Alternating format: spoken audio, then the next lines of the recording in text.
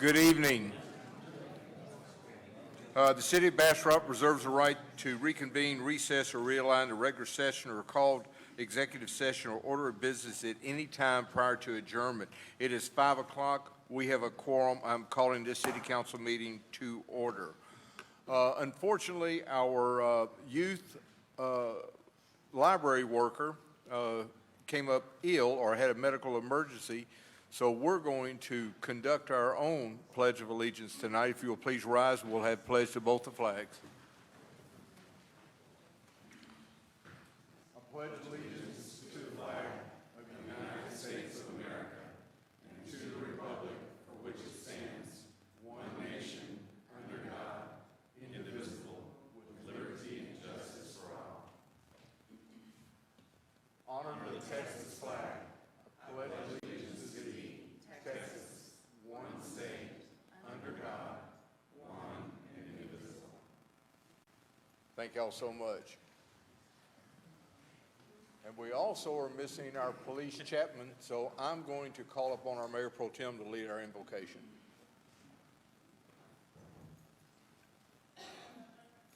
Don't have much of a mic here, but we'll just do this together. Dear Lord, today we seek your wisdom.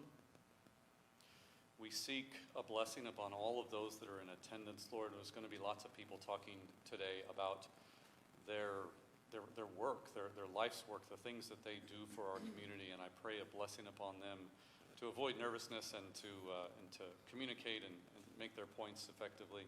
Lord, I pray for the decisions that we make tonight, and Lord, I thank you just so much for this opportunity to gather together. And Lord, we pray these things in Jesus' name. Amen. Amen. Y'all may be seated. And we do have a full agenda, and now it's just been made fuller.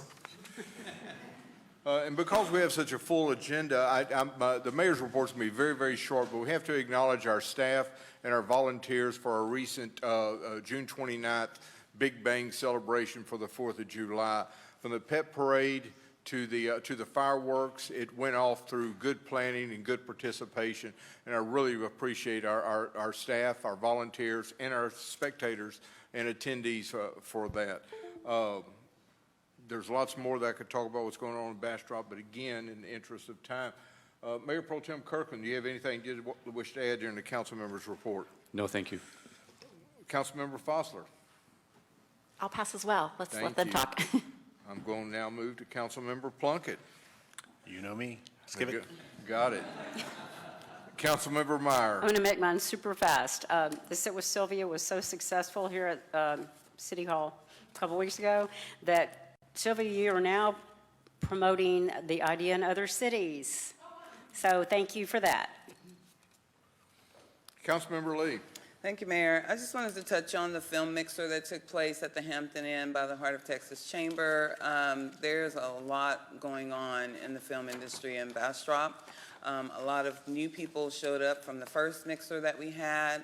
That was exciting. They're planning a really big stunt type of festival events where cars will be crashing and people will be set on fire. They won't let me participate, but that's coming in the fall, and I think that that's going to be exciting, and I'm glad to see this all happening in Bastrop. And then I also just wanted to remind everyone about the Harriet Tubman statue. I took another visit to Harriet on the 4th of July with a friend who was interested in learning more about the historical areas of Bastrop, so we kind of did a little tour after the statue, but that will be here through August 31st. It is definitely something wonderful to see, and I hope that if you haven't, you will get out to see that before it leaves us. Thank you, Mayor. Thank you, ma'am. We'll move to item 4C, our city manager's report. Mayor, on July 20th, the annual Daryl and Ivy Carroll Backpack Blessing will happen at Fisherman's Park from 10 to 2. We will be reading a proclamation making that Daryl and Ivy Carroll Day on that particular Saturday.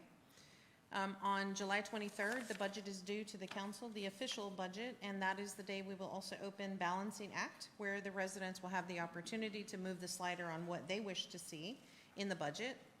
And then July 30th is our next sit with Syl. Our location is to be determined.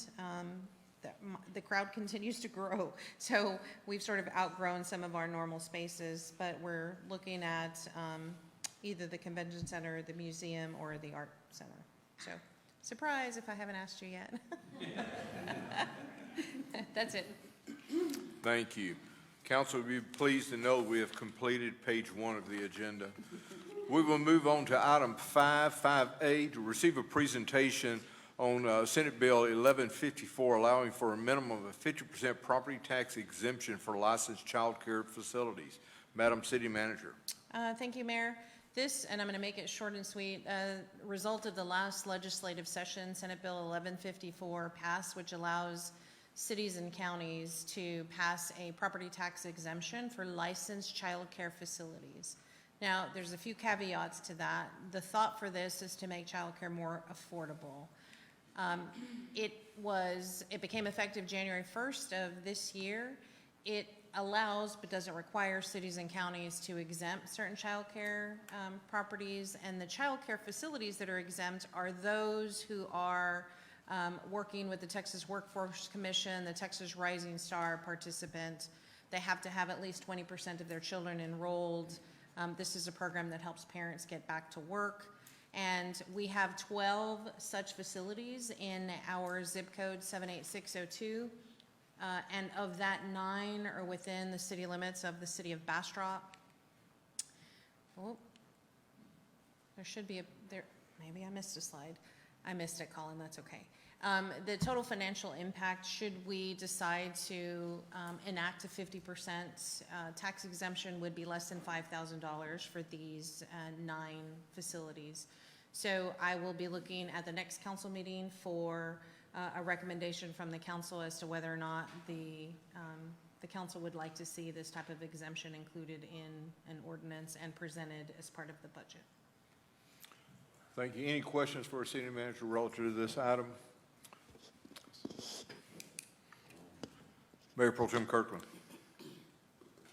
Madam City Manager, does it require that the child care facilities offer anything in exchange for the lower tax rate, like lower rates on the child care, or, I mean, is there anything in there? I mean, if it's designed to help lower the rates of child care, then how is there any enforcement of that? So the Texas Workforce Commission has established rates that it's going to pay for child care. So the issue is to help offset some of the accepted rates, very similar to Medicare and Medicaid that the private industry accepts. So they have to be participants in the program in order to even qualify. Okay, thank you. That's it? Thank you so much. We will move on to item 5B, review requests and provide direction to staff for funding requests for outside agencies seeking funding from hotel occupancy funds, our community assets, and then from the general fund, our community partners. Madam City Manager. Thank you, Mayor. This is our annual budget, part of our budget calendar, where our community assets and our community partners make their requests known. What you have seen in the draft budget that was presented at the workshop is a flat rate. It's flat across last year, and that was just a number that we plugged in to get to the budget portion of the end of the line. They are here to present their requests. Staff will take direction from council at the end of this presentation, and then we will work that to be incorporated in the budget. The community partner that won't present here, they have their own alternate date, is Visit Bastrop. So the first community partner that we have is going to be the Museum and Visitor Center.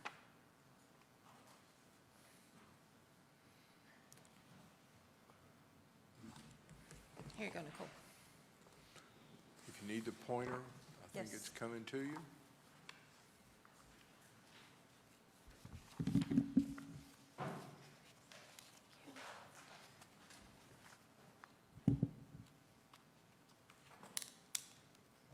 Good evening, council members, mayor.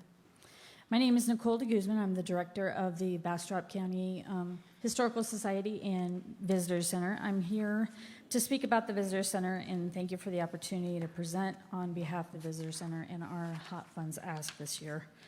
We are an asset and an anchor to the tourism experience.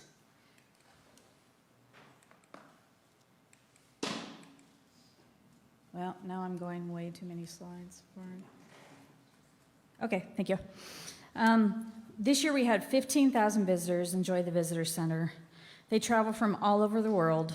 They travel from the region to attend special events, and their first stop in town is here at the Visitor Center. We have knowledgeable staff that guides them on their choices on what to do here in Bastrop. The Visitor Center shares our social media accounts with the museum. The Visitor Center tends to post photos of visitors doing activities and posing throughout, and we use those images for marketing purposes. We are new to Instagram, so we don't have too much content on there, and our new website was formatted to highlight events and current happenings. So visitors enjoy many tours. They enjoy the toads in town, the scavenger hunts. We have a lot of weekend travelers. The Visitor Center offers several events to cater to the tourists in town, especially those weekend visitors. We have lots of community support as evidenced by volunteer hours donated. If you calculate it by the independentsector.org, the value of donated work is $41,561 saved. Summer travel is increasing over time, and we are entering weekend traveler season, mostly families and small groups, such as girls' trips. Year over year, we are seeing more visitors. The trends look good for increased numbers. We're bouncing back strong from COVID. Currently, most visitors come from the state of Texas. The trend is within 1 day of travel and staying the weekend. We get Hyatt visitors, new residents, and outside campers. There's an uptick in Tesla and Boring Company employees coming into the Visitor Center. So we anticipate 16,000 visitors in 2025. The Visitor Center offers exceptional customer service, especially providing a positive experience in an award-winning visitor center. More events than ever before are ever popular with the tourists. We market regionally to encourage overnight stays. I thank you for your time in considering our request. Thank you, Ms. de Guzman. Nicole, could you identify what the request is? I gave them little note sheets, and they'll be able to write it on their notes. The request for the Visitor Center is $235 and $454.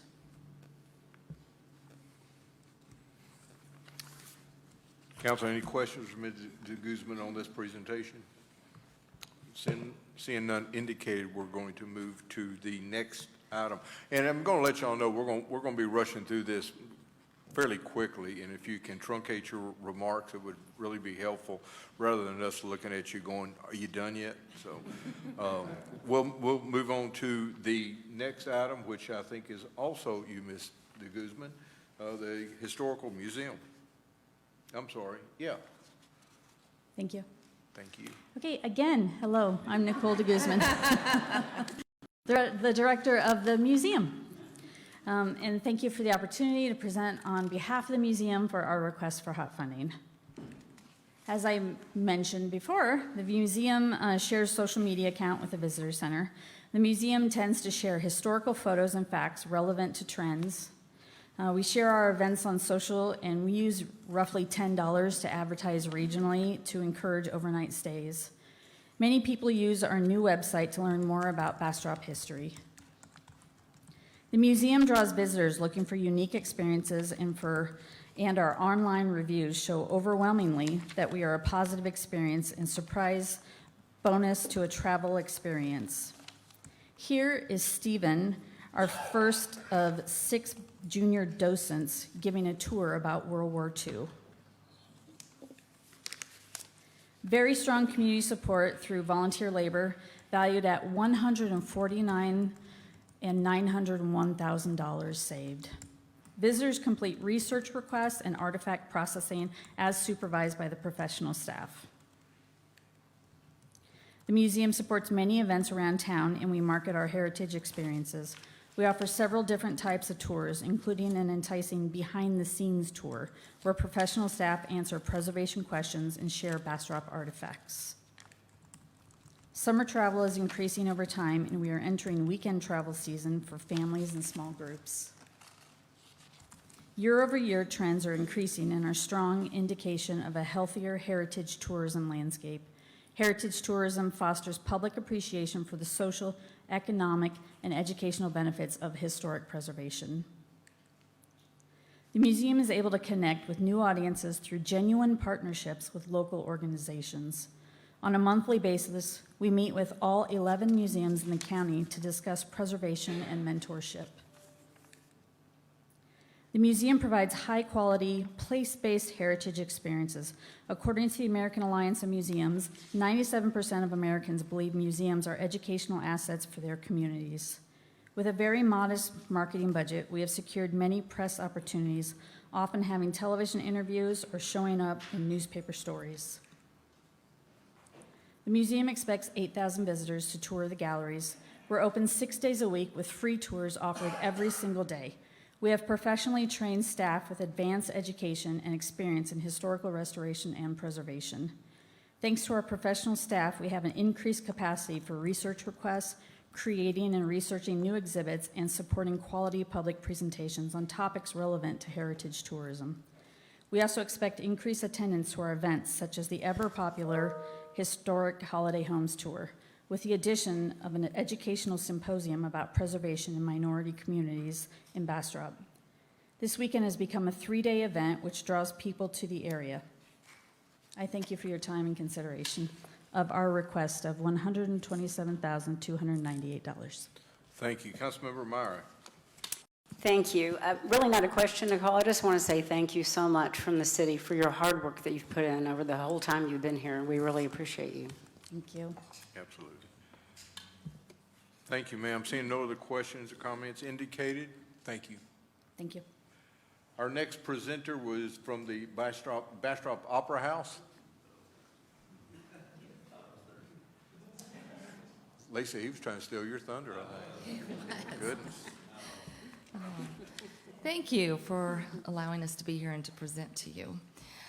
I'm Lisa Holcomb. I'm the Executive Director of the historic Bastrop Opera House, and I'm here to tell you just a little bit about what we've done this last season and why we are asking for additional funding. We are celebrating 135 years. Let me get it off the museum here. Is it the top one? It's the middle one, right? The middle one. Oh, thank you. Yes, we're celebrating 135 years. I don't know if you know, but there's only actually 4 historic operating opera houses in the state of Texas, and we are one of those. Outstanding. Yeah, which I think is just really cool. And just to give you a little insight of how hard we have worked over the last few years and what additional funding has helped us with, in 2016, our season, we sold less than 2,000 tickets. And this last year, we sold 9,959 tickets. Wow. And the current season, we still have 2 more shows to go, but we're estimated to come out at about that much, if not a little bit more as well. And I don't know if y'all have ever seen our mission statement before.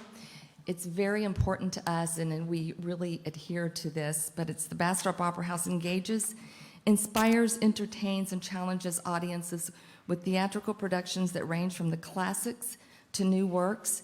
We train and support the next generation of theater artists. We provide arts education programs that promote lifelong learning to a diverse community, and we celebrate the essential power of theater to illuminate our common humanity. And that's our mission statement. The Bastrop Opera House over the last few years has really made a name for itself, and part of that is because of our quality work and how our community support has allowed us to be able to do that. In fact, last season, we in the Broadway Austin Regional Awards, we were first place winners in 13 out of 19 categories, including favorite local theater. That's my favorite one. And that was theaters from like the Zach Theater in Austin. Just say that. This next season, we will have 9 season shows, special events, as well as multiple Academy performances. As we move into our additional space, we will add additional events. But for now, we have 9 season shows planned. Our season reveal is this Saturday, and that's when the public gets to find out what we have in store. Part of our programming includes our academy classes and our summer theater camp. We have, currently we have 7 academy classes. We just added another one, and we still turn away children. So this upcoming fall, we'll have 8 academy classes, and every year we have a summer theater camp.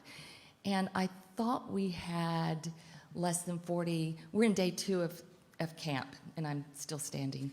But we had over 50 children, and we had over 30 on the wait list. So it's a pretty popular, yeah. And let's see. Yes. Hot funds for 24-25 season will be used in promoting the arts of theater and encouraging attendance of events for out-of-town visitors. We promote and market. We market in a 50-mile radius. We use hot funds for production expenses and for production equipment when needed. Over 60% of our ticket sales are from outside of Bastrop. Bastrop Opera House will work with other assets, as we have been doing, to promote tourism. And again, we will have 9 season productions, special events, and academy productions. That's it. We are asking in our hot funds request for $169,800. Thank you. Council, any questions for this item? Thank you, Lisa. Thank you. Appreciate you. Our center is the Lost Pines Art Center.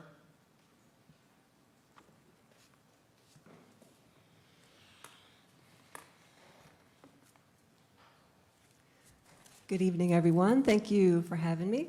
I'm Chloe Gravel. I'm the administrator from the Lost Pines Art Center. We offer programming throughout the year, and so I'm just here tonight to speak about our request. Our total amount we're requesting is $167,950 for production of these programs, and also for some added staffing as well.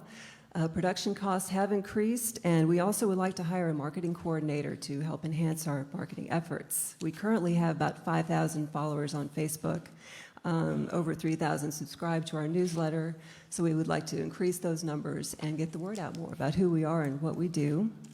So tonight I'm just going to speak a little bit about the programming we have planned for the upcoming year. We'll start with art shows. We host many artists from around the state and even outside of Texas throughout the year. We change out the artwork every 3 months, including our featured artist exhibition. We now have our big, beautiful gallery space and event space where we can do more shows like traveling shows, historic shows, and expand in those efforts as well. We also do classes year-round. We've had a great series of classes this year. Most of ours are in workshop format, so these are 1 to 3 days, usually at the beginner or mixed level skill, and also we provide the supplies usually. So it's a great way for locals and for tourists to just drop in, take a class, try something new. We offer something for all ages, and we have a little more classroom space even now, so we can expand on that schedule for the coming year. We do events, lots and lots of events. One of our main ones we do is Art After Dark, our first Saturday reception. We always have, for our featured artists, we do art talks, we have live music. We want to also add in maybe more elements, book signings and other collaborations with other entities we can do to enhance that event as well. It's always free admission, so it's accessible and easy to come. We also do the Horizons concerts. We would love to do more of those. Those are our concerts where we feature jazz and international music. We've had many so far. They've been a big success, musicians from all over the world, and we've had great crowds as well, so we want to continue with that.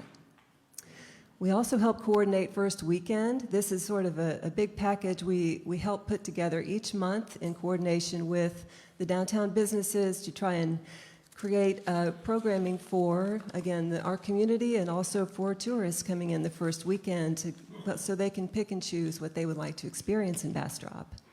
This includes the First Friday Art Walk. We do Art After Dark and any other Saturday programming we can do. We also connect with the citywide events such as Bastrop Mardi Gras and Bird City Weekend. We had some great photos from those from last year.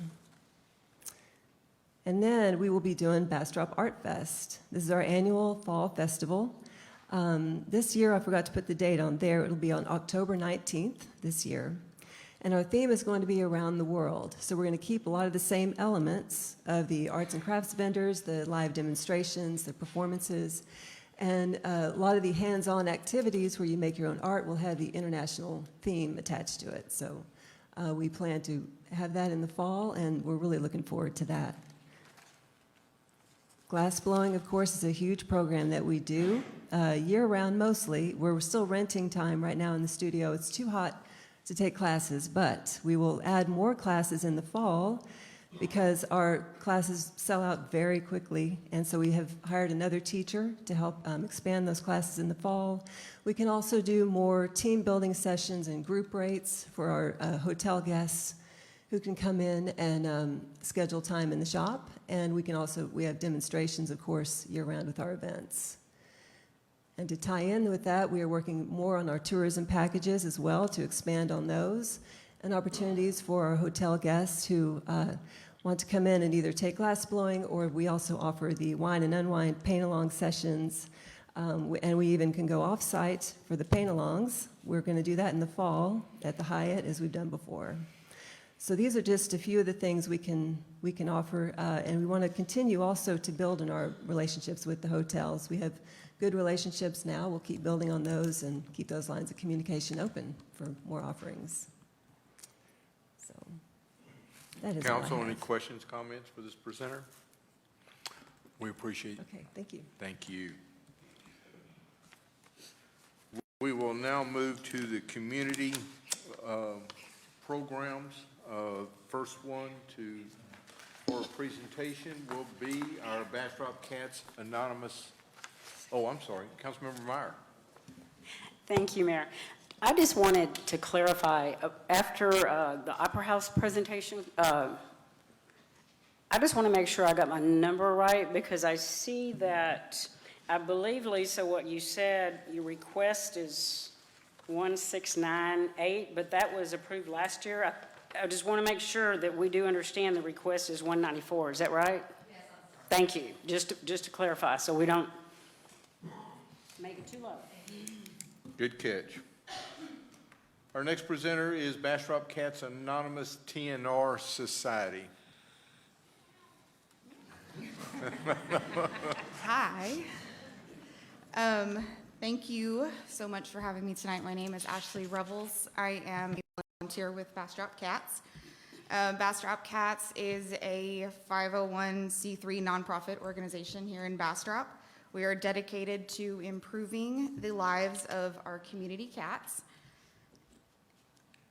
Bastrop Cats was established in 2014. We are 100% volunteer run, and we promote and facilitate TNR services within Bastrop County. So that is going to be your trap, neuter, and release. But we also focus on trap, neuter, and rehoming, which I'll kind of get into in a minute. But like I said, we are 100% volunteer run. So our volunteers, we have kind of a wraparound support system for our clients where we provide transportation assistance to and from the vet appointments. We offer trapping assistance, which is really helpful for our elderly and disabled populations within the county. We also provide medical care for our cats, socialization and rescue efforts, which pulls into our rehoming efforts. A good example is the little black kitten in the left corner. She was rescued from the deck out at Grace Miller. She had a pretty significant leg injury. We trapped her, gave her medical care. She went into foster. She was pretty spicy when she went into foster. She was socialized and now lives a 100% indoor life in her, well, I adopted her. I fostered her, I fell in love, she's with me. But anyway, that's kind of our model, is we help people trap, and we do focus on the trap, neuter, and return. But there are cats, it is a cat-by-cat basis, so we are very individualized with our services. So we kind of look at each individual cat and we decide what's best for that cat, what's best for their caregiver, and if what's best for the cat is to release them back to their trap site, then that's what we do. But if they're able to be socialized, if we can adopt them out, then we have in-state and out-of-state partners that we work with. So this year we spayed and neutered 593 cats so far in 2024. 133 cats have been removed from the outdoor population and adopted out into indoor homes. So yes, we are focusing on TNR to manage the population, but part of that management is preventing procreation as well as pulling any adoptable cats and getting them into homes.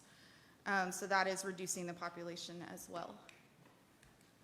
So for our Community Partners Grant, we are asking for $3,500 to provide TNR medical, rehome, and socialization services for community cats within the city of Bastrop for the 25 fiscal year. The average cost per spay-neuter service is $75. That includes surgery and essential vaccines to make sure that we are releasing healthy cats back into the community. We do ask $50 per cat from our community members, but that is challenging for most people, especially when, you know, they're in the back of Dairy Queen trying to trap 20 cats and we're asking them for $50 each cat. That's a lot of money. So we do pay for a lot of that out of pocket. So the $3,500 will be extremely helpful in paying for those surgeries, helping with rehoming efforts, and kind of getting, there's a couple little hot spots within the city that'll help manage those. We're also asking for an in-kind donation of use of the convention center for our annual Kitty Bingo event happening November 16th, 2024. Little plug. It is our biggest fundraiser of the year, and we do rely solely on fundraising, private donors, things like that. So it's a huge help for us. Yeah. Thank you very much. Yes. Our next community partner to schedule is Bastrop County Emergency Food Pantry.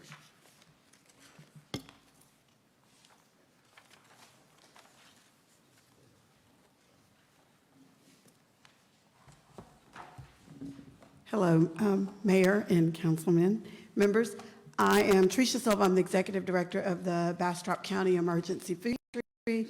We've been around since 1987. I'm going to try to be really quick with this. Our programs that we offer are emergency food assistance, which is designed to assist anyone that's in need of emergency food, and we supply them with a 30-day supply of food, breakfast, lunch, dinner, and 2 snacks for that entire household. That's a walk-in service. We offer it Monday, Wednesday, Friday on a walk-in basis, and we offer it on Thursdays by appointments only. Our ongoing services programs are Open Arms, Brown Bag, and our Nibbles Backpack program. Open Arms serves our veterans and folks that are disabled and live on a very fixed income and need ongoing food support, while our Brown Bag is aimed to help low-income seniors who live on a fixed income and need ongoing support. In our senior program, we run we do a pickup and some deliveries specifically within the city of Bastrop on Wednesdays. Every Wednesday, we offer that to some of our seniors who want to come in and get their groceries or need to have their groceries delivered. Our Nibbles Backpack program is a program that we assist BISD campuses with bags of groceries, a bag of groceries to go home with their students over the weekend that are food insecure. And then some of our supplemental services include educational workshops, our whole grain distribution, and then our fresh food for families distribution, which is an open distribution and gets fresh fruits and vegetables to those who need it, and we run that every 3rd Friday of the month. For City of Bastrop, we served 908 residents were served by our emergency food assistance program. They received, 305 received information and referral. And we distributed over 48,703 pounds of food directly in the city. Students, 272, received weekend food assistance through the backpack program. 106 seniors participated in our brown bag and received over 6,000 pounds of food. 701 individuals participated in our Fresh Food for Families distribution. The food pantry is also a steward of the Good Neighbors Fund. We are your screening team for people who get their utilities from the city of Bastrop and are facing a disconnect. We do the screening to help pay the last $100 of that bill. We assisted 17 households for a total of $1,700. So the food pantry also gave out 1,942 pounds of food to other local nonprofits and small food pantries throughout the city. I also like for people to know, because I think a lot of times people think we get everything from Central Texas Food Bank, but only 50% of our food received comes from Central Texas Food Bank. The remaining of the 50% is either purchased, rescued, or donated by community members. Hunger is on the rise. These are some of our numbers. It's kind of hard to see, but I think you guys have a better view than I do. If you look, we're looking at clients served from 2020 all the way currently through 2024. We're already in, we just closed out our June books. We're in July. So you can see that our June numbers are already higher than they were last year at this time. The supply chain is something that still is something we're struggling with to work on. We used to be able to, again, source more food from Central Texas Food Bank. We're actually sourcing less. We used to order sometimes directly from HEB. We're not able to do that anymore. So we're having to go to outside vendors to order, and that's a lot more expensive. We need your continued support. We're very grateful for the support that you have given us in the past. It really helps our neighbors in need. And just how the city can continue to help us is, of course, I wore my green so you could know that I came from money. And also just continuing to fund us. You've been a great partner for many, many years, and we appreciate that. I've seen many of you at our fundraising events. Thank you for that. Also, thank you to those that have taken the time out of your time to come and visit our actual pantry or attend a lunch and learn. We're grateful for that. Continue to support our empty bowl. I've seen the mayor at that and many of other council members, so thank you. So, and that event brings in about 700 people at the convention center. So that is all that I have, and I'll answer any questions that you have. We are asking for $33,685. Thank you, Tricia. Any comments, questions for Tricia? Tricia, thank you so much. Thank you. Next is our, now it's your turn, Bastrop County First Responders. Good evening, Council. My name is Scooter Green. I'm the president of Bastrop County First Responders. And, whoops, let's see here. A couple more slides. You cut yourself short on here. Yeah, different project. Okay, different project. Okay, I will keep going. Yes. Nobody look, okay? So this is going to be a big reveal later. We seem to be in a loop, or, okay. You're good, you're good. Wow, you were going to speak for a long time. No, she I will not wasn't. speak that long, I'll tell you that right now. Okay. This is a presentation for the Bastrop County First Responders. We were a registered responder organization that was founded here in Bastrop in 1988. We augment the county's contracted EMS provider to provide 911 response to approximately 2,000 responses a year to Bastrop County. The city averages about 30 or so a month. In addition to that, we also provide non-emergency medical standby services at large public events, so about 500 hours a year. The Big Bang celebration, you probably saw us out there. We're also at the Corvette, a lot of the large gatherings here in the city. We provide medical standby event services. Additionally to that, we also provide initial EMT training. We just graduated 12, I think, students, about 12 or 13 EMT students, and we'll be putting on another class here, hopefully starting in the fall. Years past, we've received funding for emergency radios, automatic external defibrillators, our mobile medical unit, which was out at the Big Bang celebration, also houses and helps moves our UTV. You recognize this. We actually received and took delivery of that unit about a week before COVID hit, and it served as the Bastrop County COVID response out at Mayfest Park for about 6 months. Additionally, automatic external defibrillators that all of our first responders carry, able to respond a lot of times significantly less time than the ambulance. Cardiac monitors, we are an advanced life support provider, so we have paramedics on our volunteer staff that are able to provide advanced life support measures. We had some older monitors that were removed from service by the FDA, and we had an emergency funding that we had to get new cardiac monitors. Additionally, we acquired a primary response vehicle and a vehicle that we can use to move that trailer safely, as well as replacing outdated AEDs last year. This year is more of kind of a disaster response project. We took delivery of some military-style drash tents. It was out at the, what was the event out at? I'm sorry? That festival out at Mayfest. We had it up, set up. It provides a much better space for us to provide medical standby services. It has large air conditioning capabilities, so this is also kind of like what you'd imagine a field hospital if we ever needed to augment it, something of a disaster type nature. It's designed to be up for an extended length of time. However, all that equipment is about 2 tons or almost 5,000 pounds of equipment that's currently sitting in a self-storage unit that if we need to deploy rapidly, we have to go get everybody there, load that 5,000 pounds of equipment up, putting it in another trailer, and then moving it on site. So we are requesting funding for $14,668 for the acquisition of a Vino 16-foot trailer that will house the tents, the HVAC units. The flooring itself weighs about 1,600 pounds. In addition to some generators. And so this would allow us to immediately deploy this on large events, fires, and things like that to provide a much better aid to all the firefighters, or if it so needed that the Office of Emergency Management and the Health Services needed it as some sort of field hospital to augment our existing services. Then this would enable us to deploy that in a much more rapid fashion, in addition to storing it. Outstanding. And all of your responses in years past have always been for specific capital items. Correct. Always capital items. Thank you. Any questions? What is See? the amount?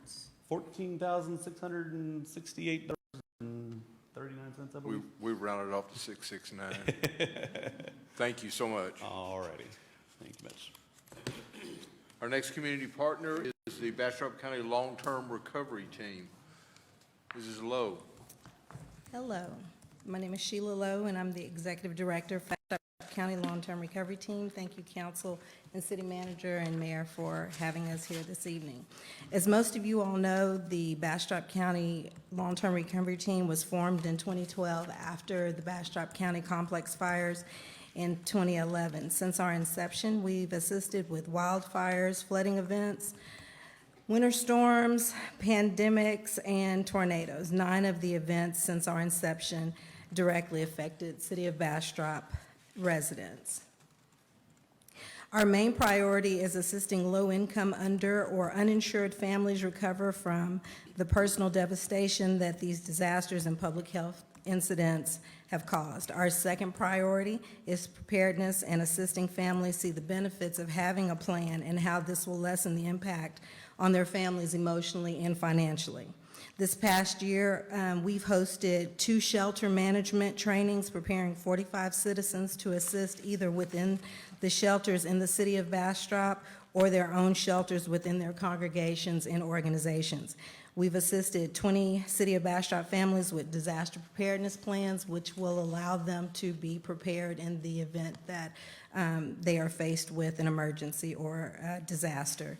We provided mortgage assistance and that was part of COVID funding that we had, and so we have ended that, but we were able to assist 3 City of Bastrop families with mortgage assistance, and we assisted 10 families with COVID with grocery, rental, and utility assistance. We provided heaters and blankets for several families and supplied 2 shelters with blankets and other supplies.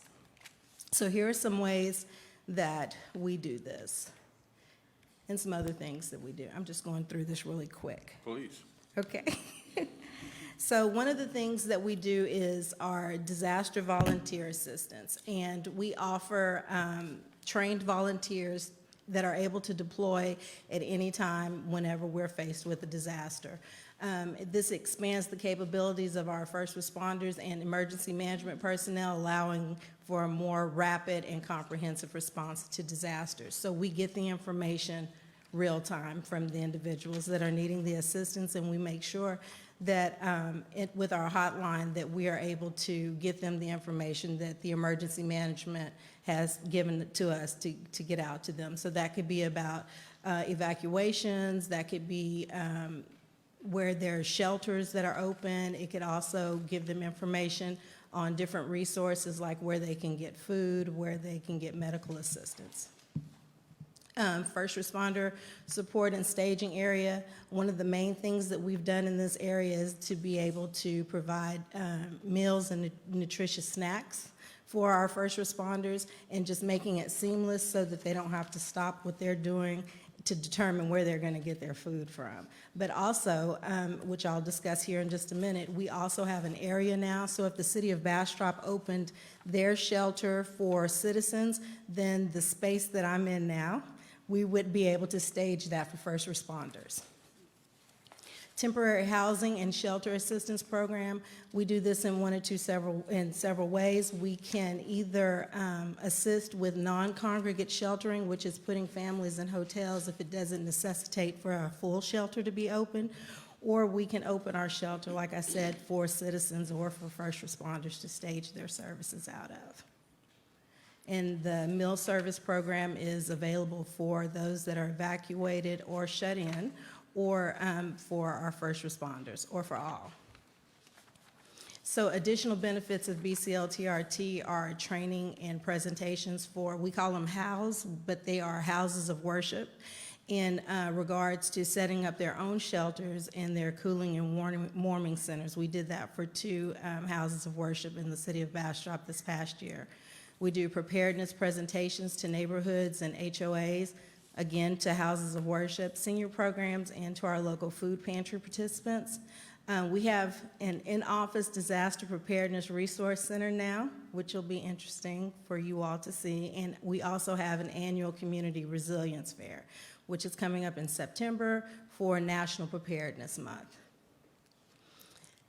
So this is what I was talking about. We are in our new building. So where we were having to use other facilities to host those types of activities before, we're in our own building now, and it's primarily used for a shelter, but the long-term recovery team is housed out of this location as well as AgriLife. But the primary goal of the building is for sheltering and evacuation purposes. And I invite any of you all to come out and take a look. We'll show you our offices, but we'll also show you our shelter process as well. So this year, our ask is for $12,000. It's an increase of $2,000.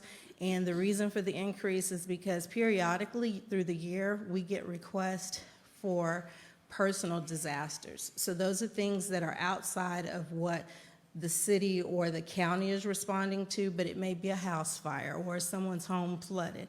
It'll allow us to be able to assist those individuals in the areas, whether it be finding housing, feeding them, but we can't open a full shelter for them. So that's what the increase is for. Any questions? Seeing none indicated, thank you so much. All right, thank you. Our next community partner is the Bastrop County Women's Shelter Family Crisis Center. I do not have a PowerPoint, so I won't be clicking. Water. Good evening, Mayor Nelson, council members, city manager. My name is Kathy Henson. I'm the executive director of the Family Crisis Center, also known as Bastrop County Women's Shelter. Thank you for the opportunity to be here this evening and for the many forms of support the city has provided over the years to the Family Crisis Center. We are asking $12,000 for this current ask.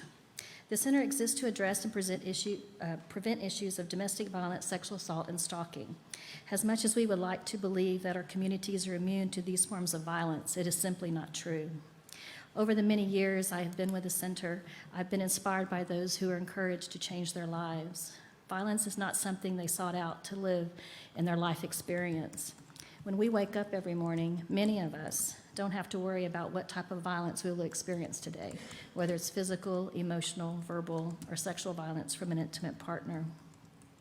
Related to the City of Bastrop residents, in FY23, the center provided crisis services to 223 individuals, sheltered 19 adults and 12 children, and housed 7 adults and 11 children in our transitional housing. In this current fiscal year, the numbers remain consistent with FY23 and seem to be increasing, unfortunately, in some areas. In addition to working with victims and survivors, staff partner with local criminal justice agencies to help our clients navigate through unknown systems. Working with local law enforcement, the district attorney's office, local hospitals, and other supportive agencies are a vital part of an individual's current and future safety. So what do services look like? A woman may call the hotline seeking shelter with her and her 3 children after physically being assaulted by her husband. An advocate speaks with her, provides options, and begins the process of a long road forward. The advocate may assist her with filing charges, provide necessary community resources, accompany her to the hospital for a physical or sexual assault, assist her with protective order process, and accompany her to court. Staff at the center will assist her towards creating a safe environment for her and her children. The road is not an easy one, and sometimes we are the only support a family has to be safe and begin the healing process. Situations like these are a daily reality of our work. The fact that each situation may vary, but the impact of the violence of the abuse is no less traumatic for each victim or in the communities in which we live. And lastly, I'd like to acknowledge the support of the city and in particular our partnership with the Parks and Recs Department for the various activities such as Unity Night and Cooking for a Change through our Community Awareness Prevention Education team. And also thank you all for the support of in attending the Women's Luncheon and our Holiday Gala at the Bastrop Convention Center. So on behalf of victims and survivors, thank you for your time this evening. Thank you. Any questions? Seeing none indicated, we appreciate the time. Our next community partner scheduled to present is the Bastrop Pregnancy Resource Center. Good evening, council. It's good to see you guys. Good evening. Thank you for letting me come and speak. First of all, I wanted to tell you all, and I think it's been mentioned before, but thank you so much for the comp rental of the convention center. It does affect us when we do fundraisers. It's just nice not to have to write that check to the rental. So thank you so much. We do 4 major areas of what we do at the pregnancy center. First one is pregnancy test. You'll see our numbers essentially doubled from last year. We can just continue to grow and continue to grow. This year so far, up to June, we've done 180 pregnancy tests. We also offer free sonogram services. With a lot of lack of medical care in the county and in the city, we're able to do up to first trimester ultrasounds, and so they're free. We can do as many as we need, and so we're able to provide that to many women in the community. We also offer parenting classes. We've done over 1,200 parenting classes with our clients, and we've given over almost 7,000 pieces of material away. So that ranges from diapers to clothing to formula to car seats, all the things. So we do all of that for our clients here. I was hoping, does mine have a next slide with a enter button on it? Oh, I do it. Sorry, my bad. We'll soon find out, won't we? Let's see. No. I had a really good video. Does it? It was the first slide on the presentation. I guess it didn't go through.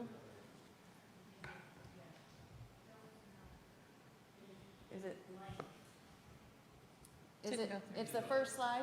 Yeah, it didn't. Well, it was very exciting, and it was a video of our clients, because I felt like the best way for y'all to hear what we do is from our clients themselves. So essentially it has a video of some parents that, a majority actually of the clients that we see are first-time parents, and they're scared to death.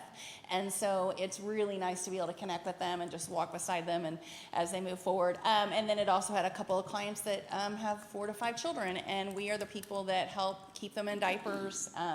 We also provide a huge sense of community. We generally see most of our clients once or twice a month, sometimes 4 times a month. And then we've actually lately seen at least 10 women that in their last trimester, no one will hire you. And so if you're pregnant in your last trimester and they're looking for resources, they earn them by coming to me, and I see them 4 days a week. So they come to classes, we connect with them, and then we get to see the beautiful babies born. So that was my video, and now I'm giving it to you. So if y'all have any questions for me, I asked, let me do that. I asked for just a little bit, actually I think $200 more than last year. $2,000, last year we got, hold on. Last year, we requested $10,250. We received $8,000. This year, in monetary request, I'm asking for $10,450. Any other questions? Thank you. Any Okay, questions? thank you, guys. Y'all have a good night. Thank you so much. Our next partner is the Children's Advocacy Center of Bastrop County. Welcome. Thank you. Tricia and Sheila and I coordinated the colors of our outfits, which I think should show you our connection even to the subconscious level. My name is Megan Webb, and I'm the executive director of the Children's Advocacy Center that serves Bastrop, Lee, and Fayette counties. While we serve other counties, our organization is primarily located here in the city limits of Bastrop, and we've been part of this community for the past 32 years this October. Our organization exists to provide a coordinated, family-focused approach to the crisis of child abuse that exists in our communities, and we provide services in order to help children and families navigate the harsh impacts of crimes against children.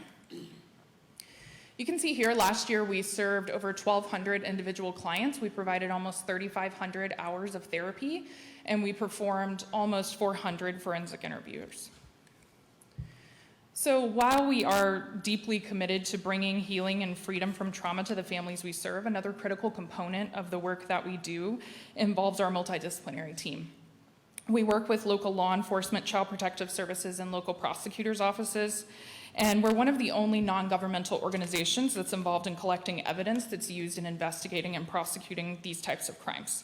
Our job is basically to bring everybody together at the table to make sure that information is getting shared adequately and to do our part to support the work of investigators by supporting families through the process. I too have a video that I'm praying works. On the next slide, we did enlist the help of some of our local law enforcement to help with this very brief video. It did not take much convincing.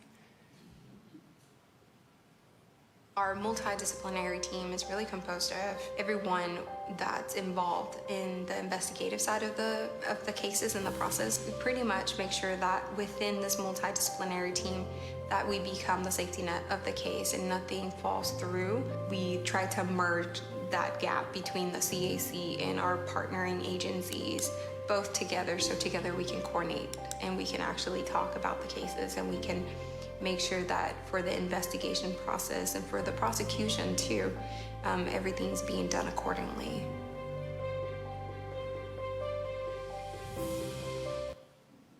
So you can see here the slate of services that we offer. I won't go through all of them, but I did want to point out some things. The cost to us to conduct a forensic interview is nearly $900 per child. We spend nearly $500 to provide a family with our advocacy services. And we spend over $1,000 to get families access to therapy at our organization. So that means in 2023 alone, we spent almost $150,000 of our budget on residents of the city of Bastrop and those involved with city of Bastrop cases. Half of that money was spent on therapy services alone, $75,000. So this year we respectfully request that you allocate $20,000 of your budget to support our therapy program as well as use of the convention center as we do what we do best, which is replace hurt with hope. Thank you. Thank you. Any comments, any questions? Thank you for the time. We appreciate it. Our next presenter is Combined Community Action, Inc.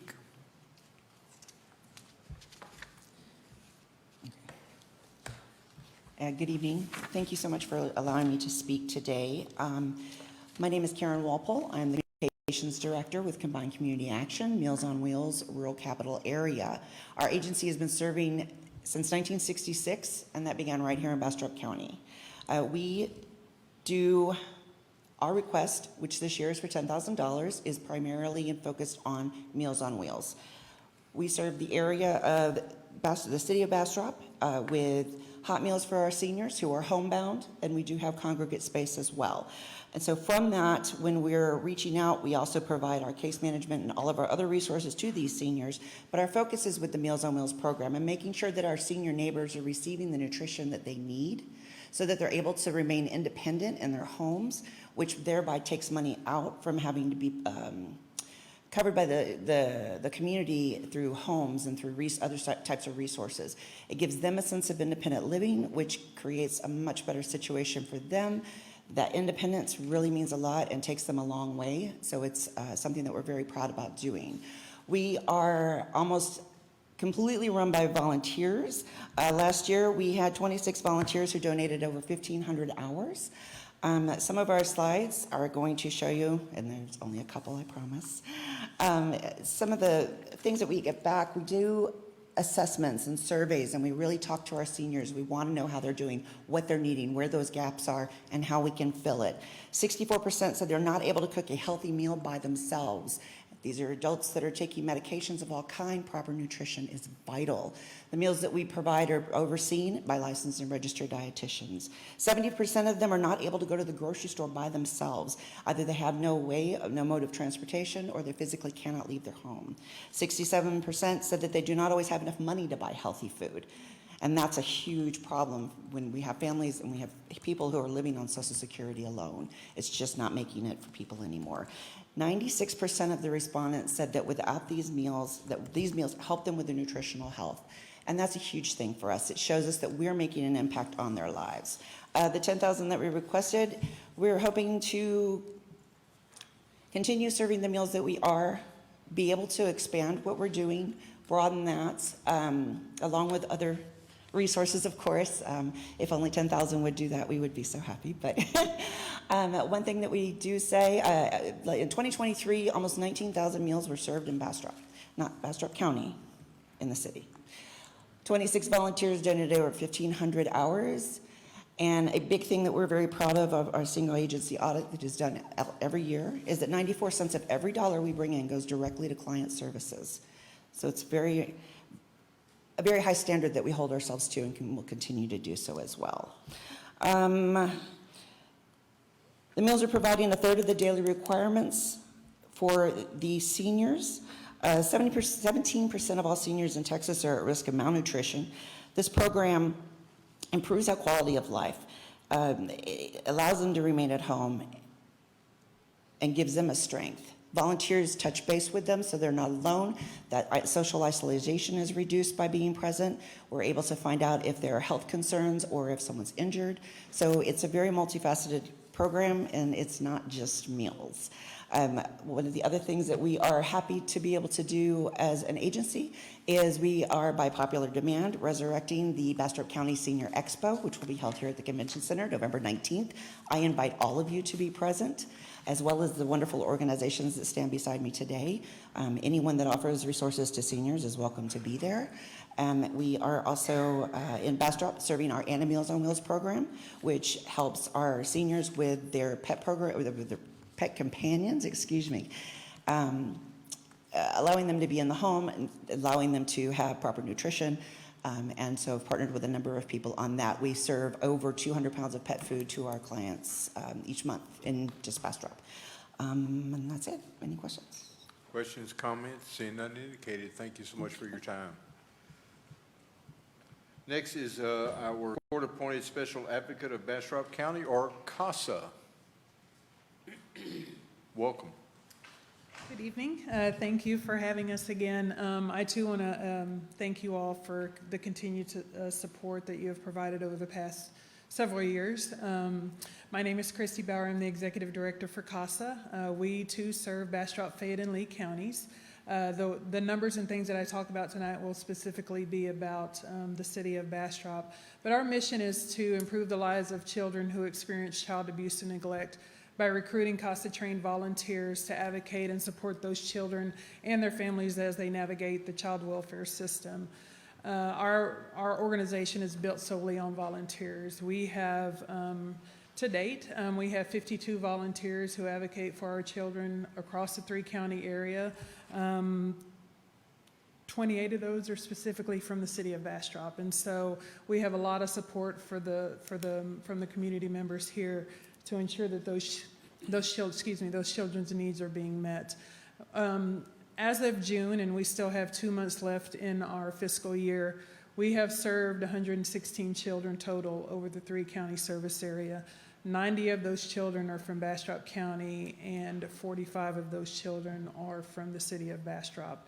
And so we have, while we've seen a decrease in the number of children who are being removed, it is a significant decrease. 2 years ago, we were serving almost 250 children. And so there's some legislative things that have changed and the reasons why they remove children. But I think that those numbers will change. And I want us to be prepared to be able to support those children. We serve 100% of those children who are removed illegally by CPS and the legal system. And we're proud to say that because there's not many organizations that serve 100%. I too am the executive director, but I too am running cases to make sure that all of our kids in our community have a voice. What our advocacy looks like, our volunteers are recruited, they're trained for 30 hours of training. They go through that intense training, they're sworn in by the judge, and then they go out and do the work. And that work looks like visiting those children wherever they're placed. We have kids who are placed in Arkansas, we have kids who are placed in Louisiana. We have kids who are placed in New York, but that is not a barrier for us. We want to make sure that those children are doing well wherever they're placed. The majority of our kids are placed with family or friends. Probably about 85% of those children. We make sure that they are keeping connections with their families because that is important. We make sure that their education is being advocated for. We make sure medically they're being advocated for. We make sure that they're being advocated for legally and that their voice is being heard in the legal system. We do have to make some recommendations, and sometimes those recommendations are not for those children to go back to their parents.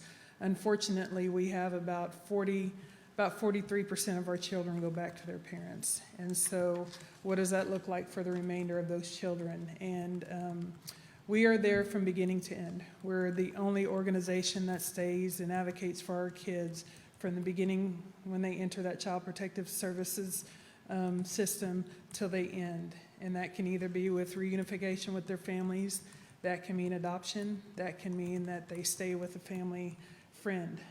But regardless of what that looks like, we are there from beginning to end. And so we are requesting the same amount that we requested last year of the $9,000 to continue our work. And that work will look like helping support a little bit of our staff time, but ensuring that we are supporting our families because many of our families that take in these children are on a fixed income.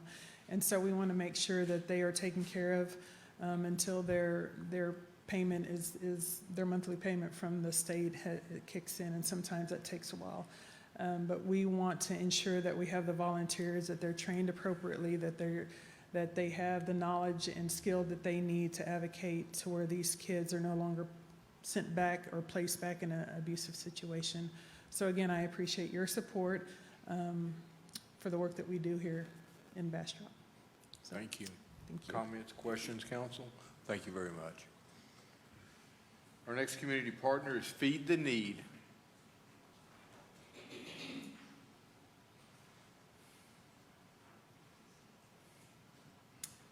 Thank you, Mayor and Council, for having us, and thank you guys for everything you do to serve our community and all the others that serve as well. So, Feed the Need Missions, my name is Jonah Byer. I'm the president of Feed the Need Missions. We're a nonprofit that exists to feed people physically and spiritually, and we do that by having a community cookout each week and sharing a free meal to anybody who stops by from all walks of life, including our volunteers, and sharing the gospel. So we recruit volunteers from local churches to come out and support us and serve alongside of us, and from all denominations and groups. And so Bastrop, we started in 2010. We've been serving this city for 14, 15 years now, every week, rain or shine, and it's just been an amazing opportunity to serve the community. We're working on a new project to start a new site in the community. Several years back, we had to shut down a site in the north side of town that we had, and we are looking to relaunch that somewhere in downtown area. So we're moving towards that. But this past year, we were able to serve 18,000 meals to the community, and looking to expand that. But the other unique thing about the new location that we're working on is it's really going to be a flagship site for our organization as we continue to expand out into other communities. So we've expanded out to 7 different communities at this point, and we've got other communities looking for this model in their communities. So this will act as a training site for us, and we're hopefully, if everything goes well, looking to launch either next month or September. And so we've already underway on some of the funding and trailer and volunteers, and so it's really exciting to see that coming together. So this year we're asking for $10,000 to help continue to support the mission. And the other piece that we do too that many of you have been involved in is our Gobble campaign, where we provide Thanksgiving meals to families through our weekly site program. So this past year for the Bastrop location, we were able to provide 159 families with Thanksgiving meals, which equates to approximately feeding 1,000 people. And so it's been just amazing to be able to serve the community in that capacity. Another little call out, the weekly site program, the intentionality behind it is not just the meal, it's not just sharing the gospel, it's building community and addressing all areas of poverty.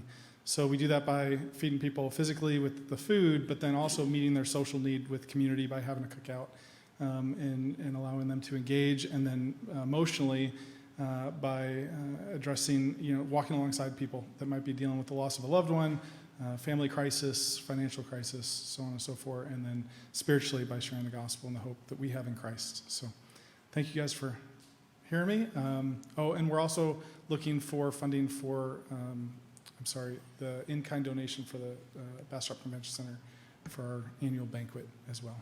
So thank you. Council, any comments or questions for Jonah? Jonah, thank you so much. Thank you. Our next community partner scheduled here is In the Streets Hands Up Ministry.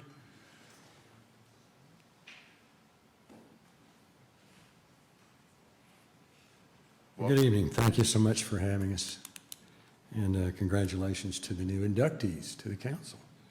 It's good to see everyone. My name is Terry Stringer. I'm here to represent In the Streets Hands Held High, a ministry to the homeless and to the needy. By now, I think all of you understand that there's a great deal of need in the community.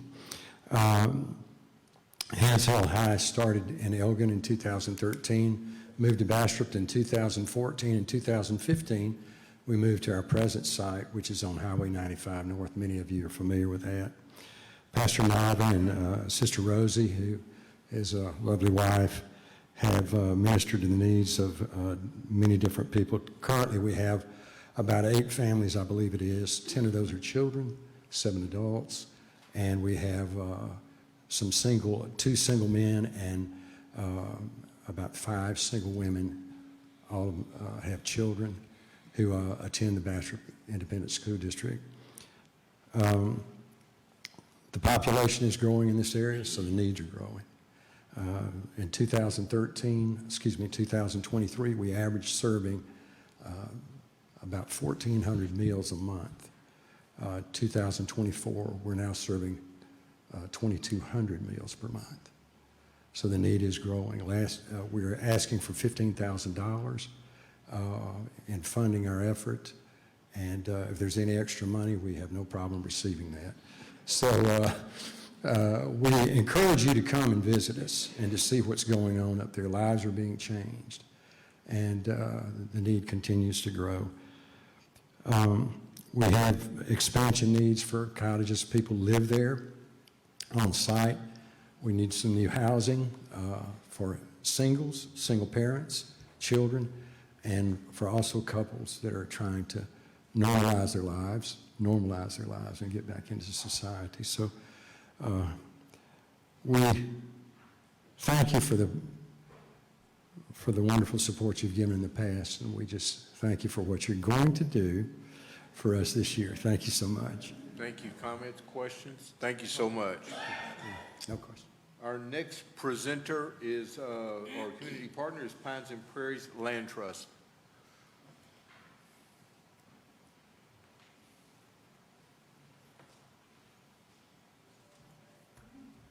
Council, thanks for the opportunity. I think I'm the last one, so you did it. You're almost done.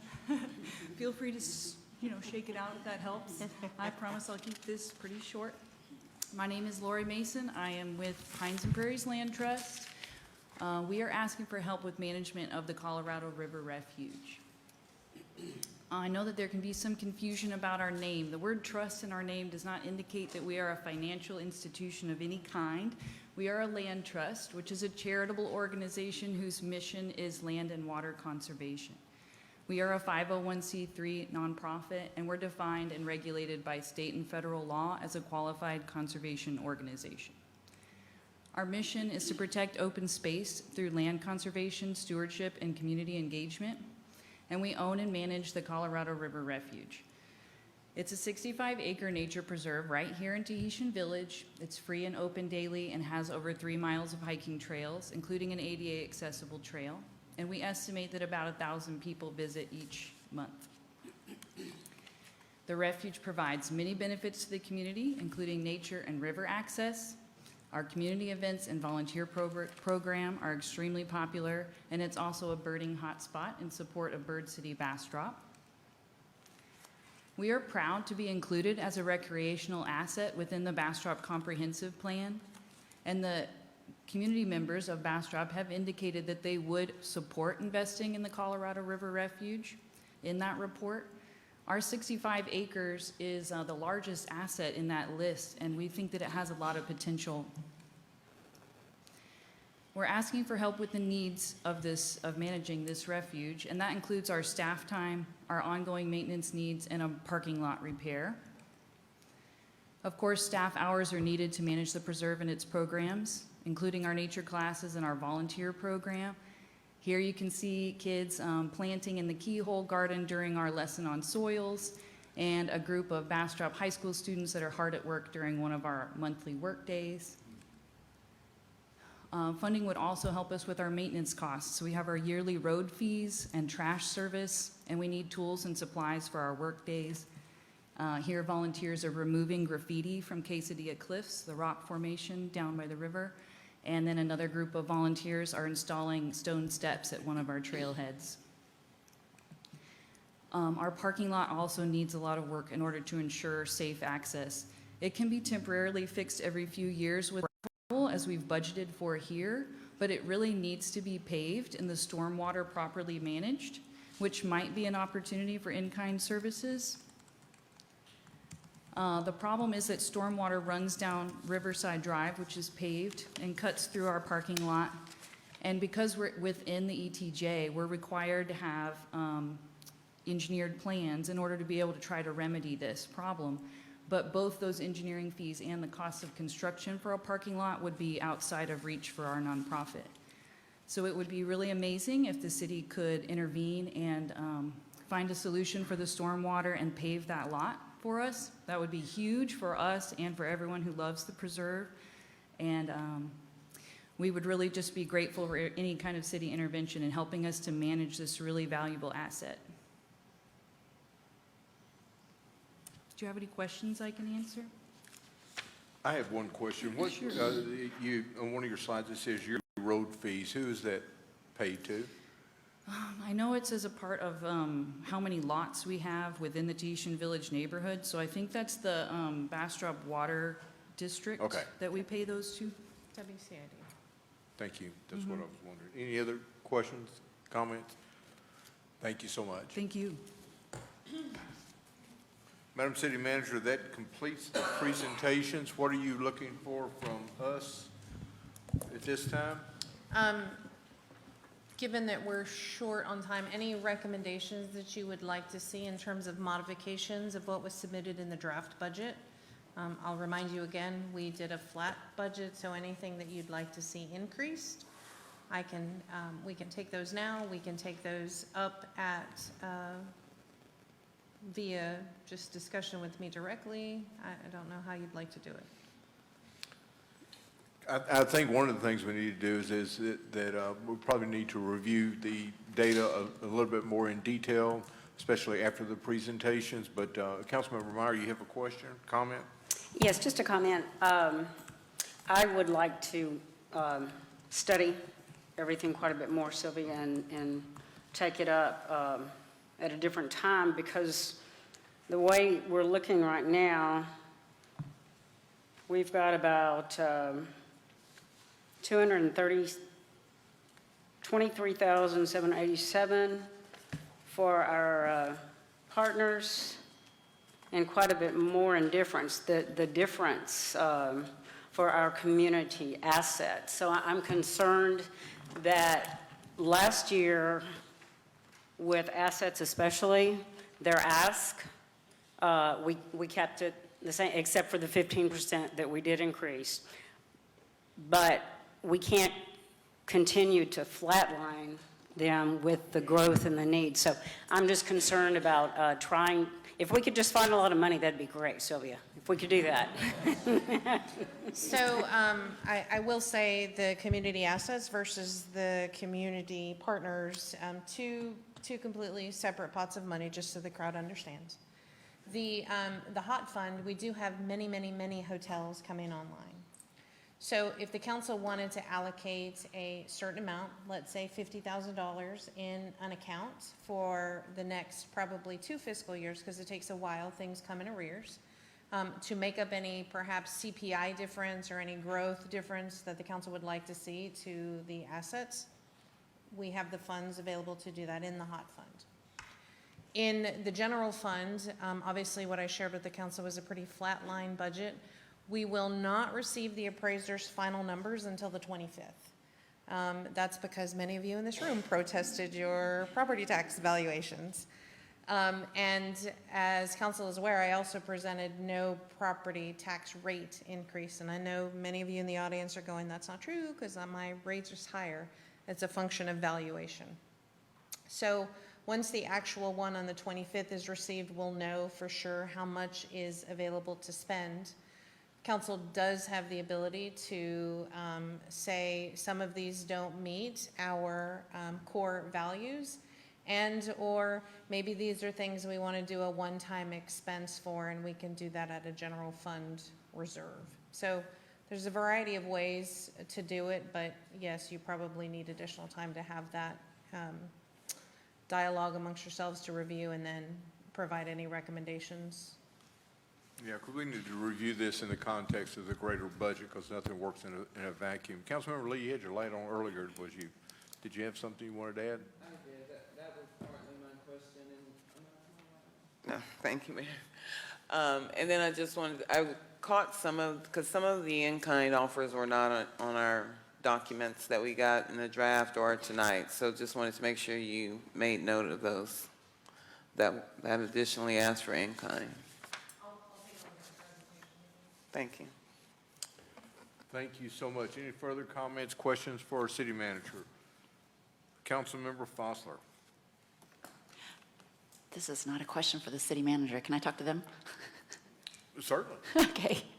Thank you. Thank you, everybody, for presenting that. I just remember, like, when I first moved to town, I would come sit in the back of the room and listen to this particular night of presentations, because I wanted to see all the cool and wonderful things that were happening Bastrop, and it's just so incredible to have been involved with many of your organizations and to be sitting on this side of it. It's very touching, and I'm very thankful for all the work you do here, and just wanted to say that. Thank you so much. Sure, we all appreciate that and the hard work that every one of them does to better our community. If you have anything else, Councilmember, your light is still on. Wanted to give you the opportunity. We will move on to to our staff and board reports. Item 6A, receive a presentation regarding economic development tools commonly utilized by Texas cities. Madam City Manager.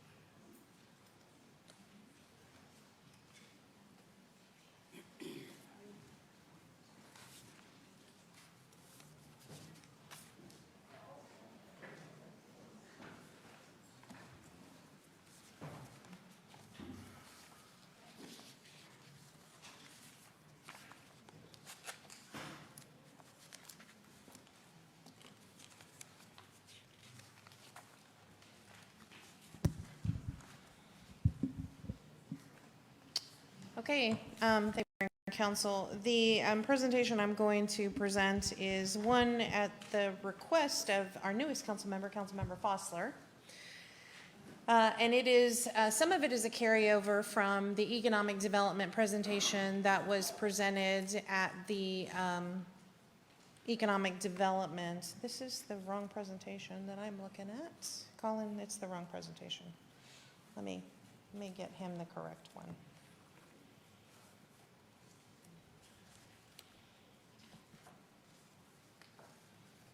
Oh, nope, you're right. My bad. My glasses.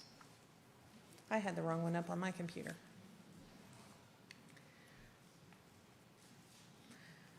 Okay, so I'm going to start from the BEDC point. How do we even get these things presented? How do they end up on my desk? How do they end up in front of staff? How do we even have the discussion? And with the BEDC, I use the analogy of a seed that is growing to bear fruit. And the idea of any tool, any economic incentive tool, is that it should bear fruit to the community in the form of jobs, in the form of increase in the valuation of property tax that adds to the general fund, hot fund. There's a variety of ways, but it should all be a net positive to the city. We get those people walk in off the streets. It's an individual. We have many speculative developments right now, meaning a property owner who wants to subdivide their property and get the property what we call entitled, meaning all of the easements, all of the things that are required to make that property a buildable piece of property on it. They may not know exactly what they're trying to do. They're trying to figure out which type of business would yield the best incentive, if any at all. We have nonprofits and other governmental corporations, some of whom you've heard today, on wanting a partnership or some other kind of assistance. We make a phone call. It's a random email from a site selector. We do a whole heck of a lot through a program we call Early Assistance, meaning on Thursdays, as we have, that's Development Review Day, people who have interest in starting a business or having any land development questions will come in. Our staff is already seated at the back. Everybody from the building permit crew through to engineering, Blue Bonnet Electric, TxDOT, all of our partners are at the table, and we will go through this process trying to figure out what exactly is needed and if this is even a viable project that can move forward without any major, quote unquote, major hiccups. And then there's the always ever favorable political influence and referral by one of you or one of our partners in the legislature or federal government, because we do have some federal agencies who are in our midst. So this is a question that I get asked all the time. Who's on first? Who made the decision to help fertilize this seed? Who and why? So there are two distinct roles. One of them is if it came in through the BEDC, through the Economic Development Corporation. In our contract with the city, there is certain requirements that we told the BEDC we wanted to see. One of those was support of film, one of those was support of technology jobs, et cetera, et cetera. In that case, the BEDC acts as the facilitator. They bring the right people to the table. And the right people is those same people on Thursdays. So it is the same group of staff with the same information. And the BEDC person, in this case myself or Angela, we act as the translator, because there is nothing that the BEDC can do without City Council authorization. And so we often talk about that parent-child relationship. That is a parent-child relationship. While the BEDC can bring tools to bear, ultimately it is an impact on the taxpayer. And so this body, the City Council, has ultimate approval. It will go through the BEDC board. It will go through them for recommendation, but at the end of the day, it lands here to you because you are the fiscal stewards. Our role at the city at that point is to provide assistance. Most of the time, the killer, quote unquote, to a project is the site is not infrastructure rich or not infrastructure ready.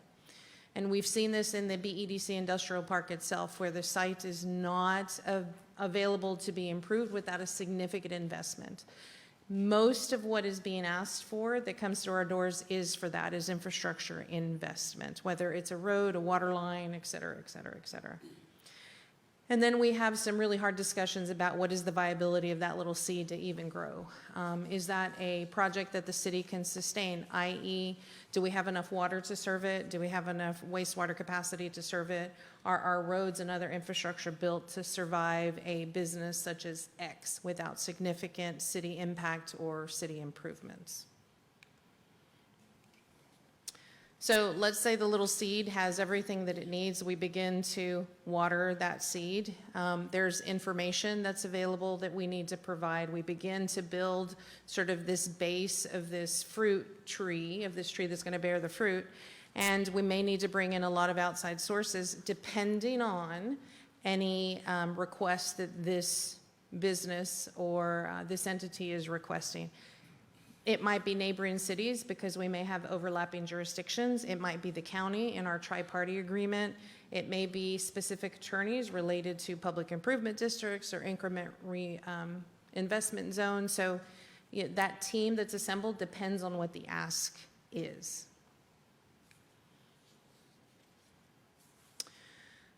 So at the point that the BEDC assembles, right, we have a transplant, which is the handoff.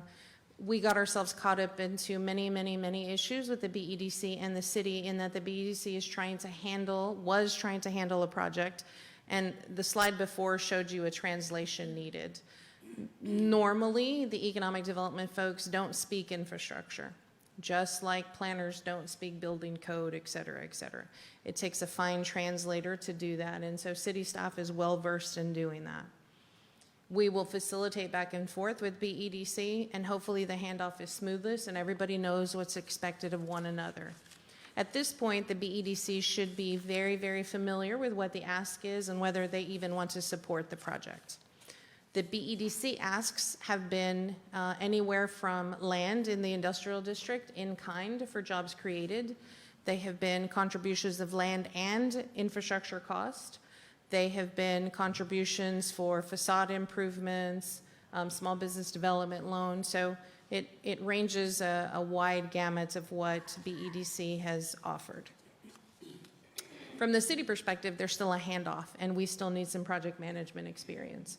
So as that little seed takes hold, there's somebody that is still dealing with the architect, the engineer, the building side, the planning side, any cases that we need to bring to planning and zoning, any cases that we need to bring to the Zoning Board of Adjustment, the Construction Standards Board, any one of our legislative boards, it continues to go through the process. We go through our feasibility, right? Again, do we have utility feasibility? Are there any waivers that are requested? Oftentimes, we have companies or businesses who want a waiver of impact fees, for example, or they want to make sure that they reserve a certain number of space in the lines or at the wastewater treatment plant. Those things are done very cautiously because, as I told you in the slide before, we have speculative development, and it may or may not happen. So me reserving space in a line for a company that may or may not make is sort of silly. So by the time we get to this point, we have at least reviewed some financials of the company that this is even a viable project. And then oftentimes there is a request to compress the process itself. Often what a developer will say is time is money and the interest monster is always hungry. So it may not be in the form of an incentive, it may rather be in the form of compressing the process so that the permit process moves forward. And most of the time what you'll hear is folks want consistency. They want consistency in the process. They don't necessarily mind the answer no, they just want to get to that no faster than languishing.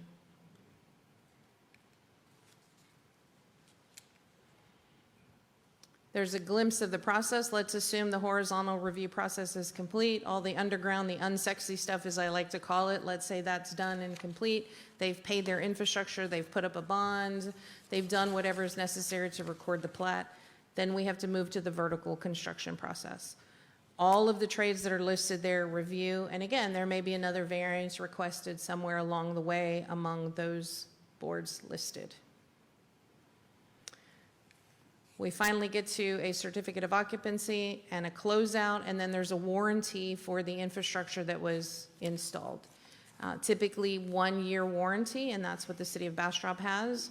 We are moving to make that a longer period of time, because especially in the development process, we have a 1-year warranty when the streets are completed, but vertical construction may or may not be done. So the trucks are coming in, hauling concrete, hauling all the heavy material, and they're ripping up the very streets that we just approved and have now taken ownership on in that first year. So that's going to mean a change in our construction standard, our method, the depth and the quality of the street that's constructed, and that warranty period. So here's where we begin with the incentives. So there are performance agreements that need to have had. What is the expectation of the public for any kind of incentive that we would have received? And this is where not just our city, but every city mostly gets ourselves wrapped around the axle. There should be annual performance agreements. Did they create the number of jobs that they needed? Did they meet their evaluation expectations? Did they build what they said they were going to build? Did they bring the industry that they said they were going to bring? And this is not just a shell building that's, sticking out there. Those are all places that we can receive reports. The Texas Workforce Commission, that's probably the biggest one, where we can receive information on how many jobs they created and who's actually working in those jobs, and if there was any requirement for those jobs to be local and how much the salary of those jobs are. You'd be amazed at the information that is available to us. So here's the part that the council wanted to hear. What are those incentive packages? And we have a wide variety. And it is almost a buffet, I will say, because it's dependent on what the need is. So we'll go through some of the most common ones that the city of Bastrop has used.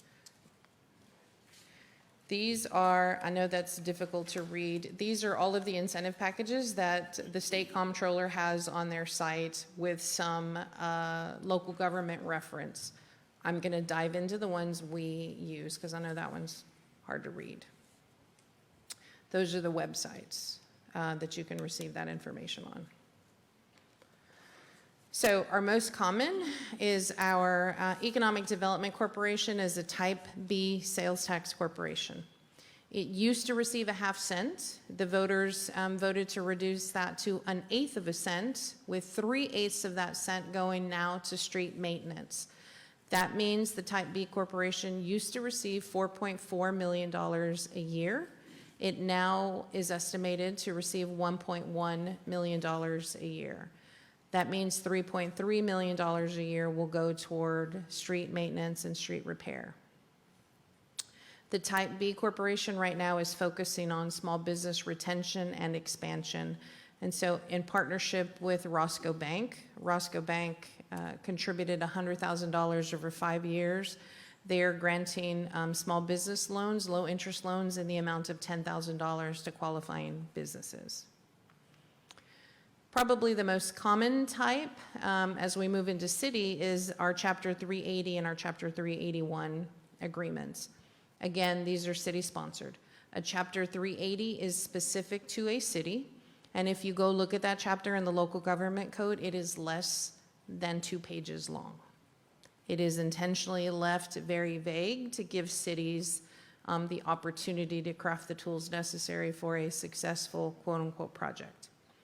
A 381 agreement is a county agreement, and the county is also able to enter into economic development programs similar to a city, and they do have restrictions. We get a request for in-kind and streamlined permitting fees all the time. For the most part, the in-kind are the easier. The ones that they ask to be waived are normally the impact fees, and because those are the most expensive, we cannot waive impact fees. The city has issued debt to cover those impact fees in the water and wastewater fund, so waiving any money would be against the bond covenants, and so we don't waive impact fees. The next common tool is a public improvement district. That is a PID. It's a partnership between essentially the developer and the property owners. It is over a defined area. There are bond proceeds. There's bonds that are sold. The statute calls for the city to sell the bonds and then assess a percentage rate, 0.5% or so above what the city's going rate is to cover administration. That requires a board be set up to take into the financial interests of the city and those affected property owners. And so the city of Bastrop has the Hunters Crossing Public Improvement District. There's also a tax increment reinvestment zone. City of Elgin has probably the closest one that we have here. That is a defined area also. A base value is set, improvements are made, and any increases in that area go into what is called a TIF, tax increment financing tool. And the city continues this debt mechanism to continue to make the improvements that were set out for everybody to buy into the program. So let's go into what is a Type B corporation. There are two types of sales tax corporations, a Type A and a Type B. We are a Type B, meaning we can do everything the B can do and also the A. So we can raise revenue to fund land, buildings, equipment, facilities, targeted infrastructure, and specific improvements for projects. The Type B can do those things and sports or athletic facilities, tourism and entertainment facilities, convention, related to those convention and public facilities, stores, restaurants, concession, parking and transportation facilities, street water and sewer facilities. They could even do affordable housing. They can also work on public safety facilities, recycling facilities, streets, roads, demolition, general municipally owned improvements, and the maintenance and costs of operating such projects. The reason this is important is the city had been working with the Bastrop Economic Development Corporation and funding road improvements through that. So I often get asked, why didn't we create affordable housing with the BEDC? And I don't have an answer for that other than some of the more larger projects on the BEDC ledger are related to road improvements within the city. So the city passed the transportation impact fee last December. And so as a result of that, development will put in new roads. So there is a formula now that's based on where the development is, and it is based on a living unit equivalent. So an apartment complex could ostensibly have to contribute up to $1 million or so in transportation impact fees that was previously funded by BEDC. So we have not only created a revenue stream, we've reallocated our revenue stream for existing roads. The transportation impact fee will only pay for new roads. So when a new development is coming in, the transportation impact fee will call this council, this body, will make a determination as to whether that development should create the road and build the road, which is normally cheaper for everybody. It's expensive for a city to do it. And/or the developer contributes the money to create that road that should match our transportation plan. We're going to talk a lot about master plans very soon. That is the first item that Planning Commission will pick up as part of the comprehensive and transportation plan. Next comes these Chapter 380 and 381 agreements that I've touched on. They give cities great latitude on layering a wide variety of buckets of money to pay toward a project. It is at the discretion of, we are a home rule municipality, so unless the law says we can't do it, this council can create resolutions and ordinances and policies that allow a development policy that is as creative as you want to be, so long as it is within the legal bumpers.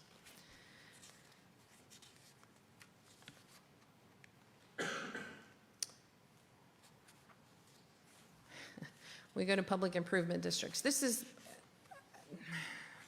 probably the hairiest one for the city of Bastrop right now because our first one wasn't as successful as we thought it was going to be. PIDs have very specific requirements associated with them. And the idea is the assessments, the improvements that are created are going to be paid over a period of time, and those property owners shouldn't be burdened forever. Our PID, our Hunters Crossing PID, has had some legal issues, and those assessments were expanded in 2019, I believe. And so I have a briefing to the council that I will be bringing regarding the Hunters Crossing PID. If done properly, they are a great tool because it is the developer who has to pay this back as the value is created. The city receives a benefit of perhaps necessary improvements like a water tower, a park, some sidewalks. There are great things that can be incorporated in a PID if done properly. If done properly. And that means the board should manage the money and the payout and the service and assessment plan and all of the engineering and payments that are made to contractors.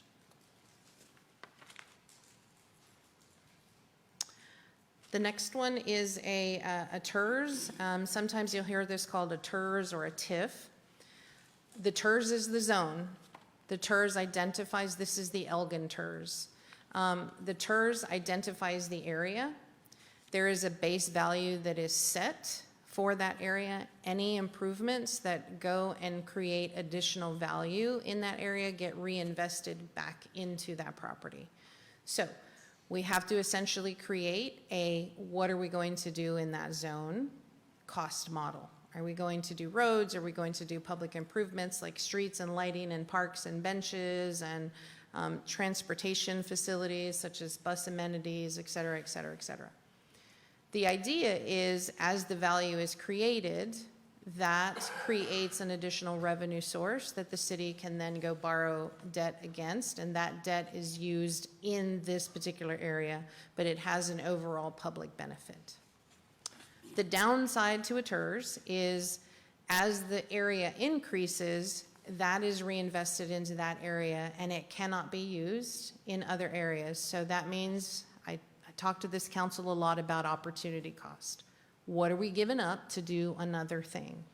The opportunity cost for a TERS is the additional revenue that would be created that would go to the general fund to fund police and fire and parks is reinvested into that particular area. So we give up a little bit to gain something over a very long-term time period. So the idea of the development agreements is there is some creativity, there is flexibility for the council to layer some or all of these all together. My city in Corpus Christi was the city who agreed to have a public improvement district and a TERS be layered together. You couldn't used to do that before, meaning one mechanism pays the other and the residents aren't necessarily saddled with that. But again, there's an opportunity cost for every single thing that we do. And we always have to think about cautiously, what is the impact to the general fund? The coconut swapping that cities do is, for example, if, and I hate to say that, but you've heard me use the term Enron accounting, and I've used it since I started municipal government because I'm a finance major and municipal finance didn't make sense to me in the beginning. One of the shell games that cities play, for example, is let's say the TERS created an opportunity that was rich for multifamily and commercial. That means more connections, that means more water, wastewater revenue, that means et cetera, et cetera, et cetera. The water and wastewater fund then turns around and makes a transfer to the general fund of X amount of dollars, or it's more connection for electricity customers or gas utility customers, and those funds, those enterprise funds, then turn around and make a contribution to the general fund.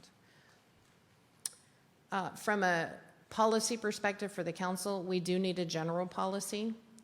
Today we have no policy.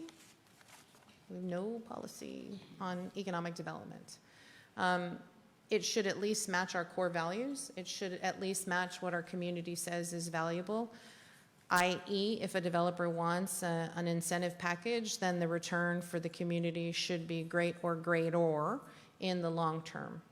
There should be an offset for any trees that are saved, since we are a tree city.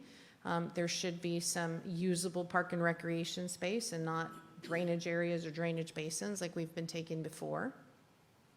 And or in the BEDC, for example, we're requiring partnerships with the school, interlocal agreements with the school district that say, yes, we're going to do this, and the school can service and train the jobs that this industry would require.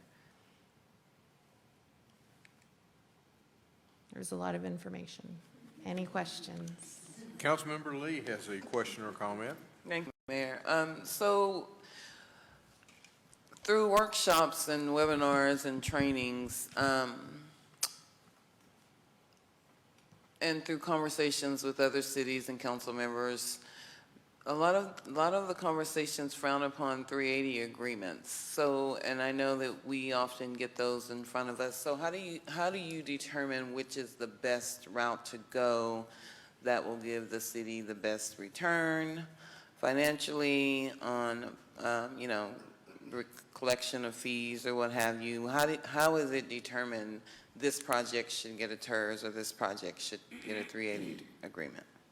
Some of it depends on what the request is from the developer.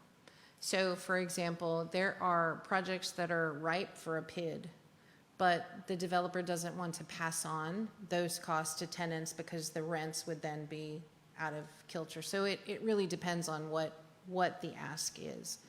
From a 380 agreement, this city has completed the Buc-ee's 380. You just approved the Pearl River, which is now Sendero 380, and I believe from a other 380, I don't know that you have anything else before you, but we'll talk about Sendero specifically on how we got there. So the request was rather large when I was here, and that was a process already going through, and it was a double-digit request in the millions, almost a high, almost three-digit request. So one of the first things we look at is what is the value that's going to be created? And there's an amortization schedule. And part of my job is to say, is this real? And I'm just going to pick a Lowe's. Will a Lowe's on the ground really be worth $40 million in taxable value? And so what I do is I go look at Lowe's around the state, around our area, and say, what are those Lowe's worth? And then I just begin to chip away. And then that gives me a base value, so to speak, and then I start to go, okay, what is the math to that? What is that taxable value that would be on the books? And then I measure that against, okay, what is the ask? So if the taxable value on the books is, I'm just going to pick for an argument, $25 million, and it has, who can do the math for me real quick, 25 million at our tax rate, 25 million divided by 1,000 times 0.4994. Do that math.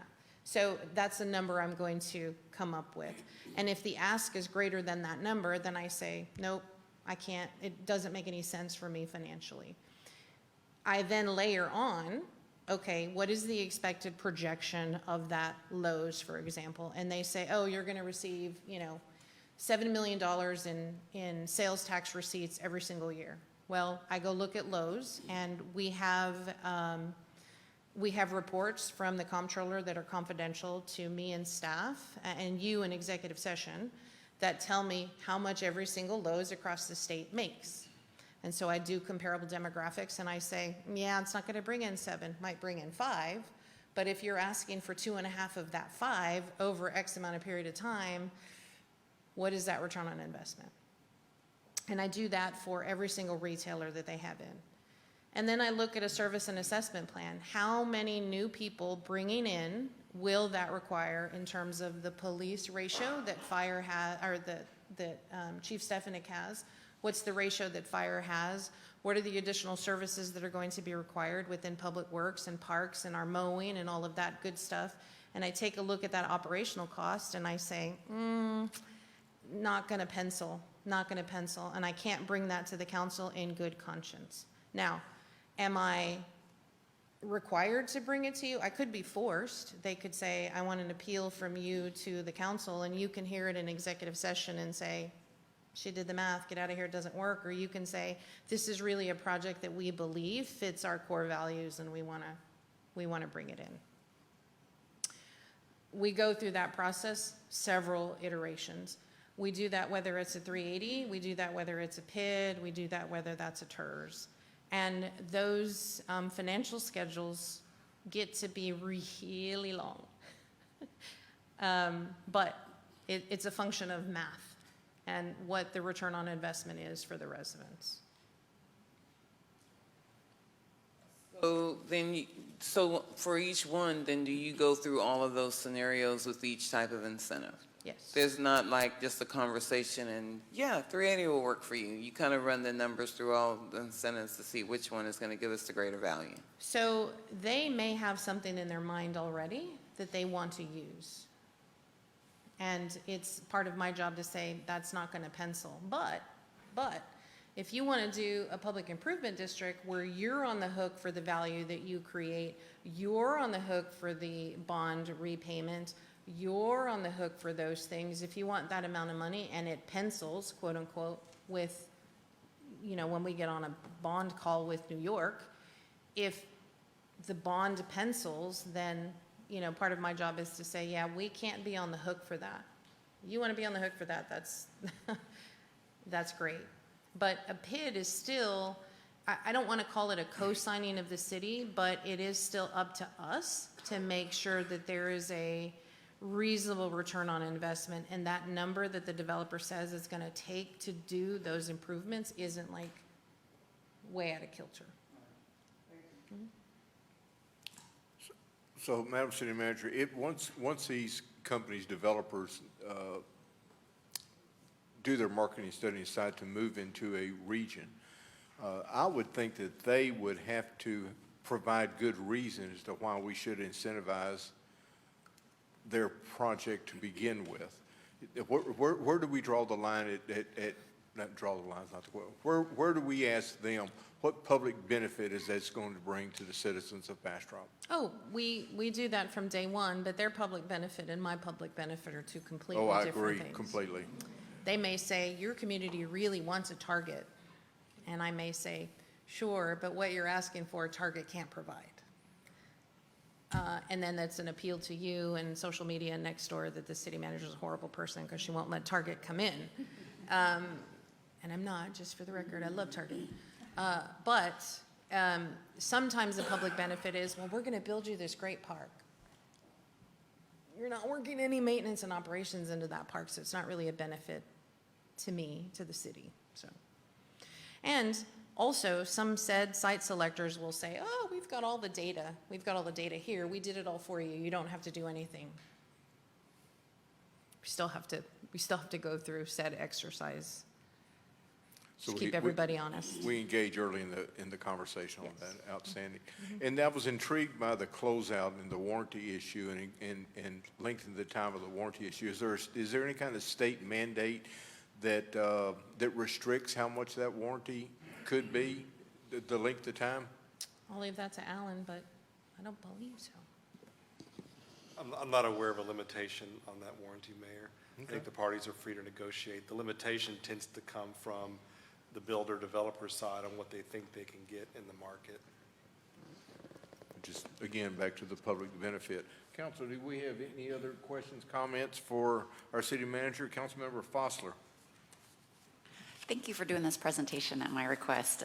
Getting some citizen comments, and also for myself, we have some 380 agreements before us, and I wanted people to know the kind of the backstory of how they can be used, all the research that goes into it before we see it on executive session. Like there's a lot of steps and a lot of data and a lot of conversations that goes into it before it even gets to executive sessions, before we're hearing it. So I wanted to kind of, thanks for exposing like the full process of it. Just for like, what are we seeing? Are we going to see are there any TERS on the horizon? Any being spoke about or proposed, or can you talk about it? Okay. And the general consensus that I've shared with staff is, and also with the EDC, we're not really in a position to need to incentivize anymore. And I say that from a life cycle perspective. Rooftops breed retail. That is the development cycle, period. We have about 2,000 homes fixing to come online at Valverde within the next 18 months. Sendero, the retail area, I mean, I know that you guys have seen the states and where restaurant after restaurant after restaurant, those things are coming online because the residential is here. Any incentives that are presented should have an absolute benefit to the city. And I will tell you, there are some properties that we need as a city for an elevated storage tank, for example, for water. I may need an additional site for a lift station to serve a different portion of the city. Those are sort of separate and apart from the normal, but the days where we were giving, and I don't want to say giving away, exchanging $1 million pieces of property on the BEDC for 50 jobs that paid $55,000, those are days are gone. Mm-hmm. So we will see probably PIDs, or at least talks of PIDs in our future, and we will see talks of 380 agreements in our future. What you will see more of anything are municipal utility districts, MUDs. Oh, right. And I didn't even mention that because that is a state tool available to a developer. You need city consent to do that, but just to give you the down and dirty, the MUDs that exist, the colony MUDs, for example, there was this fallacy before that a MUD cannot be in the city because the MUD is the one who takes on the debt for all of the water and wastewater. I thought it. Okay, so fallacy exposed. Yeah. So what happened is the city said, well, we'll serve you water and wastewater, and then we'll enter into this annexation agreement, so we'll annex you in 20 years. You know what's going to happen in 20 years. Folks are going to say, I don't want to be annexed into the city. Leave me alone. That's our development agreement. There are in-city MUDs. And some of the conversations, when I do have a MUD present, I'm happy to pay you water and wastewater, but guess what? Our fire shows up when the ESD shows up because we have interlocal agreements. Our police shows up because we have an interlocal agreement with the sheriff's department. You're using the rec center, you're using all of the city facilities. How is it that you think you can get away without property taxes? That's not a fair, reasonable request to the residents of the city. So there's the discussion with MUDs is you must come into the city in order for us to want to play together. It's just the fair and reasonable thing to do, which is why you see some of the annexation that you've seen along 304 that we're moving towards 2021, because these things are creating in the outer periphery. They want our water and they want our sewer, which is passed on through the residents. We need the equal and opposite response from those contributors. Thank you. Mm-hmm. Appreciate it. Any other comments, questions for our city manager before we move on? Thank you, ma'am, for. Oh, I had Councilmember Foster's lights back on. So the notion that like we're giving money away, like we're not giving money away. We are investing it in ourselves, something that's for us with an ROI. So like the notion of like giving things away, like that's not even what we're doing at all with any of these things. That should not be what we're doing. Yeah. Otherwise, I would be wearing this color at the Texas Department of Criminal Justice. Okay, there's just that like No. mindset of like No. But I will say every city's ROI is different. Every city's investment is different. There is a city who perhaps wants a more educated workforce, and they're not concerned necessarily with the land value because their reputation is based on being a techie city or, you know, whatever that is. It really goes to the core values for you to decide, is that a positive investment to the city or not? Right. Thank you. We'll move on to item 6B, receive presentation on unaudited monthly financial report for the period ending May 31st, 2024. Ms. McElwain. Hi. You have got the May financial statements that I am going to go ahead and apologize for the typos that are in here. I threw this together while kids were trying to get me to walk out the door. This first sheet shows that hot tax is negative, but we are actually, hot tax revenues are actually positive after we made our adjustment.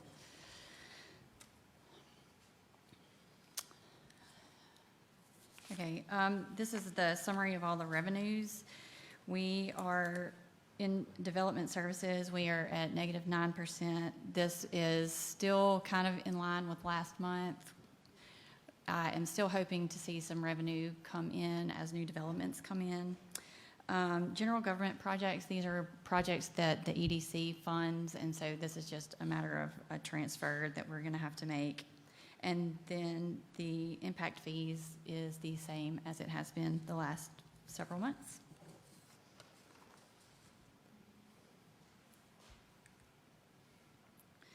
Our expenses are all in the positive. We do have three. These are three that are looking negative, but they are the ones that we passed the reimbursement resolution for, so those are actually covered by those funds that will be coming in. It's just the excess ranch, Simsboro Water Treatment Plant, and some of the other projects. Our sales tax revenue, we are below forecast this month significantly, but we are still above sales tax receipts in total from the prior year by 4.6%, so we are still ahead of last year. Property taxes are in line with forecast, and I am not really sure what is going on with my slides. Our general fund expenditures by department, we are over forecast by 2.6%, but we are still well within our budgeted numbers. I have told departments to really watch their budget because we are in the last, or getting into the last quarter of the year, so, which is, we always get close. Water, wastewater revenues, we are favorable at 3.16% in revenues. We are down in May receipts, but we are still on track to be ahead of prior year. And our expenses are at 94.4%, so we're really controlling those in water, wastewater. Electric fund revenue is in line with forecast.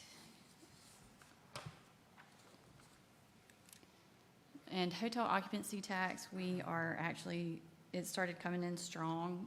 It is in line with our adjusted amount.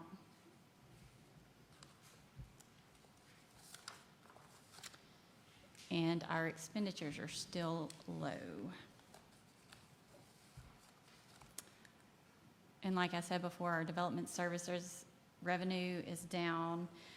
I do anticipate some more revenue coming in. This is our first year to budget for this fund, so we will have a better idea in 2025 how to forecast for this. Our expenditures are at 71%, so we're still pretty strong there. And then I included this legal fee, the attorney fees, at request of Councilmember Lee for y'all to review. I kind of threw it together yesterday, and so if there's any other detail that you would like to see, if you'll let me know, then I will. Thank you. Councilmember Lee. For a minute. Yeah, if you could just get the other information that I emailed you back on for clarity, I'd appreciate that. I do have some questions, and I don't know if Sylvia needs to answer this since she stepped out, but the general fund expenditures by department, the city manager variance was $252,000, organizational variance $136,000, engineering $125,000, and fleet and facilities $548,000. Is there I couldn't find anything that actually explained why there was a variance on those items.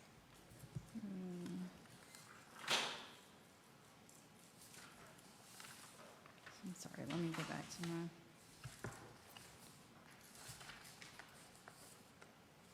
Negative variance of 1 to 5% compared to forecast. Okay. What are the expenditures that have us?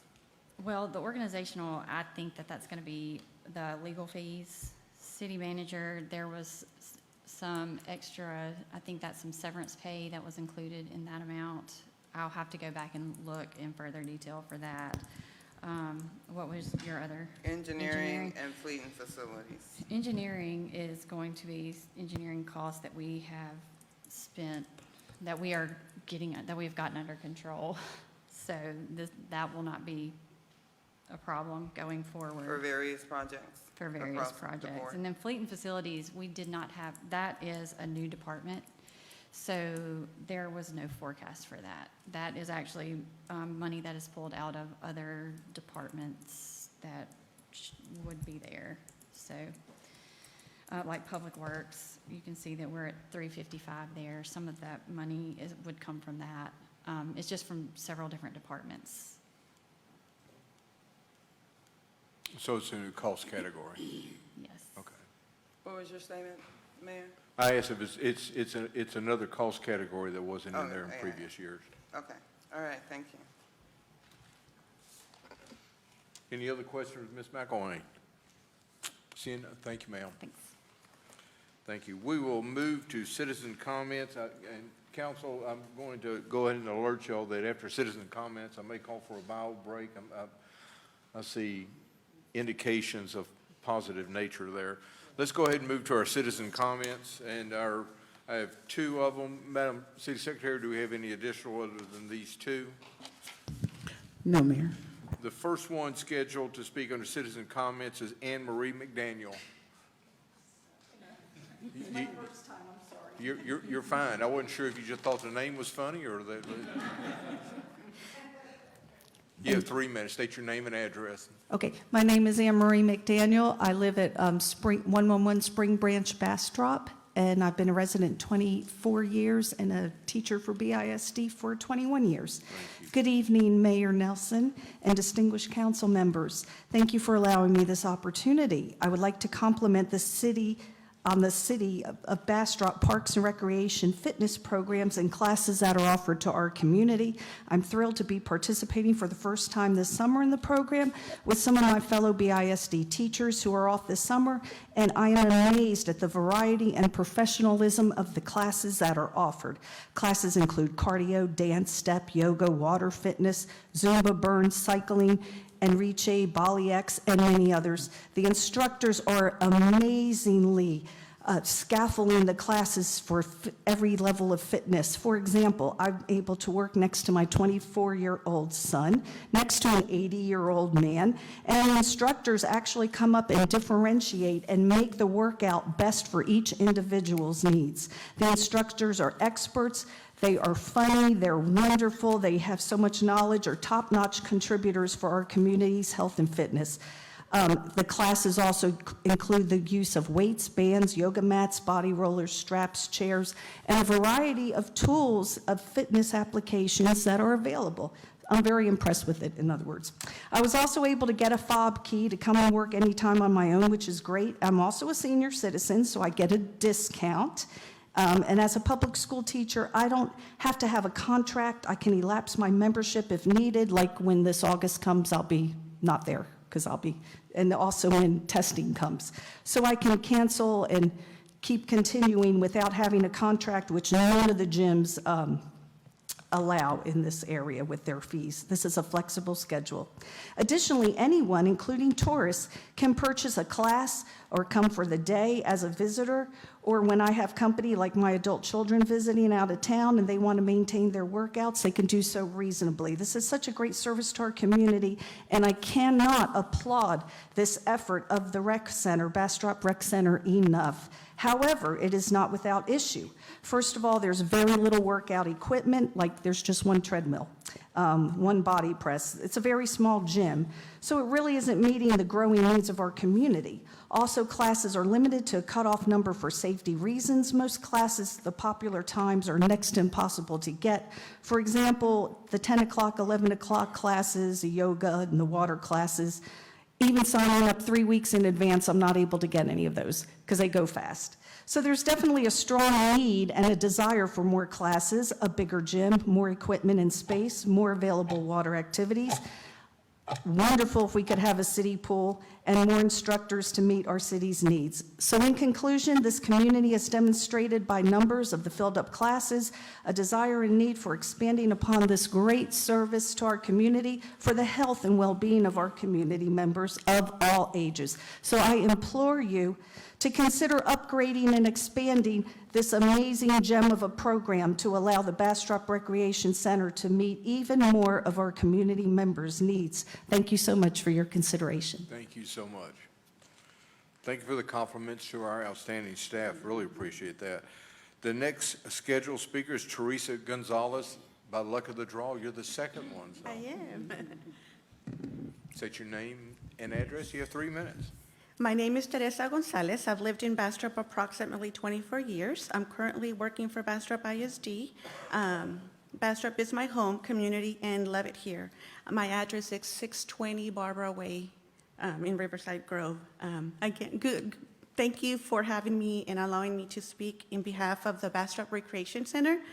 Last summer was my first year participating in the Bastrop Recreation Center. The Bastrop Recreation Center, it's not just a program or a place for people to go and work out. It's actually more like a second home for all these people. You know, people do come and they work out and they socialize, a place where they can work on staying physically and mentally strong. I am 48 years old, and I find myself working out with adults who are 15, 20, 25 years older than me. And let me tell you, they are physically and mentally strong or stronger than me. I'm amazed. I want to be them when I'm their age. Why? Because they are here at the Bastrop Recreation Center day after day, all year long, making their health a priority. I am here because I want for the Bastrop Recreation Center to continue to grow. We need a bigger facility. We need more instructors, more classes, more equipment, and hopefully a inside pool, a pool that we could use all year long. I do want to give a big shout out to our Bastrop Recreation Center instructors. They do an amazing job of making the workout classes fun and an excellent job of differentiating workouts for all levels of physical fitness. I do look forward to continuing with the Bastrop Recreation Center. So funds would be greatly appreciated so that we can grow. So thank you. Thank you. And we hear you. Thank you so much. Council, we're at the end of page 2. You'll be happy to know. I'm going to go ahead and call for a bio break. It is 7:17, and let's get back in here no later than 7:25 so we get the rest of the agenda. We are in recess.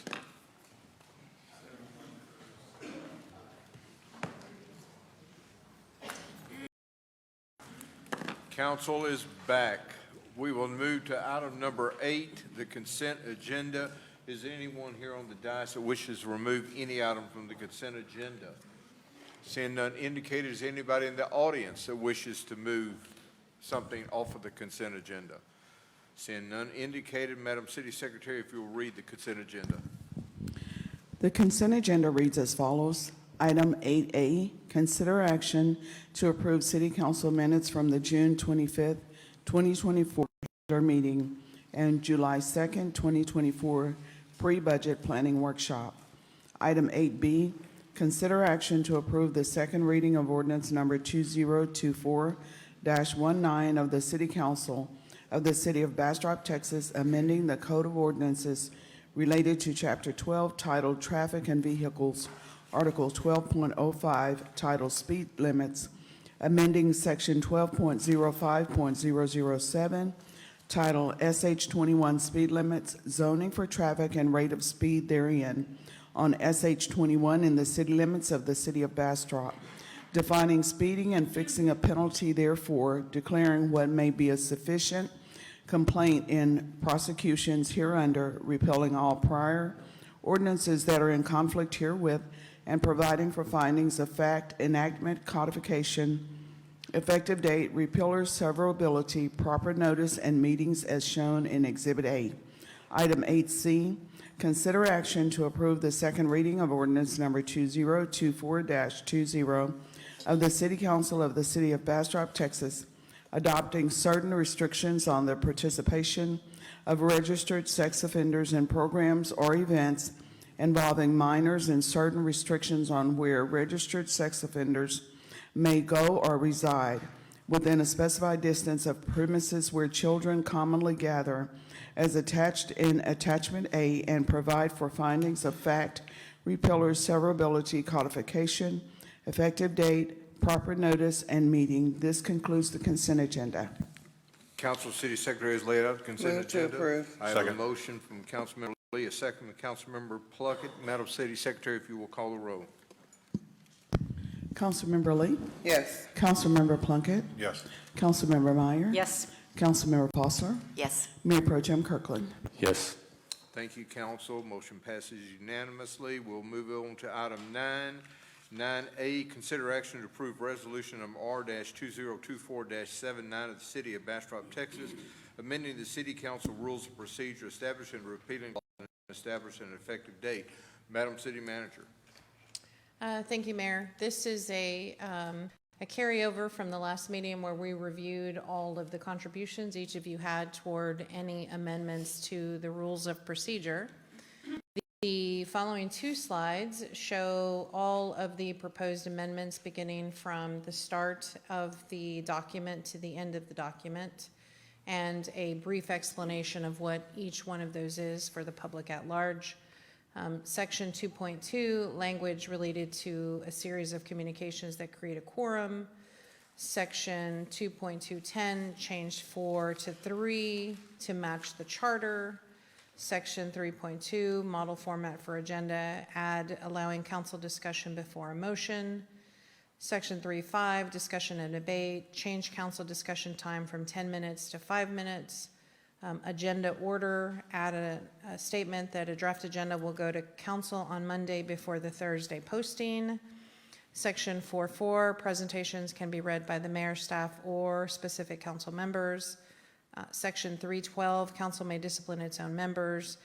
Create or clarify council's ability to override an ethics commission decision. Article 4, agenda order, council shall receive a draft agenda on Monday. Duplication. Section 4.7, citizen comments, talks about when citizens can speak regarding an agenda item. Section 5.3, rules governing citizens' comments. It limits time or seating of time, and it leaves some discretion to the presiding officer. So those are the amendments that the council has put forward. And at this point, it is time for discussion of the council among its own rules. Okay, council, the city manager has laid out, she's pointed out the various changes, open for discussion or action at this point in time. Councilmember Meyer. Just a question. Are we going to, this won't just be a yes or a no on all the changes, right? We're going to break it down to any proposed changes, and are we going to vote separately on the change, or how are we going to do this? We're the council. You can call it as you see it. There's no way I can just say yes or no, because I have yes and no's on a lot of the different sections. So if we could break it down, Certainly. that would be much easier. Certainly. Madam City Manager, I know you ran over a synopsis of what we're doing. Councilmember Meyer, do you want to do the ones just that have the changes, or each item as it's laid out in the table of contents? No, I just have the ones noted on the changes. Okay. Okay.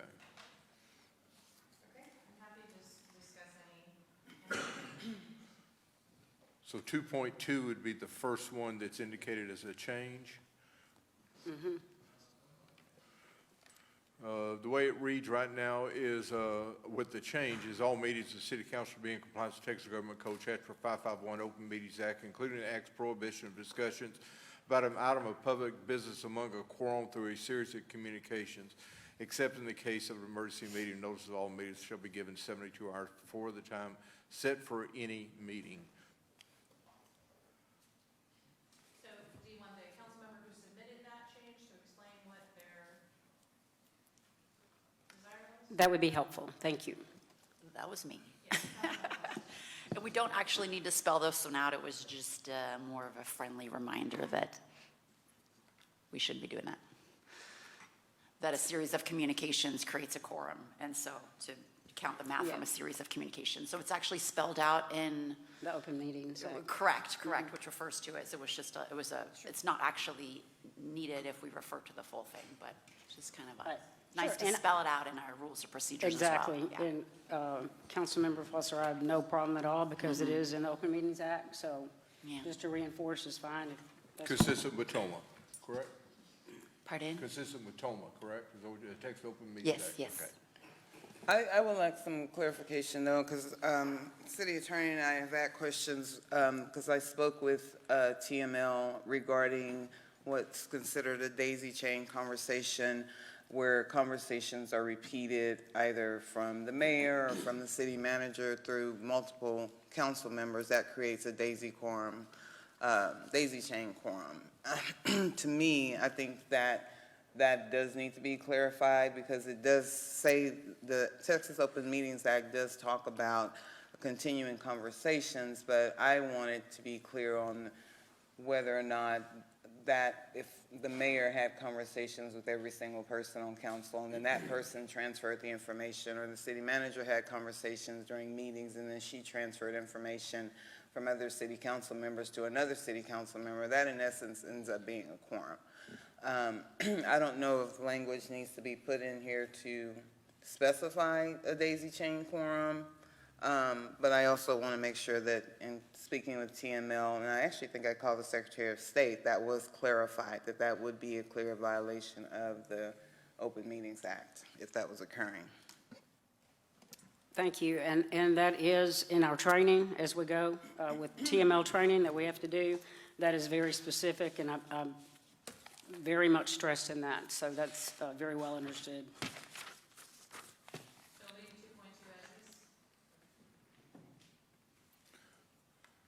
That's what's indicated. We'll move on to 2.10 quorum. The changes: 3 voting members of the council shall constitute a quorum to do business. It's pretty straightforward. Who? Also mine. There you go. Yeah, so that our quorum would be changed from 4 to 3, so that we don't end up with a voting block being able to speak outside of a meeting and make decisions outside of a meeting. I understand that one. However, that violates Section 3.13 of our charter, so I couldn't support anything that violates our charter. Meetings. I couldn't support that change from that.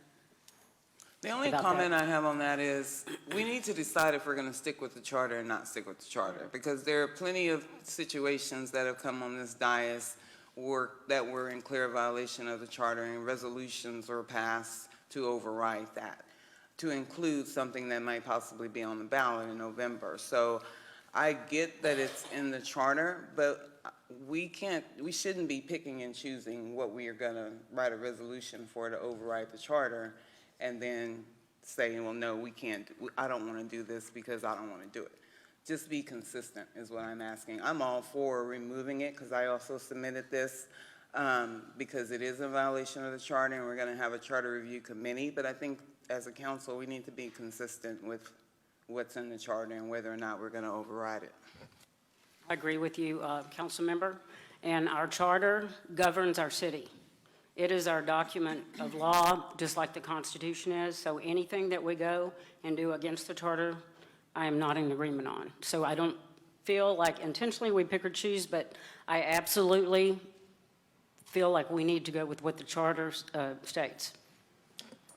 But I do feel like we pick and choose, because a motion was made recently to try to prevent the mayor from doing appointments, and it's clearly in our charter that he is allowed to do appointments, and the motion was made anyway, and it fell on the floor. So again, we need to be consistent. If we're going to override our charter and resolutions, can't just do it because we have a majority vote. Let's just be consistent and say we're not going to override the charter. I think that's a great idea. Understood. I think the term is in conflict with the charter. I don't think Councilmember Foster was intentionally trying to violate the charter. Your light is on. Please comment. Yes, my understanding was that we could do something more restrictive temporarily in the rules of procedures until the charter amendment was up for a vote, because we won't be reviewing our rules of procedures again until we've done the charter. So that we could do something more restrictive in the rules of procedure until the charter amendment. But I could be wrong there. Alan, did you have? Can we do something more restrictive in that, not necessarily like that violates it, but more restrictive in our rules of procedures than in our charter? Or does it need to be exactly the same? Mayor, Council, a couple points. Yes, I think you can have procedural rules that would place additional burdens on how the city council conducts business. The problem with this one is I think that by changing the quorum from 4 to 3, that's actually making it less stringent on when we can conduct meetings than is under the charter. And so I think this proposed change would be in conflict with the charter. It's something that I anticipate is going to be addressed during the charter review process that's about to start shortly. And if hypothetically we were to have an election in November, for example, nothing would stop the city council from amending the rules of procedure in December to bring the rules of procedure into compliance with the charter results. Because even though our rules say they shall be looked at every July, that's not the only time that we can modify those.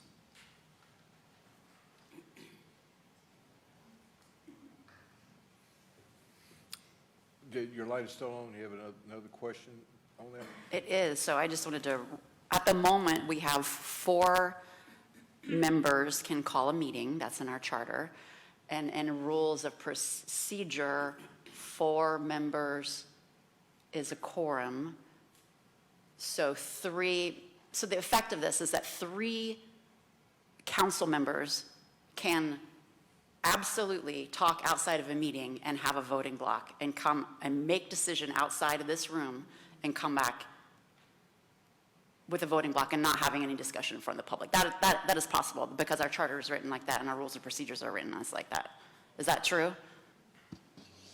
Yes, that is true. Okay, is that what y'all want? That is not what I want. I'm in Wait, line hold, with. stand by. Councilmember Plunkett, your light's been on. Oh. Yeah, I'd just like to ask the city attorney, I'm not aware of any resolutions or ordinances that have been passed in conflict with the charter. So can you elaborate on any that were? I don't know of any resolutions that have been passed that conflict with the charter. I can't think of a resolution within the last year that made a policy statement that the council was not going to actively enforce certain provisions of the charter. And that was done to create some space and time to have a charter review and possible charter amendments. So I think it's one thing to say we're not going to enforce this provision. It's another to do something that clearly is contrary to the language of the charter. Thank you. I just wanted to make sure that was clear. Now, Councilmember Lee, you I forgot what I was going to say. okay, Councilmember Foster. So is there language available that would still allow 4 voting members, 4 members to call a meeting, but 3 not be able to decide, 3 not to be able to have an outside discussion? That's the language I'm interested in. Is that for a city attorney? You looking for Yes, specific language? that would be helpful, yes.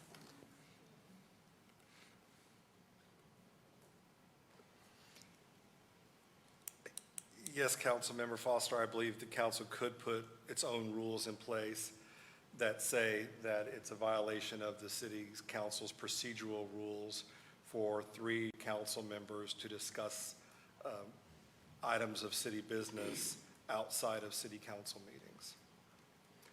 And for clarification, because the previous item we looked at also talked about the same section 143 of the Open Meetings Act, which is generally called walking quorum or daisy chain, prohibits council members from talking in groups of less than a quorum outside of a meeting about city business, knowing that that sequence of conversations is going to add up to a quorum. That's what the law describes as a prohibited walking quorum. That's a criminal violation. So if a quorum under our charter is 4, then that section would not kick in until the conversations add up to 4. So if they only add up to 3, that's not a violation of the Open Meetings Act. That's the baseline where we are. If the city council wants to have its own procedural rule, ethical rule, rule of conduct that says we've decided, in addition to whatever the Open Meetings Act might say, we are going to say 3 council members can't discuss an item of city business outside of a meeting, and you're going to choose to adopt that rule, police it, and enforce it, you're allowed to do that, if that's what the city council chooses to do. So in other words, enhance the possibility of having an open format and with citizen participation. That's a likely result, yes, sir. Councilmember Foster.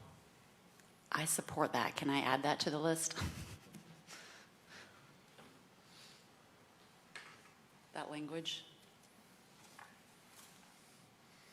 Let's review the language again to make sure that it is what you're putting out there.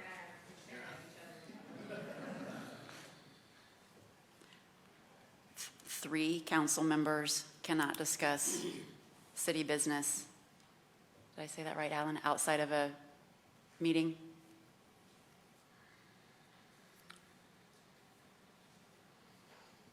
I think that captures what you're describing.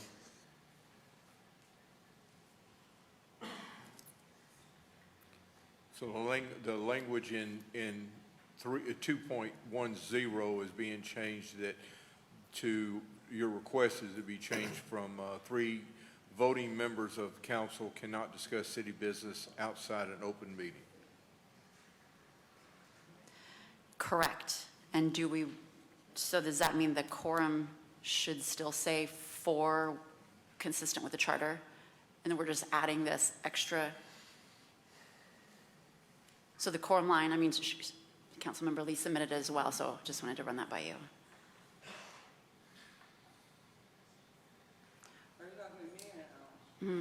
You, sorry. So. Okay, say again. I thought you were still talking to Alan. For the section 2.0, change 4 to 3, since you submitted that as well, would you want to stay with that 4 to 3, or would you be willing to stay at 4 if we could add this extra provision where 3 council members can't discuss city business outside of? If adding this statement keeps us in line with the charter, then I would be for adding the statement. Okay. And keeping the quorum at 4? Yeah. Okay. Councilmember Meyer. Thank you. So just a question of process right now, what's going on. As we detail the changes and the person that presented it explains it and we discuss it, is there going to be a vote for the change or against the change? How is this process going to work? Well, I anticipate based on the earlier conversations we had, we're going to go through each one of the changes that have been suggested, wordsmith it as need be, either collectively agree to it or not agree to it, and then vote onto the document as a whole. I think we can reach consensus on each one of the points without having to vote on each one of them. Okay. Does that make sense? I understand what you're saying. At the end, it's going to be a general yes or no, right? Up and down, yes, ma'am. Okay, I just want clarification. That's all it was. Councilmember Foster. Before we close that one out, I wanted to, even though we're keeping the number at 4 to remain quorum, I would like to change voting members. So it's 4 voting members to a quorum. Can't do that? Well, never mind. Say again, what was that last comment? Can't do what because of what? It also violates the Open Meetings Act. The Open Meetings Act says that all members of a board constitute towards a quorum, even ex officio members who don't vote. It's very specific. Okay, thank you. Councilmember Foster, you have a further comment? Mayor, Council, you can let me know if I'm capturing the wording you've discussed. Perhaps what would be added on to 2.10 is that 3 or more city council members shall not deliberate an item of city business outside of a properly posted city council meeting. I use the word deliberate because that's the term the statute uses. Is that consistent with what you're proposing? I think that captures what you wanted, Councilmember Foster. Alan, can you repeat that? 3 or more council members shall not deliberate on an item. 3 or more city council members shall not deliberate on an item of city business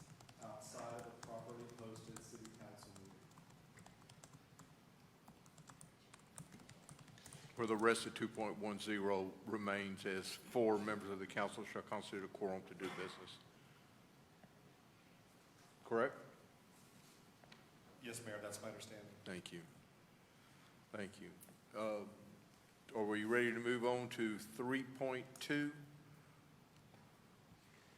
See no indication otherwise. I'll move on. 3.2, and Madam City Manager, you're going to have to help me on this. The only change I can see is relative to 3.25 is discussion, allow council discussion before a motion is made. Correct. That was submitted by Councilmember Lee, I believe. Okay. Yes, thank you, Mayor. This one falls in line with the resolutions that were recently passed stating that we had 10 minutes of conversation after a motion is made. Part of that resolution or discussion that we had during that resolution was the agreement at council that before a motion is made, all council members will have an opportunity to speak. So that language was not in the rules of procedure. The resolution was passed to have that in there, so I'm just adding that language from that conversation. Thank you. That certainly makes sense. Any, Mayor Pro Tem Kirkland? Yeah, so the thing about the council members being able to speak was put into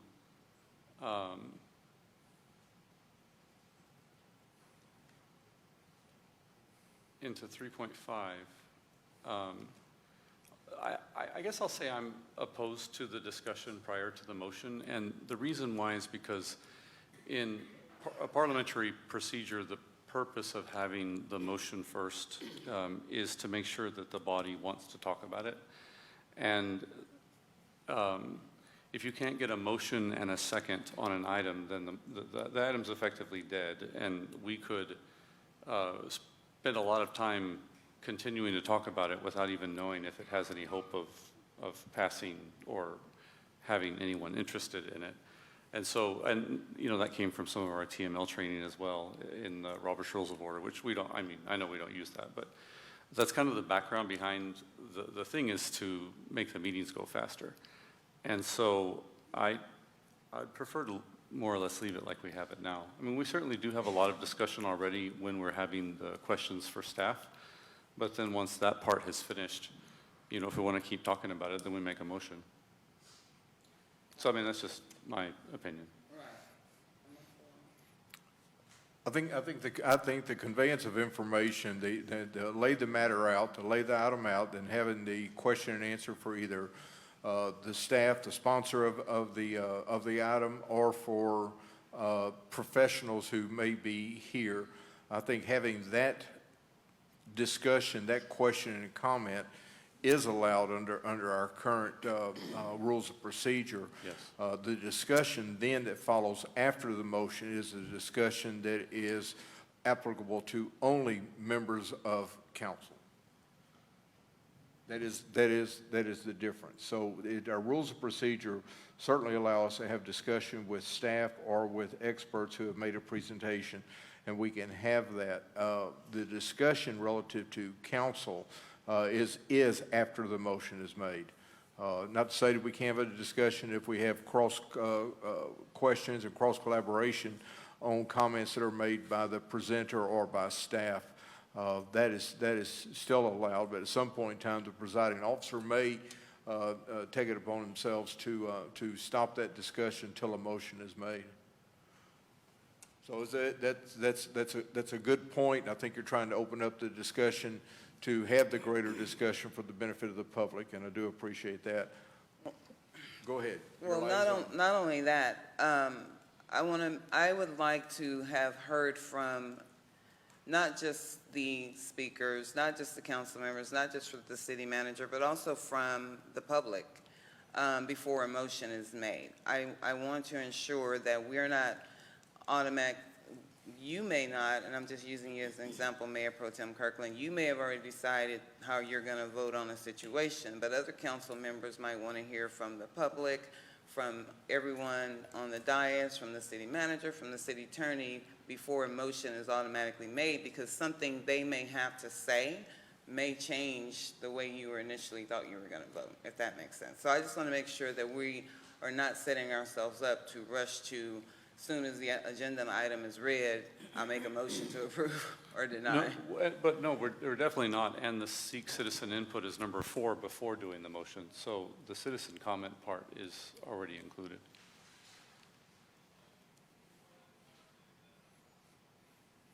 Okay, what I'm hearing is the item of discussion, allow council members discussion, council discussion for a motion is made, is not going to make the cut.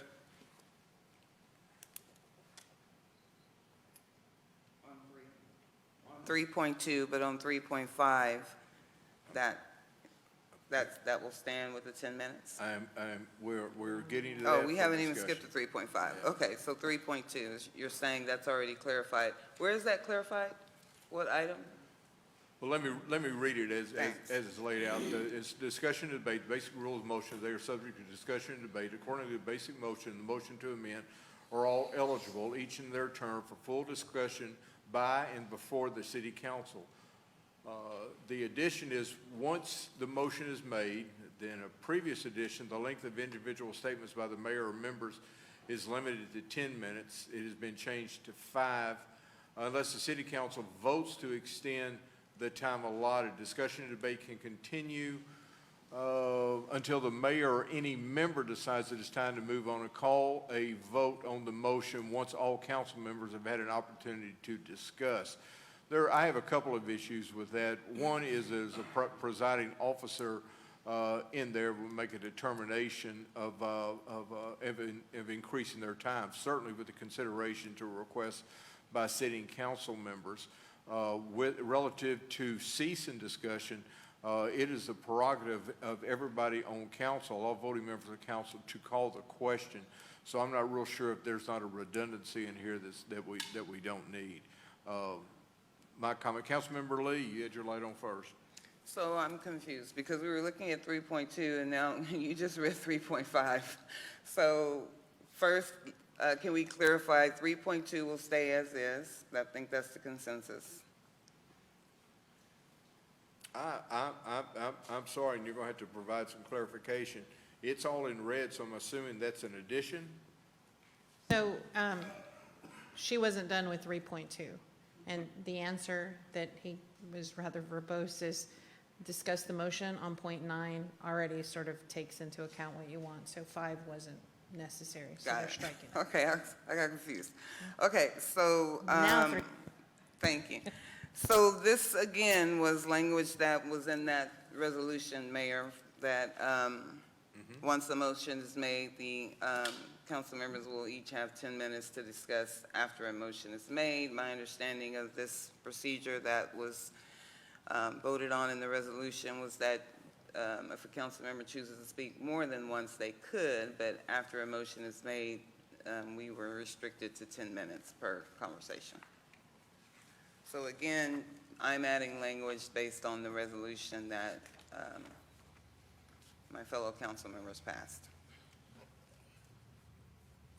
Mayor, can I get clarification on what Councilmember we're Meyer, on? go ahead. I'm sorry. Where are we? We are at 3.5. Thank you. I'm going through the changes, the list that the city manager provided us. Yes. We hit 3.2, now we're hitting to Thank you. 3.5. So our process right now is before discussing, the person that presented this, if I'm not mistaken, explains whoever presented it, right? Discuss it. So that would be me. So I will go, it's no surprise that I am a big advocate of being efficient in meetings, mainly for the public's sake, because if everyone has 10 minutes up here to speak on something, that's 50 minutes on one issue. You multiply that by so many items on an agenda, you're going to be here all night long.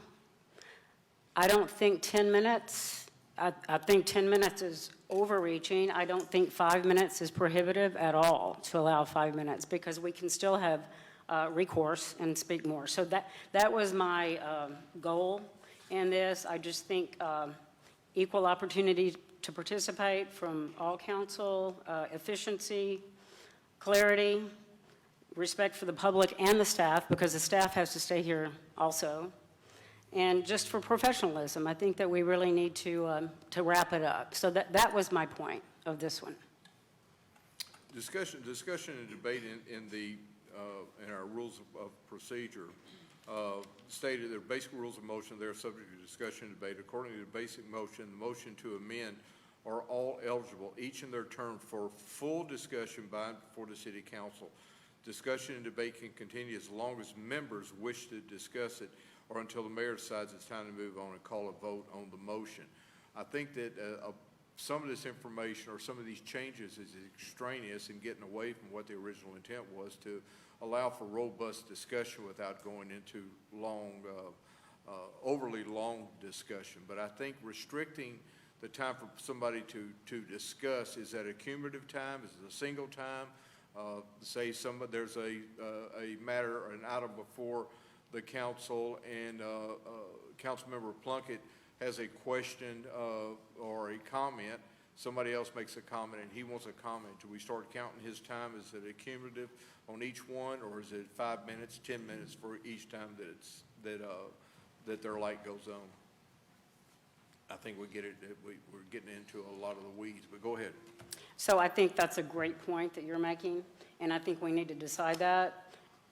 And whatever that decision is, it doesn't need to be 10 minutes. So if we don't, I don't think cumulative is the answer. I'm not just saying cut everybody off at 5 and that's it.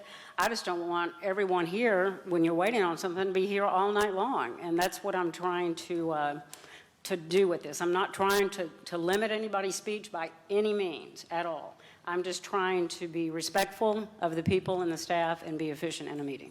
And we appreciate it. That's why I read so fast. Councilmember Lee. Thank you, Mayor.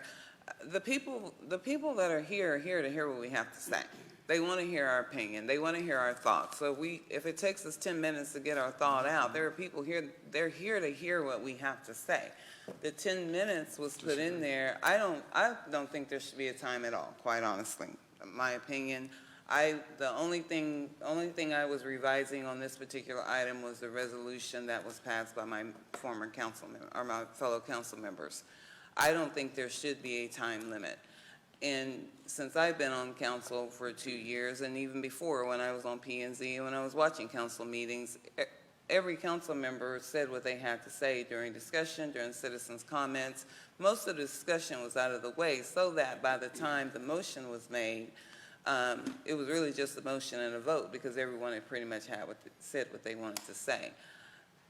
Why the 10-minute rule was put on here, I don't know. But a council member is within their rights to explain their vote as well. And what sense does it make to change it to 5 minutes, and then I can wait for somebody else to speak, and then I can speak for another 5 minutes, and then we'd still be here all night, because I just wait till everybody finished their 5 minutes so I could finish saying what I'm going to say. But I think most of us can get what we want to say out in 10 minutes. I don't think we should have the 10 minutes, but if the council wants some time limit, I'm okay with the 10 minutes. But I think 5 minutes is way too small, and I think that the people are here to hear what we have to say, no matter how long. Well, I mean, y'all don't want to hear us all night, but they want us to say what we have to say. That's why they're here. That's why they stay till 11 o'clock. That's why they stay till 9 o'clock, or however long they stay, because they want to hear what we have to say. I agree, and I appreciate y'all being here, because it really is a long thing to do, and that's absolutely not my intent. I'm just saying, I just don't think we need to go on all night long when it's not needed, and then we get distracted and it's not efficient. So I think we can wrap it up very efficiently with a time limit. Otherwise, we might be here all night. That was my whole point. Alan, I think it's time to, Mr. City Attorney, I think it's time to train them on how to call the question.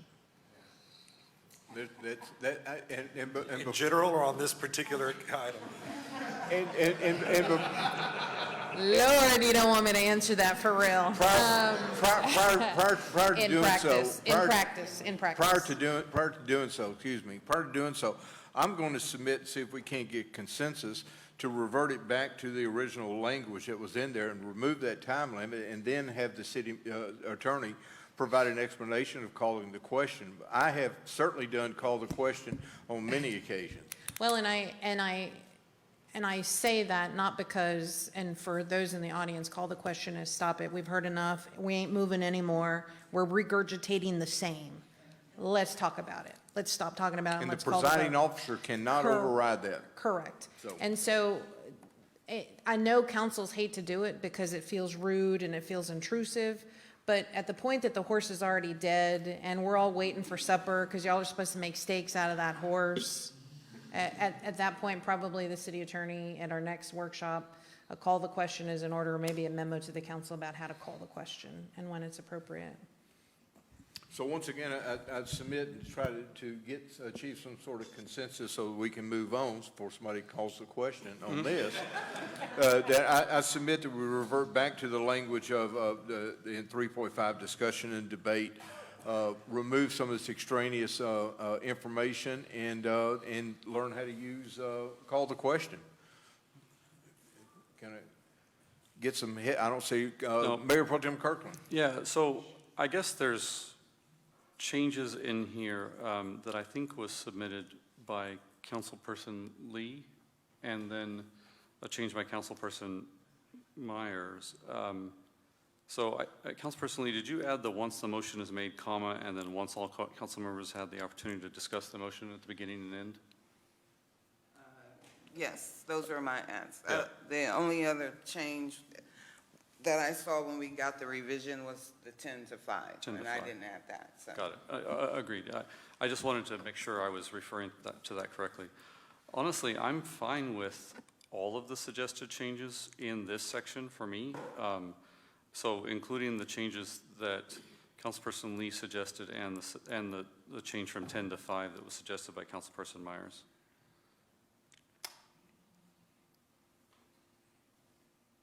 Any further discussion on that item, or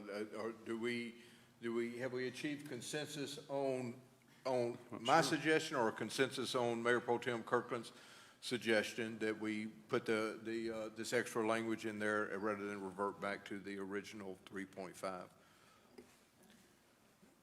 I think the extra language is useful in that it allows each of the council members to have a turn at the subject rather than, having one, eat up the whole thing potentially. And you wind up calling the question, and you haven't even heard from, 4 of the 5 potentially. So I think it's good if we can, we can go around 5 times if we want to, if we feel like it's useful. But if we can keep the individual speeches to 5 minutes, I think that's easy enough to do. But we also don't want to stifle debate, but I will defer to the greater number. That's why I suggested we could go around multiple times if we wanted to. Okay. Well, it looks like the consensus on council has retained the new language in 3.5. As clear as it is. Any further details on that, Madam City Manager? No, Mayor, I will say there's 2 redundant on there. Article 4, agenda order. Those are redundant. It's the council shall receive a draft agenda on Monday. Now, I have a personal ask of you all. I'm sorry, you lost me. We're still on 3.5. Yes, no, I had already moved on because I thought you guys agreed. No, I wanted to make sure we had clarity on what the consensus of council was so that when we take this to a vote, we know. But now I'll move to that so that you will no longer be confused. Yes, so Article 4 is listed twice in there. It's redundant. So I do have an ask of the council on this particular item. What about 3.3.1? 3 point. Council may discipline its own members. That's the next one, is 3.12. Oh, I don't have that one highlighted. And the language that's being added is language that includes a process of filing a complaint via the Ethics Committee, a commission, and established language that Oh, determines. that's 3:12. We're going Yes. 3:5. Oh, Yeah, gotcha. I'm It going skipped to in- 4. I'm Gotcha. going in numerical order. The commission was formed to ensure implementation and enforcement of the city's code of ethics to allow for a fair and unbiased process When considering disciplinary action, the council should accept the rules of the committee to avoid the appearance of personal and political agendas of disciplinary action against council members and/or the mayor. The city manager discussion with other council members should be confidential and not discuss other members of the council to avoid violation of the quorum and impede public council discussion. I would imagine that this, we probably need to go to the submitter on that. Who submitted this? That would be me. Okay. So I don't know what this language looks like, and I'm going to defer to our city attorney and counsel for this, but I do not, the ethics committee was formed to handle ethics complaints. And if the ethics committee renders a verdict, if you will, I do not feel like council should be able to then just come back and pile on whatever their assessment of punishment is. I think that there could be a process because if there is a situation where there was, a major violation, financial violation, theft, or, something really, really major, and the committee rules on an assessment, and council feels like there should be more punishment assessed, then I feel like we need to establish an appeals process for that, not just show up at the next council meeting because we have 3 votes and create a bunch of resolutions that would, put more punishment than what even the ethics committee deemed was necessary. So what I'm asking here is just a process, a clear process that once an ethics committee has rendered a decision, what are the steps if council wants to override their decision or appeal their decision? And I don't know how to write that language, so I'm looking at Alan.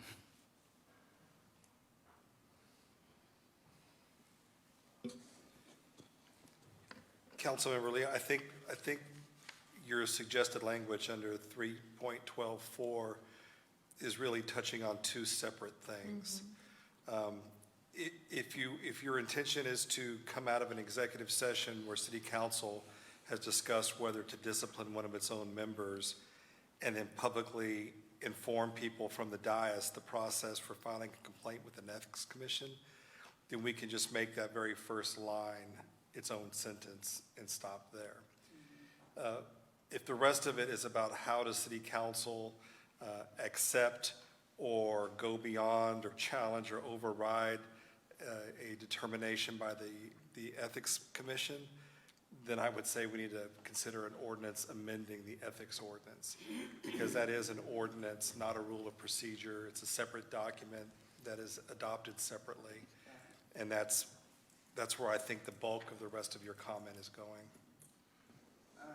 Being an ordinance amending the ethics, and that is not in our rules of procedure. The ethics committee is found where? Is that, I don't think it's in our charter. It's in our code of ordinances. It's Article 1.15. And when do we review that, or do we just? At any time. Training is required annually, but there is no requirement to review it or modify it, so it's at the will of the city council.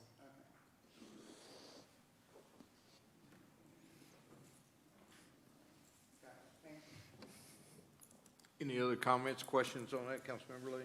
No, thank you. So are we withdrawing that item, taking it out of our, for action? Yes, Mayor, Okay. I really wasn't changing anything. I just wanted to figure out how to get that added, but thank you. Thank you. We will now move to item, or number 4 on that. Excuse me, bear with me just a moment. I don't want to confuse our city manager by jumping again.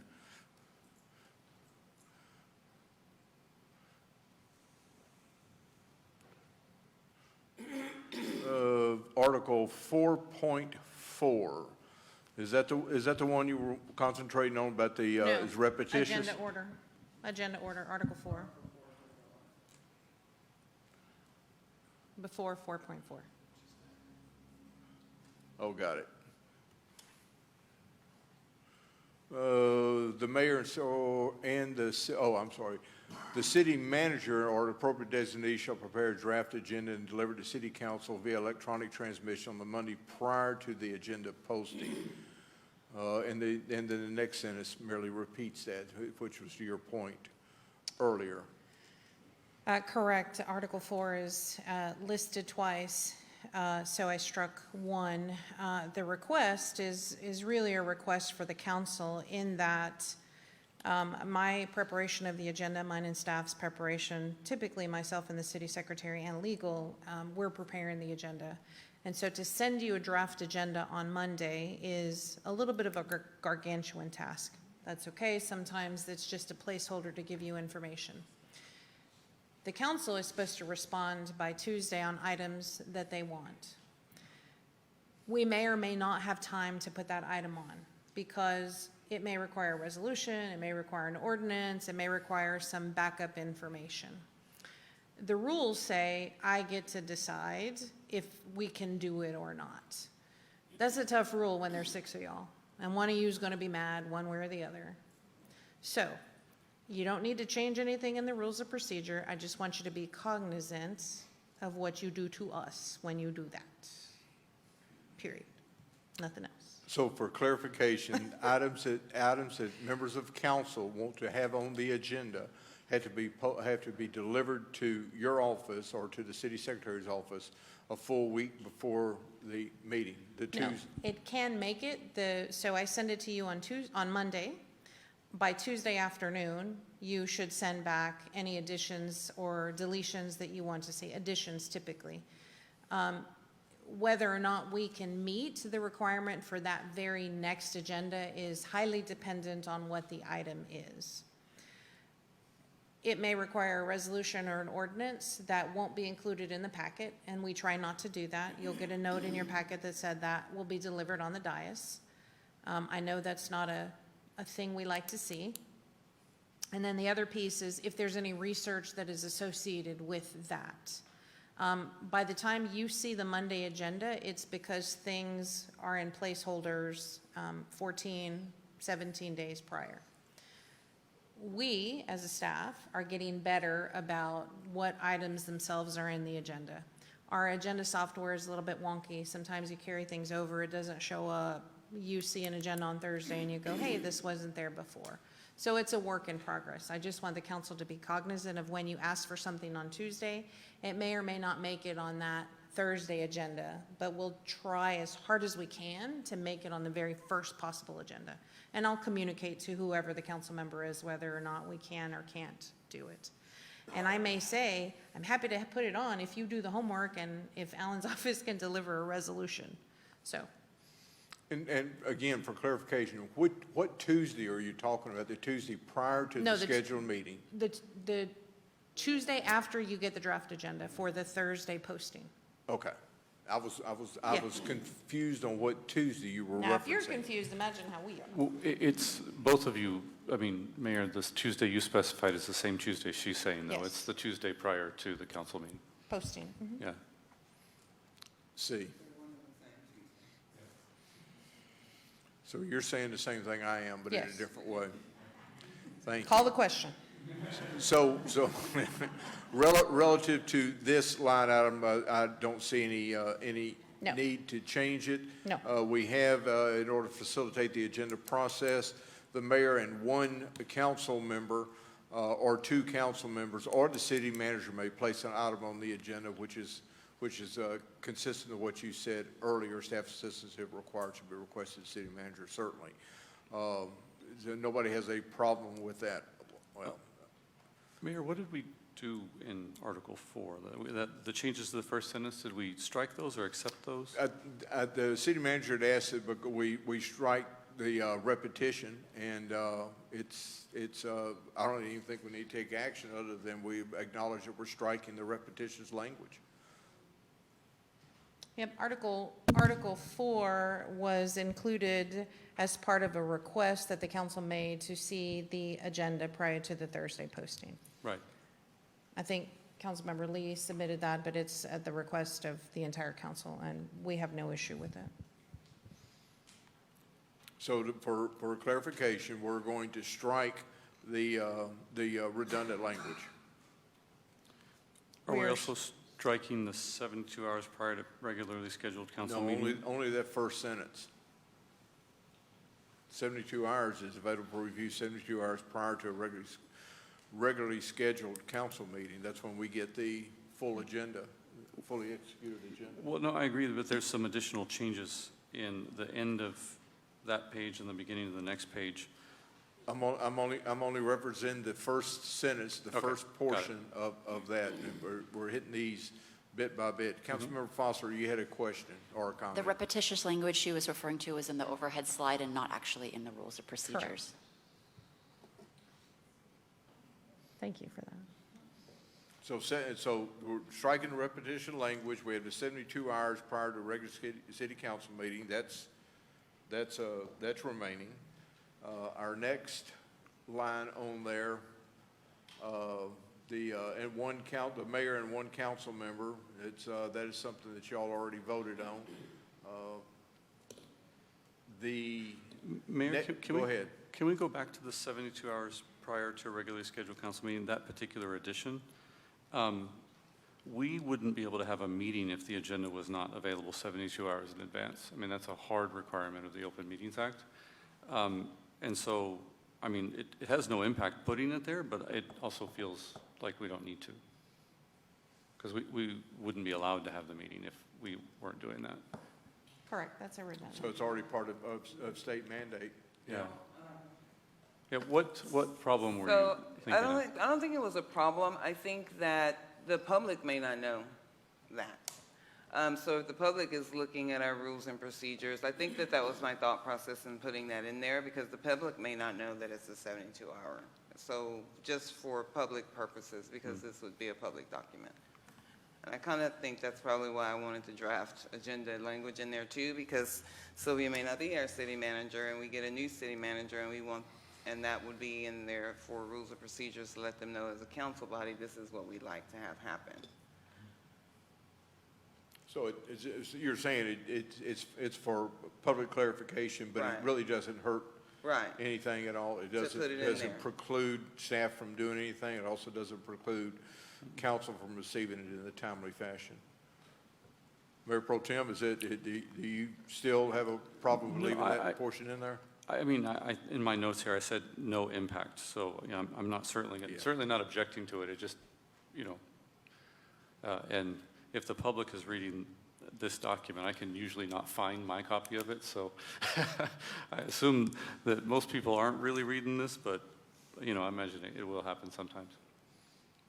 So in the first paragraph of this article, so far I'm hearing no changes and acceptance of the changes as outlined in our packet. I would like to see the 72 hours added, if nothing else. Again, It's in there. no, I thought you said no changes. Okay. No, I'm saying no changes of what's in our packet right now. Oh, I'm sorry. I didn't hear that last part. So is that the consensus? I see nothing otherwise noted. Moving on to 4.4. Presentations will be made by the mayor, city council, or staff.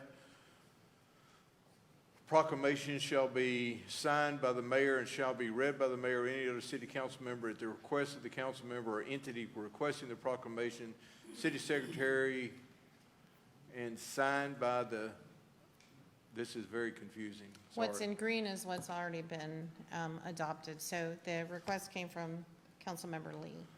I understand the green was already in there, but there's some green that is lined out. Is that part of the changes, or was that accepted in there prior? Oh, I see. Yeah, it was prior.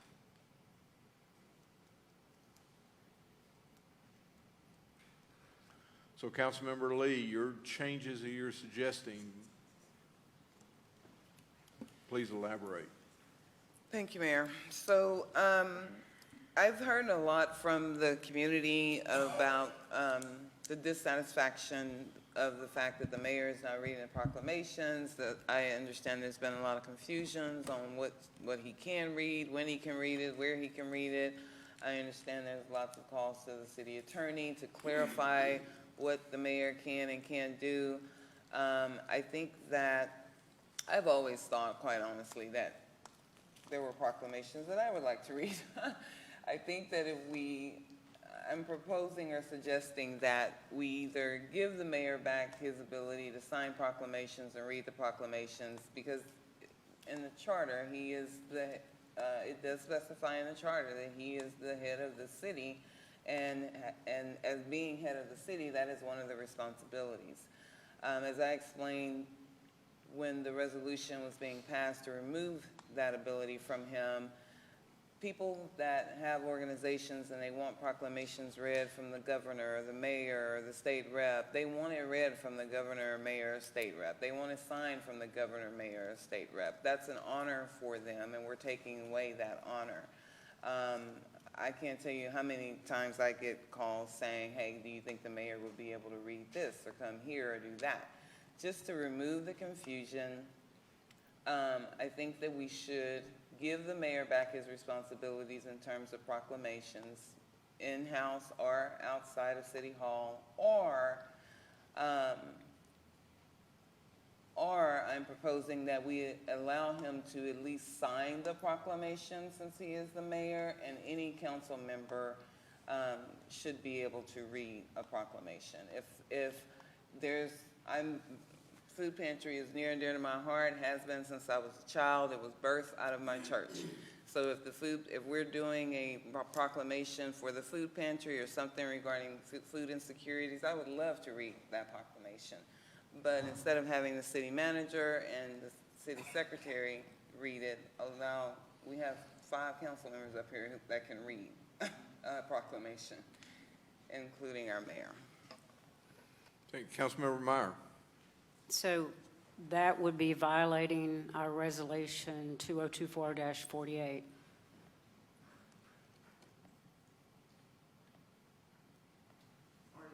Are you referring to the resolution that y'all passed?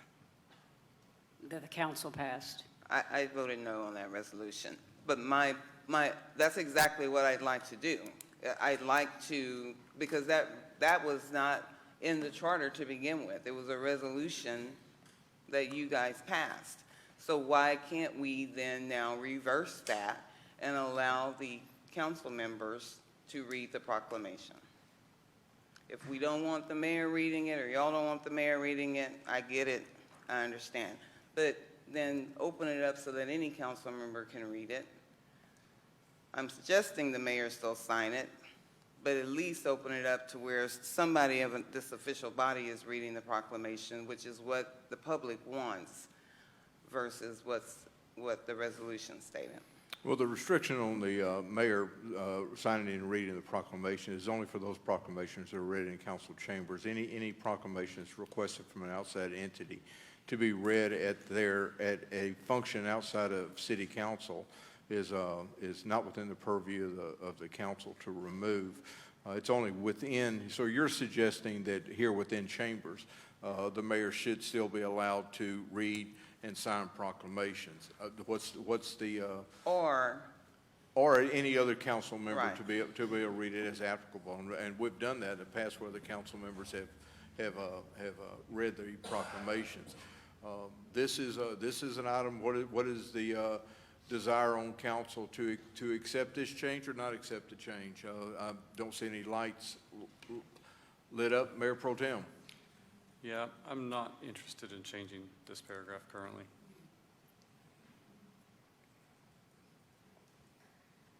Well, there we are. Well, I think it's pretty obvious, but Councilmember Lee.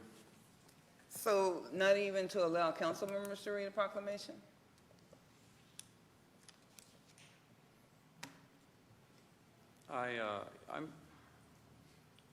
I'm reasonably happy with the way we're doing it right now. So it's more important to go down and take a picture, because that was specified in the resolution, that we all be able to take a picture, versus one of the council members as an authoritative person over the city reading a proclamation? The council members, I mean, that wasn't forced upon us. That was,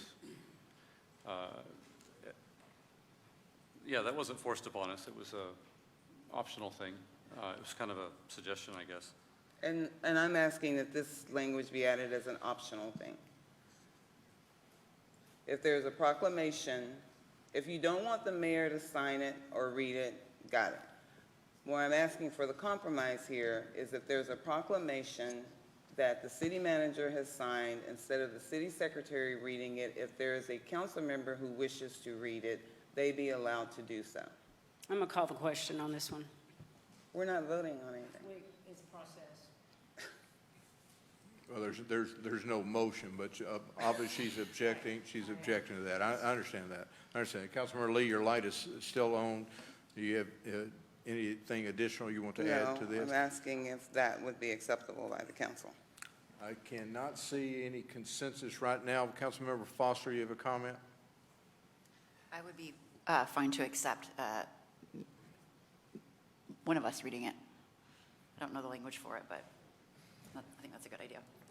So if I hear y'all correctly, the correction that y'all want to make on this, the change y'all want to make, is to remove the mayor's name from reading proclamations within city council chambers, but not restrict such being read by a council member as requested by either council member or the party that is seeking the proclamation. Have I crystallized that thought? Just because it's not going to be changed based upon the nods I'm getting from council to allow the mayor to read the proclamation in chamber. So I can't see an issue with the council member reading a proclamation. Do I get consensus on that and put the appropriate changes in there, or is that y'all don't want the council members to be able to read a proclamation? I have 2 people who have indicated they do, and I have 3 that are indicating they do not, which does not achieve the consensus other than this change is not being accepted by the council. Well, there we go. Councilmember Foster, your light is still on. Councilmember Lee, do you have anything you wish to add? Because it appears as though these changes are not going to pass muster. All right. So we're removing that suggestion. We will now move to item 4.7, citizens' comments. Madam City Manager, do we know who? Councilmember Lee. Councilmember That would Lee, be me. can you lay this out? So we get a lot of comments from citizens that 3 minutes is not long enough, and I'm in agreement with that. I always have been. I've been to council meetings in other cities that do allow for a person speaking to give their time to somebody else. The way that I've seen it work in other cities is if they have to sign in that they're giving their time up. So they can't just shout it from the audience, I'm giving so-and-so my time. They have to sign up, state who they're giving their time to, and then that person can borrow up to 2 persons' time. That person has to be in the audience, so at the time that person's name is called, in order to give up their time, they have to be present in the audience. So they can't just sign up and then leave and go home. They have to still be in the audience when their name is called to state they're giving up their time. So even in our boards meetings, I've noticed that some of the boards are, some of the people that come and speak want to speak a little bit longer than 3 minutes. So this is an option that we can give to the public who has asked that we increase the time to 3 minutes. We could provide an option for them to be able to use someone else's time to complete their statement, but no more than either 1 person or 2 persons. 2 persons is the most that I've seen. I think you're talking about one that's Wait a minute, further down in the document. I'm sorry, Councilmember Meyer has her light on. Councilmember Meyer. So 4.7, correct, Mayor? Is what- Correct. Okay. We got a lot of stuff going on in this, but the first part that I am noticing that about the comments being given only to the mayor, is that correct? And I feel it's imperative that council gets comments to them before, that we need those comments on the dais. Well, Councilmember Meyer, the comments when people sign up, they would not have enough time to go and, Right, make but sometimes copies. we get Ann The will give us the to prior- them, so I wanted to make sure that that Okay. continues. All right. That's a practice that our city secretary has undertaken, which I really appreciate her doing that. Yeah. The line says, comments submitted electronically will only be given to the presiding officer during the meeting. We can Right now, certainly they're shared with the entire council. change the language to be given to all members of council for prior perusal. Well, my problem is why even have it there? I mean, just take it out. Yeah, I'm not sure why I put that in there, honestly. However, only support an opposition. I think the gist, and I'm sorry, what I was speaking of earlier I wasn't even on the right number. For this one, I think the main thing I wanted to get across was that, because a lot of people ask me why their citizens' comments can't be read out loud, even though they've submitted them electronically. So I was trying to clarify that information. So I'm good changing this however it needs to be changed to get that clarified in the language so that the citizens can understand why their electronic comments aren't being read out loud. I get that question all the time. Citizens signing up to speak on an agenda item will be allowed to submit an in-person request prior to... Your item regarding seating time to another person is 5.3. Yeah, I know, I skipped ahead, sorry. So then on the second piece of this, and correct me if I'm wrong, because I want to say that our language says that they have to sign up before the meeting begins at 6:30. And I notice often that a lot of times people will come in after 6:30 and sign up, and we allow them to speak. So my thinking here was, should we put language in there that lets them know they can sign up prior to citizens' comments? Because I want to say that our language now says they have to sign up before 6:30. Yes, it says, anyone in attendance wishing to address the council must complete a citizen comment form and give the completed form to the city secretary prior to the start of the city council meeting. Alternatively, if you're unable to attend the council meeting, you may complete a citizen consent form with your comments at least 2 hours before the meeting starts on the requested date. So my suggestion is, because every council meeting, we see people come in and grab a form, and council has already started, that we change the language to allow them to, if they're going to just do citizens' comments, they can sign up anytime prior to citizens' comments. I mean, we've even let them talk, and they haven't even filled out a form, so. Well, sometimes the items it's predicated on the fact that it's an important item to the citizens. That's why they showed up. If somebody submits an electronic citizen comment and are not here, we can certainly provide their name and their and whether or not they're for or against a particular item. If they're not here to speak on it, I don't feel that we should speak for them on that. That's understood. Okay. It's the second part about them being here in person. Okay. And not having to sign up before 6:30 in order to speak, because that is what our language currently states. So what time frame do you want them to be able to sign up for? 'Cause my concern on that, while I agree with you in principle, my concern on it is that I don't want to create a process where, when we're in this discussion, people are running up to do citizen comments and want to make a comment, and we'll have to say, no, we can't make a comment. I think it should be deluged. My requests. suggestion is, once we start citizens' comments, Okay. you can't sign up. So because you also got to remember, a lot of people work, and they come in from Austin, and they may not be able to get here by 6:30, and they have families. So if the meeting has started, they have up until citizens' comments to sign up. Once we start citizens' comments, no more sign up. Having said that, though, there are often times where we're meeting and the mayors before you will say, is there anyone else in the audience that will speak? I understand you're going to take those on a case-by-case situation. But per our language, we're violating our own rules of procedure because I see people signing up after 6:30. I think parliamentary procedure allows for some of that, but I hear what you're saying. Mayor Pro Tem Kirkland. Yeah, there are two sections. I'm just going to briefly mention the first one that we've already kind of said we're taking out.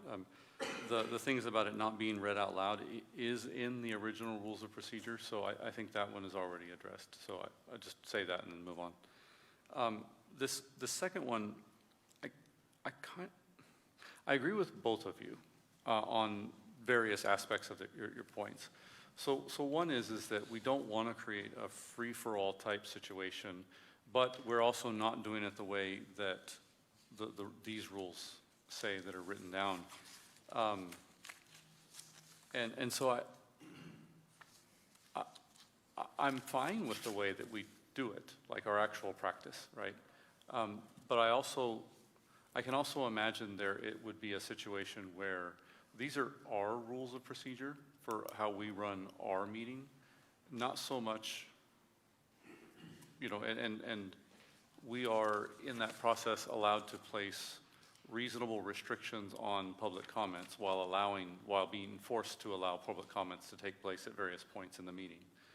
And so if you make it wide open, you could end up in the free-for-all situation that the mayor kind of mentioned as well. And you're not really trying to make it wide open. So I want to close the language down a little bit while still making it more flexible than the current citizens' comments rules state. And you said something about until citizen comments, but we have citizen comments on individual items that happen throughout the meeting. So, okay. So my understanding is there's citizens' comments and there's people that sign up to speak on a specific agenda item. Yes. That's different language in the rules of procedure. I'm speaking only to the citizens' comments. You don't get to steal on citizens' comments. On citizens' comments, you get 3 minutes, you're done. And that will be the next section that I skipped ahead on. So the citizens' comments is just, you get 3 minutes, you want to talk about how wonderful the recreation center is, but you can't get here by 6:30. You get here at 7. Oh, great, they haven't gotten to citizens' comments yet, so I can still sign up, because we're doing that now. We're allowing them to sign up now for citizens' comments after council start time. So let's distinguish. There's agenda item. They're speaking specifically on that agenda item, and they wish to speak when we talk about that agenda item. That is where they would be able to steal time. Citizens' comment is just citizen comments. You get 3 minutes to speak. As long as you're here before citizens' comments start, you can sign up for it. So you're suggesting change it from 6:30 to where the general citizen comments are being made? Yes. The only conflict I see with that is sometimes we change our own agenda around and we go into executive session and we might not do citizens' comments for, an hour, but still, they have up till citizens' comments to sign up for speak. Can I just say from a procedural issue, if we are marching toward transparency, this is probably not the way to get there. That's the first thing. The second thing is Ann and I shuffling paperwork over here, tracking. So long as, and it's my belief, and you guys can vote however you want to, but so long as we haven't gotten to citizens' comments yet, the game is still on, so to speak, because whatever is before that has taken long. This item, for example, we haven't even passed the first item for consideration, and we just got through citizen comments a little past 7. So to the point of people work, to the point of people can't get here, if we haven't gotten to citizen comments, why would we not allow them to do that? I don't understand that. No, I think that we would, though. We do, Yeah. and even throughout the process of opening every single item for comment, I mean, that's the whole point of people coming and spending time here and Right. listening online, unless you're Robert who just likes to listen. But from a procedural standpoint, we're tracking who, what, when, and where, and if the mayor wants to give additional time to let him finish the sentence, I mean, he often does that, so I'm not sure what we were trying to accomplish. Can you clear that up a little bit? Trying to accomplish the language that's in the rules and procedures that says they have to be here by 6:30 to speak at citizens' comments. And so I guess I'm not understanding you clearly. It sounds like you don't want them to be able to sign up. Am I understanding you No. wrong? You want them to be able to? Yes. Okay, And this language prevents them technically from being able to do that. I think what she's suggesting is changing it from a mandatory 6:30 time to change it to up to the point where citizen comments comes up on the agenda. Am I correct? Yes. Okay. Okay, so that is in the second sentence? Yeah, second sentence of that paragraph. So it says, anyone in attendance wishing to address the council must complete a citizen comment form and give the completed form to the secretary prior to the start of the city council meeting. So I think that's what we're referring to, that we want to change the prior to the start of the city council meeting to maybe prior to the end of the citizen comments. yes. Prior to the start of the citizen comment. Okay. And then the rest of that language can probably be stricken if we Yeah. just make that one change. Are you all right with that, Councilmember Lee? I would be okay with that too, yeah. I don't see any other indication. I see 2 lights on. Do y'all have anything else y'all want to add on to that? All right, we will move now to more exciting conversation relative to 5.3 rules governing citizen comments.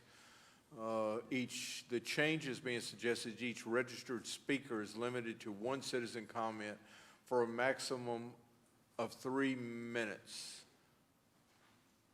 This is on 5.32. The change you're putting on there is to restrict them to only a single citizen comment.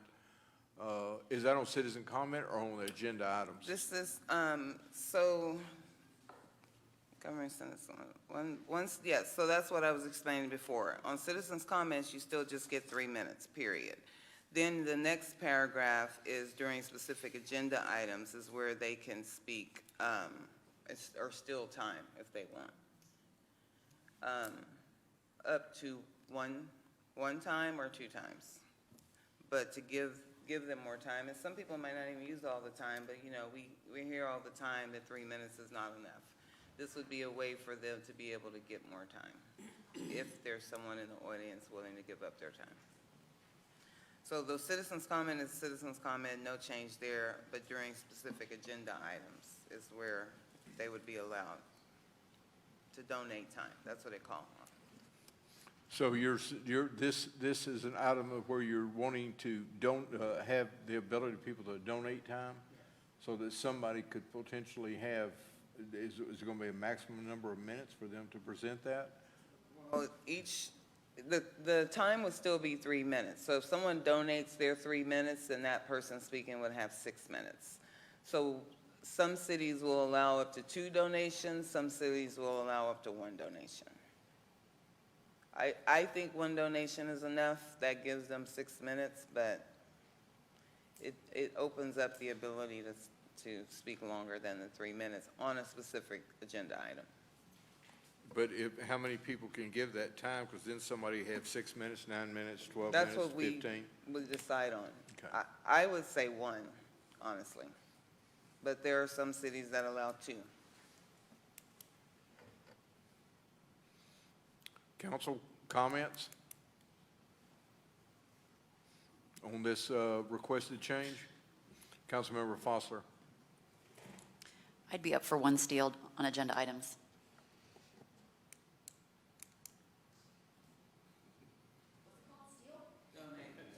Donate, not a steal.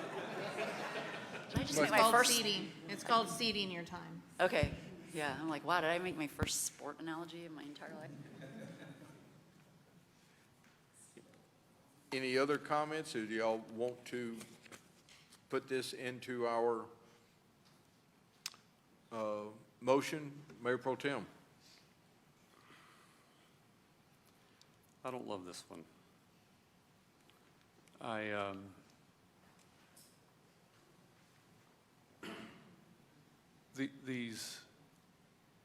One of the driving force behind these rules is to shorten our meetings, which clearly we're not doing by having these lengthy discussions about them. But this is explicitly going to make the meetings longer, and I don't love it. But having said that, I wouldn't object to a statement that says that the presiding officer or the mayor could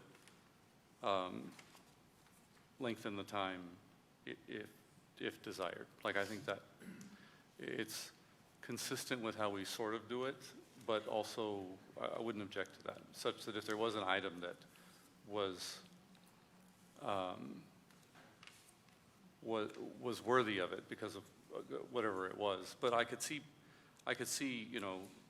20 people getting together and then creating an hour's worth of citizens' comments by virtue of donating their times. And it almost becomes like a filibuster. And that's the concern I have, like how it might be able to be abused.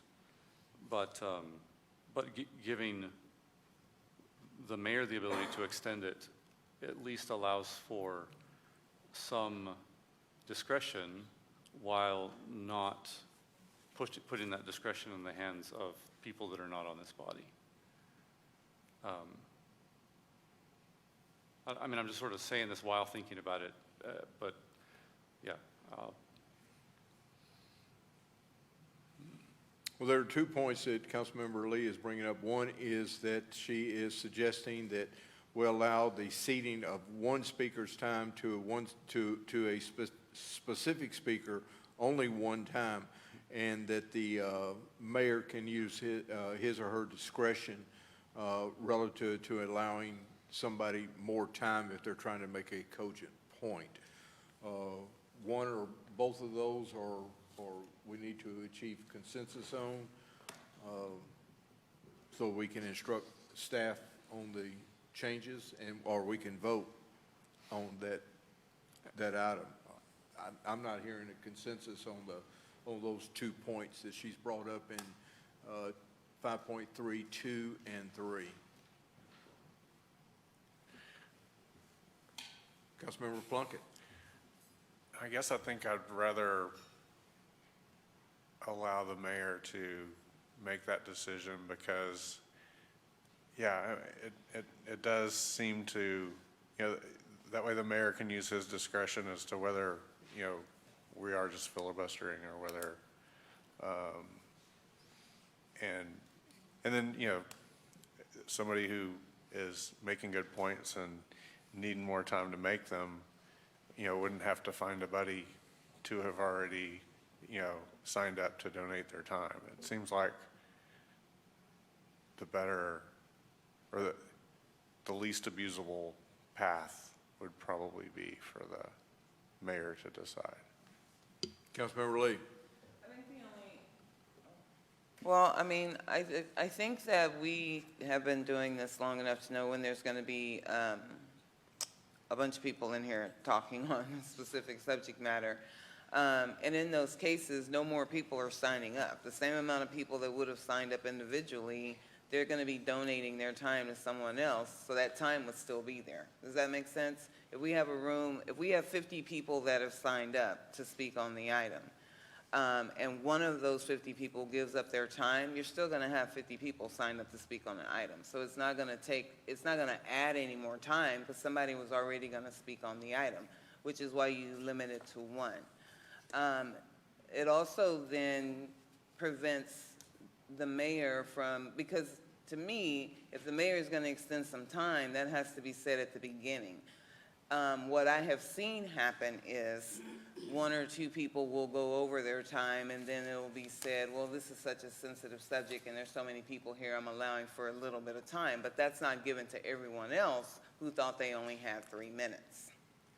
So it's not going, I don't feel like allowing one person to donate their time adds more to the meeting because that person is going to speak anyway. They were signed up to speak. Councilmember Plunkett. Yeah, I would say the people who are generally willing to donate their time are ones that are not as good at filling that entire 3 minutes as the people who they would be donating that time to. So, yeah, I guess that's my point. Councilmember Meyer. So the concern on that would be, even if it was just limited to one or two, people that did not really want to speak, but would go ahead and fill out something and then give their time, there would be a whole process, so it would absolutely lengthen the time. Okay, council, we have 2 points here. One is that we remove, I'm sorry, we have 3 points here. One is that we have a ability of speakers to cede their time to someone else, that we, the mayor or presiding officer has the ability to expend somebody's speaking time. I guess that's the only point. Or, I'm sorry, the other point is that we remove the ceding of points and only leave the mayor's discretion to lengthen somebody's time to speak, which is already in place. So I guess our fourth option is to remove all of the language change in 5.3, 2, and 3. I've yet to see a consensus for us to move forward on this. I have 2 that are looking to not cede somebody's time, and I have 1 that is looking for somebody to be able to cede at least 1 speaker's time. 2? Oh, 2. Okay, so we have 2 in.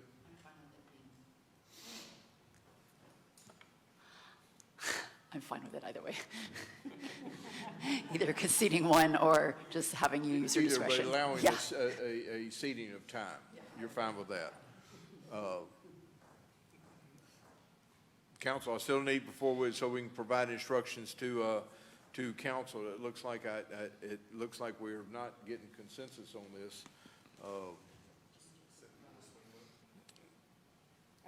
Cynthia, where's your nod? I'm not consensus on this, no. On this one, I'm not agreeing with that one. Okay, on that, so you're on the side that says no ceding of time at all, correct? Correct. Okay. So that would indicate that this change is being unacceptable in our vote. So 5, and correct me if I'm reading this wrong, 5.3, 2, and 3 are not acceptable to council when we go to a vote, which this is the last item on the list. I'm going to attempt to crystallize the thought process from the last 30 or 40-minute discussion. The changes that are put out in 2.2 are accepted. The changes that are put in 2.10 are accepted. The changes put in 3.2 are being removed. No change on 3.22 from the language that's in place in there. 3.124 is been taken out. Article 4, I believe that was the one where it was repetitious. Correct me if I'm wrong.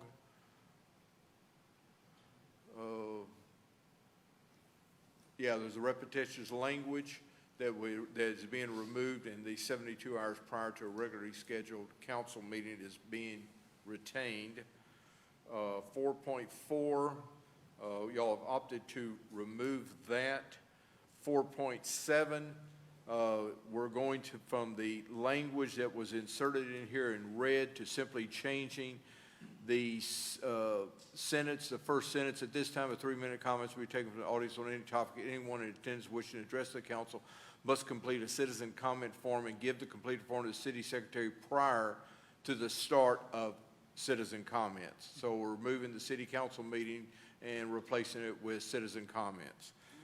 And on 5.3, y'all are wanting to remove the recommended changes. Have have I succinctly crystallized y'all's consensus on that? And if I have, Councilmember Meyer. Just a question, please, Mayor. Going back to the beginning, could you, because I'm pretty confused on all of this, because voting in one big block makes it hard, because there are things in here that are, I think, are excellent points, and there are things that aren't. So it's either an all yes or an all no. But going back, I'm sorry, to the 2.10, what was the recommendation on that one? Did I have a 2.10? Or yeah, 2.10. Mm-hmm.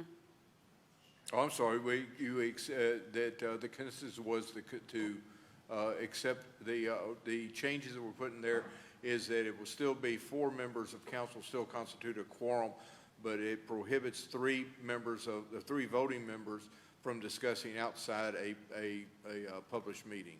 Is that, have I lined that out correctly? That was the change that we had on there, and that change was accepted by consensus. Councilmember Lee. I don't want to skip ahead. Do y'all have more comments about that? Because I have a question about another rules of procedure, just for clarification. I don't want to change it, but I want clarification. It's your time. Okay. So on special meetings, we have a lot of special meetings.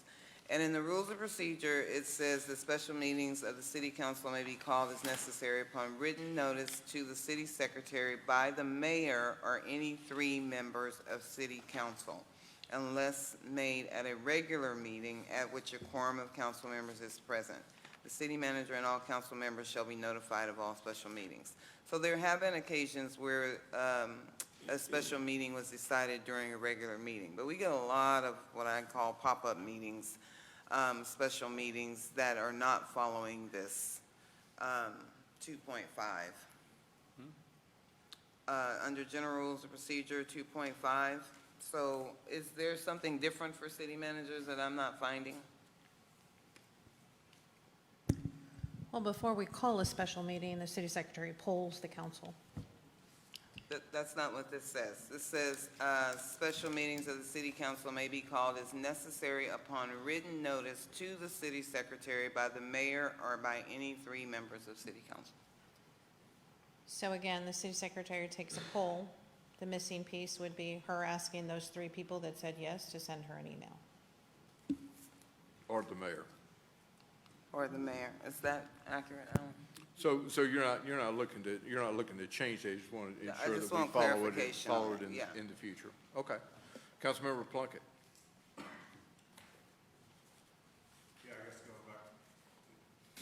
I guess going back to the 2.10, the quorum question, I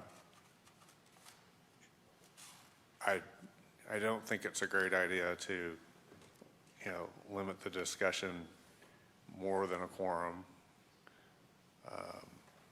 And I definitely don't think it's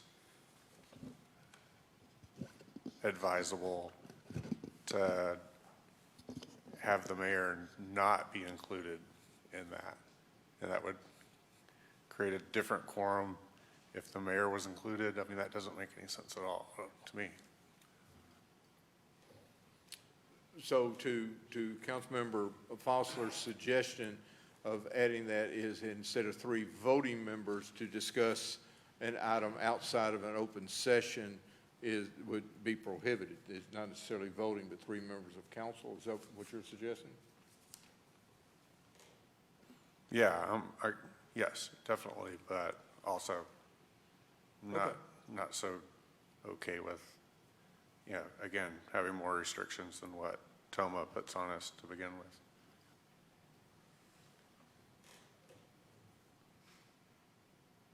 Okay.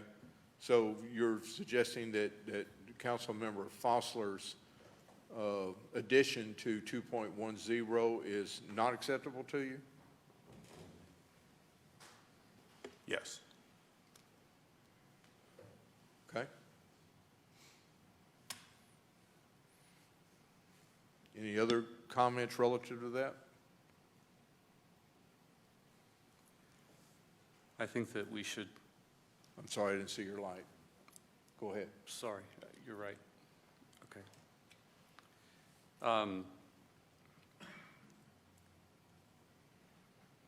Yeah, I think that we should not change this section or the quorum section, just pending next steps. Okay.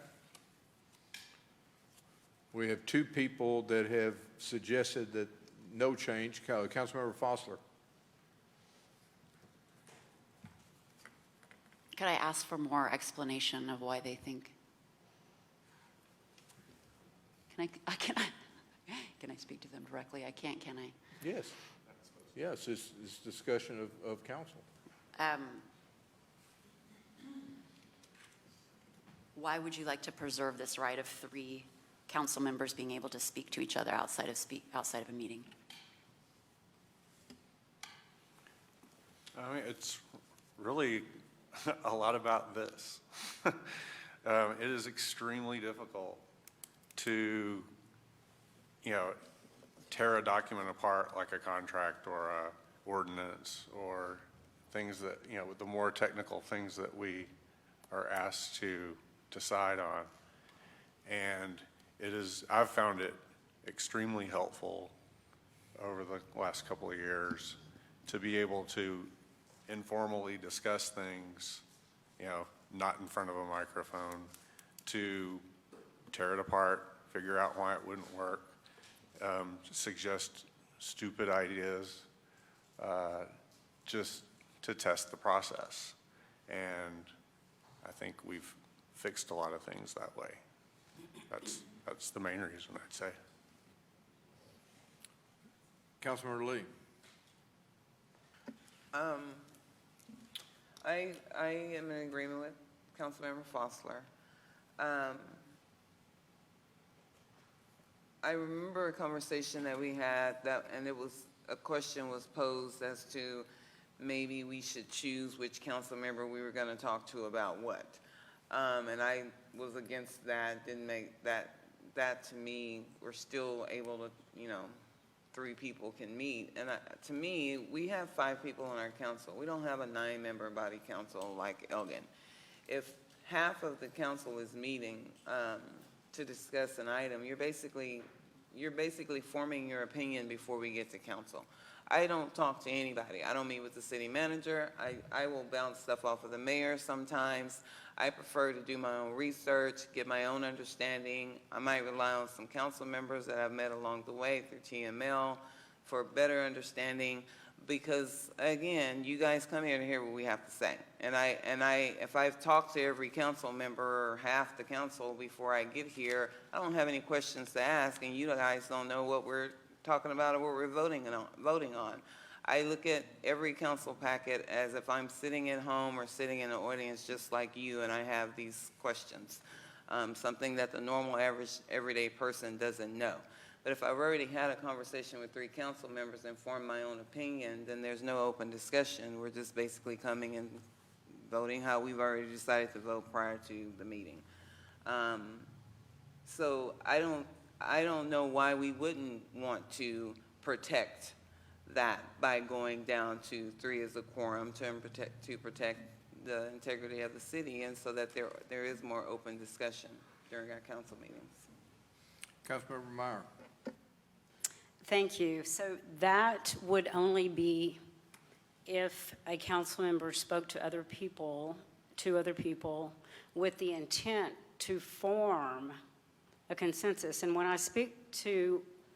if I speak to Carrie, which I have on issues, or Kevin, because he's got great business sense, or John, because he knows everything inside out, it's for me to get a perspective. It's not for me to get agreement and consensus. It's for information that I talk to them about. Thank you, ma'am. I think as a council, we need to make a decision on whether or not we want to just abide by the letter of TOMA or the spirit of TOMA. And I think that's where Councilmember Fossler is going. I don't want to speak for you, and also don't want to speak to the concept of intent, because intent is oftentimes difficult to achieve. Councilmember Fossler, your light is still on. You have additional comment? Yes, at the very moment that... You can turn your microphone on now. At the very moment that this council started enjoying the protections of those three people having conversations was the very moment that I was sitting in that audience horrified at where the conversation went. I didn't know where it went. It went away, but it wasn't happening right here anymore, and that's the reason I ran. So I don't believe that 3 council members should be able to discuss things outside of a posted meeting, and that's the way the previous several city managers ran. They asked for each city council person, you could only speak to one other council person, and that's the way everybody did it, even though the charter said otherwise. It was the gentleman's agreement. So it is only with this council that it's been acted out otherwise, and I think it's to the great misfortune of the citizens that it's being interpreted this way.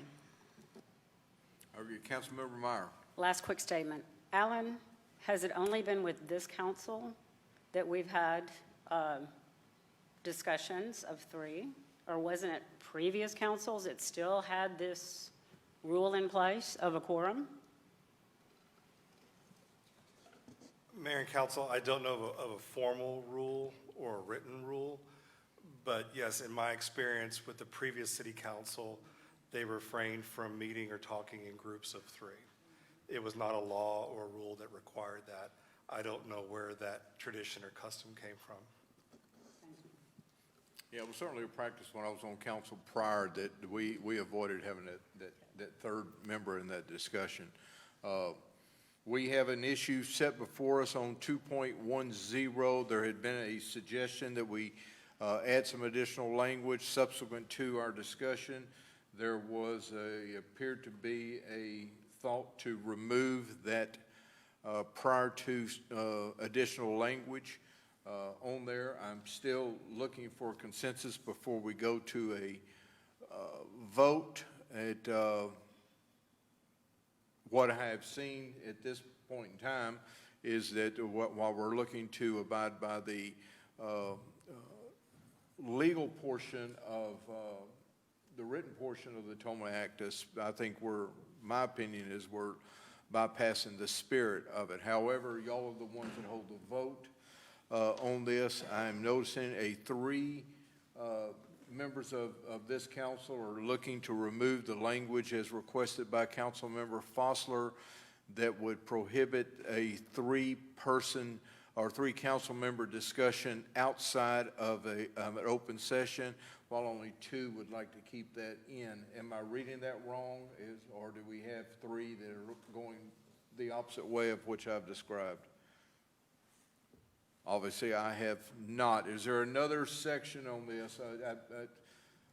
Councilmember Foster, I really appreciate those comments and the concerns from when you were in the audience and when you placed it back out here on the dais. Is there another section of the, I believe we had 7, 1, 2, 3, 4, 5, 6, 7, 8, 9 items that we discussed: 2.2, 2.10, 3.2, 3.22, 3.124, Article 4, 4.4, 4.7, and 5.3. Now that we've had that discussion, is there any further discussion? If not, I will entertain a motion. Councilmember Lee. I have a question. So, do we get a clean version before we vote on it? I feel like we should get a clean version before we actually vote on these. If you want to make that in the form in your motion, please do. Do I need to make that in a motion? That would be essentially tabling it, I guess, right? Yep. For a clean version. Sure, Mayor and Council, your rules of procedure are historically adopted by resolution, which only requires 1 reading, but you can vary that process if you want. If you want to approve it on first reading tonight and subject second reading to having a clean final version brought to you at your next meeting, that can be your motion.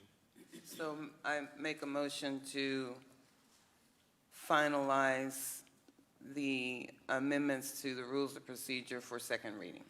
You'd be voting to approve it on first reading tonight and direct staff to bring back a clean copy for final reading at your next meeting. What he said. I'll second that. Okay, is that good enough?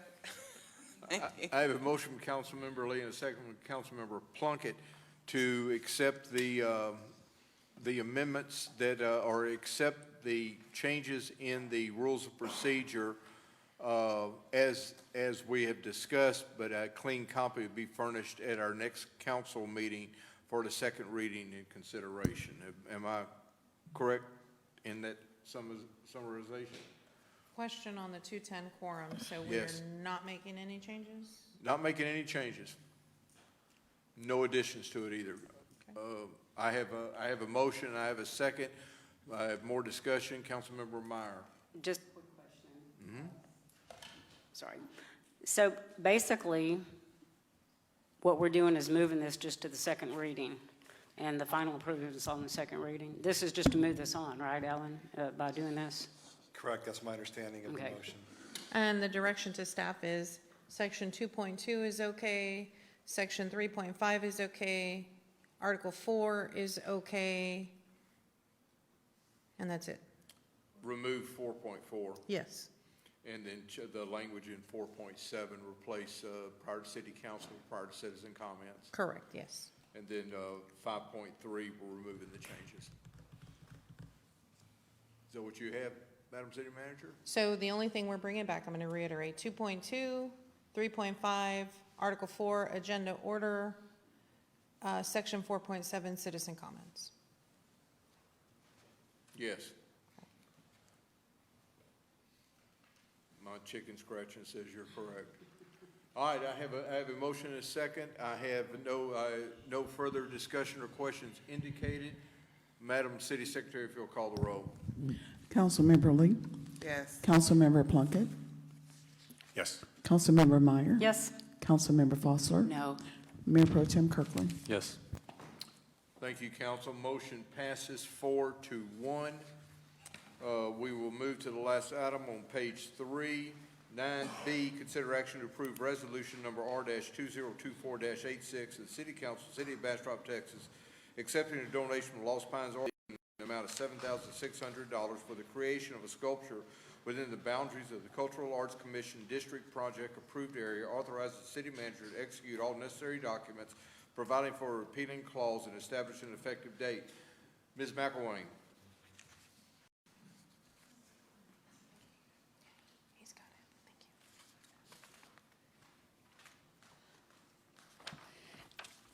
Thank you. Okay, this is, the Bastrop Cultural Arts Commission has been charged with funding diversification for their Cultural Arts District project sculptures.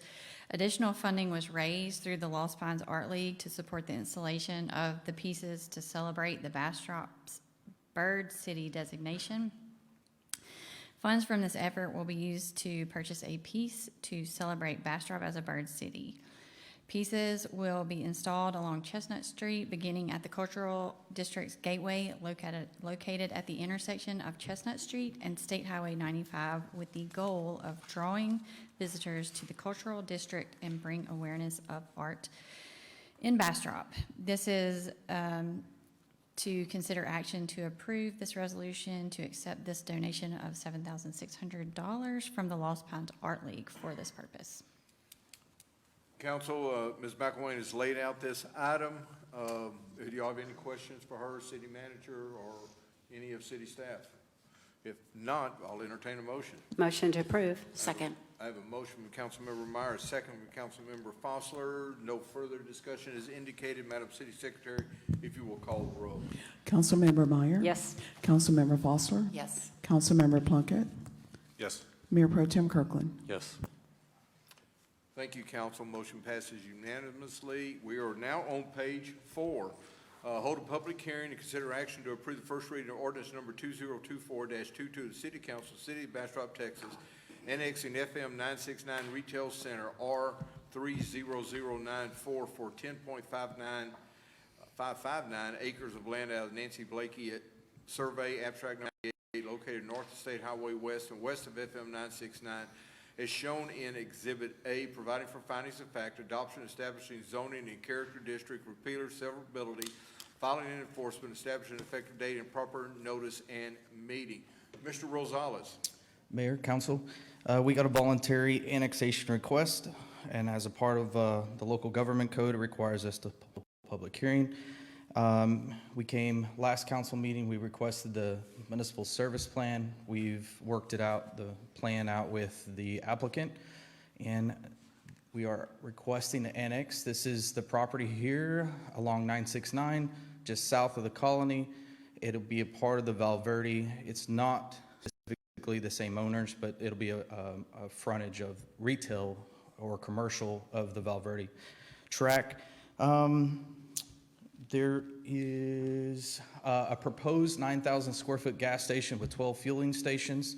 They're going to connect it to Valverde's infrastructure. It'll be Aqua Water service. It'll be our wastewater and Blue Bonnet Electric for utilities.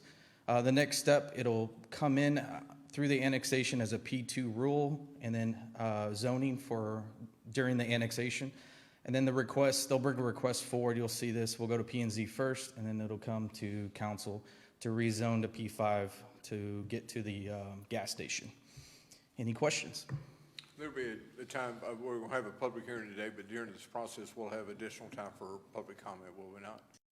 Yes, you'll have to open it, attorney, correct? You'll have to open it for the public hearing today. This will be the first hearing, and then we'll have the second one on next. Just make sure, letting people know that this is our open process is Yes. going to allow for So- optimal public comment. Yeah, and city attorney can I guess help me through this one. So the change, we don't do a notification request because our ETJ isn't expanding because the state legislator removed our 1 mile ETJ. And so there's no notification, it's just the voluntary annexation, no notification to the surrounding adjacent properties. Correct. Good, outstanding. Council, any questions for our esteemed Assistant City Manager? Mayor Pro Tem Kirkland. Removed our 1 mile statutory ETJ? Right? Yeah, so as we annex, our 1 mile, we used to in the past, our 1 mile came with it, so our 1 mile ETJ would immediately go. That is not allowed. We're not allowed to do the 1 mile anymore. It's still in place, but we can't, as we annex, we can't continue the 1 Right, mile. so as we annex, then it will just close that space and it'll go away. Correct. Okay. Learned something new. Seeing no other questions or comments indicated, it's time for our public hearing. I will open the public hearing. Madam City Secretary, do we have anybody that has signed up to speak on this item? No, Mayor. Well, that makes it easy. I will now close the public hearing. Move to approve. I have a motion from Second. Councilmember Pluckett. I have a second from Mayor Pro Tem Kirkland. Seeing no other discussion or question indicated, Madam City Secretary, if you will call the roll. Councilmember Plunkett, Yes. Mayor Pro Tem Kirkland, Yes. Councilmember Meyer, Yes. Councilmember Fossler. Yes. Thank you, council. Motion passes 4-0. We will move on to item 9D, hold a public hearing and consider action to approve resolution number R-2024-82 of the City Council of the City of Bastrop, consenting to the inclusion of the City of Bastrop city limits or extraterritorial jurisdiction inside the boundaries of the proposed Bastrop County Emergency Service District Number 3. Mr. Rosales. Mayor, Council, this is a item we brought to you in executive. You asked for this to come forward. The applicants are here. They can speak shortly. I do have one incorrect error that's in our staff report. The 10 cents per 1,000 should read 10 cents per 100. And I'm going to also, do you want to go first before we go to the applicant? Sure, glad to. Colin, pull up my PowerPoint. Go ahead, sir. Mayor and council, I was asked to give a brief presentation on certain aspects of this item. Fundamentally, what is an emergency services district? I know y'all covered some of the basic last meeting, but it's another form of political subdivision that is local and designed to do something very specific. It's emergency services, medical services, it's fire protection, or it's both. ESDs in Texas are allowed to overlap with one another, provided they're not providing the same services, which is why sometimes you have a single service by one and a different service by another. An ESD is governed by, I don't know, sorry, the next slide. There you go, thank you. An ESD is governed by a board of commissioners that are appointed by the county commissioners court. There are rare examples in Texas where the ESD board is actually elected, but that's not the norm. Those commissioners serve 2 staggered terms. When it comes to the creation of an ESD, a petition is required. It's got to be signed by at least 100 registered voters who are also property owners within the area that's going to be covered. That petition has to be submitted to the county judge. The county commissioners court then has to have a public hearing to make certain findings about the reasonableness and necessity of having the ESD. If the county commissioners find that those boxes are checked, it's then on the county commissioners to order an election, so the voters have a choice whether to create the ESD or not. If the ESD is going to contain any or all of a city limits or a city's ETJ, then the consent of the city is required. We received 2 different requests from the same entity to approve of the inclusion of Bastrop city limits and ETJ, one on June 4th and one on June 12th. By statute, you have 60 days to respond, which means you have until August the 12th to give an answer. If you decline to give your consent, or if you do nothing in that 60-day period, it'll be deemed that you did not give your consent. That's not necessarily the end of the inquiry. The statute also provides an opportunity for the petitioners to go forward without your consent, but that's going to require a second petition that is signed by a certain number of voters and property owners. Next slide. Funding was discussed a little bit at your last meeting. When it comes to how there are funds generated and revenues spent for an ESD, there's some choices. A sales and use tax is one option. Note that the combined local maximum of sales tax still cannot exceed 2%. We've had that conversation when it comes to our street maintenance and road tax. We've had that conversation when it came to our economic development tax. It's the same 2% cap, and therefore that will create a limitation on some ESDs. ESDs are also allowed to enact their own property tax, ad valorem taxes. And what's being proposed is 10 cents per $100 evaluation, which is the maximum allowed by statute. With those revenue streams, such as the taxes, sales taxes, property taxes, they can issue bonds, and it's common to issue bonded indebtedness to build the facilities that would house this equipment and personnel. Occasionally there are grants available, and they always have the opportunity to bill their patients for the services that are provided. So in terms of options you can consider tonight, it's often an option to do nothing. You're not compelled to take any action if you don't wish to. If you don't do so within that 60-day period, that will be deemed that you are denying or withholding your consent. You can consider passing a resolution denying your consent, or you can do option C, which is to grant your consent for the inclusion of the city limits and ETJ into the territory for ESD number 3. You have before you and on your agenda resolution 2024-82, which grants the consent if you wish to do so.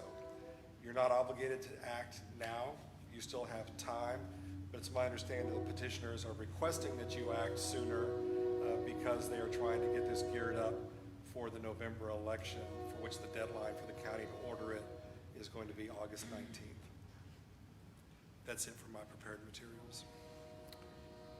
Thank you, sir. Yes, sir. You have additional comments? I do not, sir, just a public hearing and. Right. Does council have any comments or questions for our city staff or our city attorney? Mayor Pro Tem Kirkland.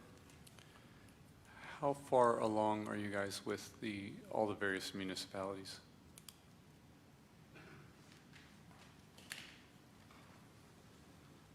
So to answer that specific question, the city of Smithville has already passed a resolution opting into the ESD. The city of Mustang Ridge has also passed a resolution coming into the ESD. The city of Weberville is scheduled for tomorrow night, a meeting similar to this. And we are in talks with Elgin on this same subject, similar to the place that we are with you guys. Okay, thank you. If you would, Mr. McGrew, would you introduce yourself so other people who do not know you as intimately as we do will know who you are. Absolutely. My name's Preston McGrew, and I'm one of the petitioners for ESD3. Thank you, sir. Thank you, sir. Councilmember Lee. Thank you, Mayor. So I have a couple of questions for the ESD guys, but I also have I would also like, I don't know if the city manager spoke on it while I was out, but so I understand that at the BEST meeting that took place on the 28th, I believe, city manager, you made a statement that you were pushed, what I was told, this is what I was told, I'm sure you'll correct the statement, that you had made a statement at the BEST meeting that you were pushing this council to lean towards no, was what I was told. I know initially you said that you had some concerns, and then you spoke and you reviewed their pro forma, and then you were feeling better about it, but I thought the consensus from our previous meetings from council was that we were leaning toward yes, but then I was told that that statement was made at BEST. So do you still have concerns? If you do, what are the pros and cons that the public should be made aware of by opting in? So first, that was not a comment at BEST. The comment at BEST was raised because the city of Elgin raised serious concerns that they had not had an opportunity to discuss the ESD in detail, and they felt they were blindsided. The city manager raised the issue about perhaps the 3 major cities at the BEST breakfast have a leadership workshop, etc. The county judge was there. He made a comment that he felt all of the counties and all of the cities within the county had been discussed and had an opportunity to weigh this in. My comment was, as I said to the council before, the real long-term solution is a hospital district, but I realize that is years away, and we do need short-term results at this moment. And so from that point, my conversation directed to the city manager in front of the entire BEST breakfast was, it is best to let the voters decide. That was my comment. So in terms of the pros and cons, there is a con to moving in this direction, but it has to be weighed with the emergency procedures. And the con is the overburden that becomes the tax rate with other things coming down the pipeline. So any conversation that is going to be had with ACC, that BISD is, entertaining, and Austin Community College, ACC, with their waiver of tuition, that obviously becomes attractive to the voters. That's also an opportunity for voter discussion. Any future general fund projects that would require a voter requirement, like a park and rec center with an indoor swimming pool that you hear at every single council meeting, we have to weigh that with what the tax rate burden is going to be on the residents. Those are the cons, is that there's an immediate result to 10 cents. Would I like to see an increment to 10 cents? Absolutely. But we have a very, very, very large county, and I understand there are facilities that need to be built. My hesitation is the amount of debt that gets incurred. That debt doesn't go away. This district can't be dissolved tomorrow until that debt is repaid. So we're a good 20, 25 years of that going away should it pass. Those are my significant concerns. The reality of it is, as I told the council before, I don't even let my father visit because he has a heart condition, and I'm afraid I can't get an ambulance here in time. I'm the one who receives the text messages 5, 6, sometimes 10 times a day that says unknown ETA, 0 ETA, 45-minute ETA, unknown ETA, no ambulances in the county. That's my phone that's going off, which is why my father doesn't visit. So it's a wait. If the residents are willing to get that approved, I will say what I said at the BEST breakfast. It is best to let the voters decide. I was told at that breakfast you should show some leadership and put a pause. I don't think that's my role. My role is to counsel you on what the pros and cons are, and at the end I still stand by my comment of it is the decision for the voters. So thank you, City Manager. So my next question then is for the ESD guys. So some of the concerns that I got in speaking with the community, and in particular Elgin, because they haven't seen the presentation, was the additional taxes. So I explained to them, because they hadn't seen the presentation, that this is for EMS services, and their concern was that they're going to be paying for the other ESDs, and now they're going to be paying for this ESD. And I think I explained it correctly, that this 10% would take away the Acadian, which is what they're using now. So it's not like you're going to be paying Acadian 10%, and you're already paying the 10%. You would be paying 10% down to this. But their concern is that they're still paying ESD 1. Well, we're still paying ESD 1. I don't understand the difference. And I explained the difference again. They're fire. This is for EMS service, period. And then hopefully you'll get a chance to explain that to them further. So Councilmember Lee, right now, none of the cities make a contribution toward Acadian. And so. The county, well, The wait. county, that's it, that's an agreement with the county. So the county also does not make a contribution to Acadian. So the concern of Elgin, which was raised at the Best Breakfast, was they are receiving service by ESD number 1, who is the ESD that borders Travis County and who has a response time, according to Elgin. And they feel that there could perhaps be some benefit to them getting an outside contract with Acadian. My comment at that very breakfast was, you can opt out, the same thing I said here, but you can't opt in for a year. So if you want to sit back and wait for a year, you can do that, but at the time that this board is being created, you lose perhaps the ability to have a seat on the board because you're not a participating city. And then if you guys have the dollars, because they do not have a paid fire department, if you guys have the dollars to pay an ambulance service, then, that's a decision for Elgin. So the county is paying for Acadian. The There's contract- no 10% tax coming from the There county. is no, and the county contribution to Acadian used to be based on response times. There's a convoluted formula. So the answer is no. Okay. Yeah, currently there's a zero subsidy for Acadian through either the county or any of the cities. That was part of the negotiation through their contract, so they have zero subsidy. So they've come and asked for incentives that we've had discussions previously in executive about in order to help subsidize some of their needs that they need above. So Elgin, for example, and Elgin's Bastrop Travis County ESD number 1 serves the city of Elgin. We had the opportunity to join ESD number 2, which is Bastrop County ESD number 2, in 2008. The city opted, like we're having discussions now, they opted to not be a part of ESD number 2, and they went the route of, we have our own fire department, paid fire department. Elgin did differently. They opted into the ESD, and so currently Bastrop Travis County ESD number 1 provides fire service for the city of Elgin and the surrounding area of the county. Does that make sense? Okay. The dynamics around Elgin are certainly different than the dynamics around Bastrop. Yes, so they already have.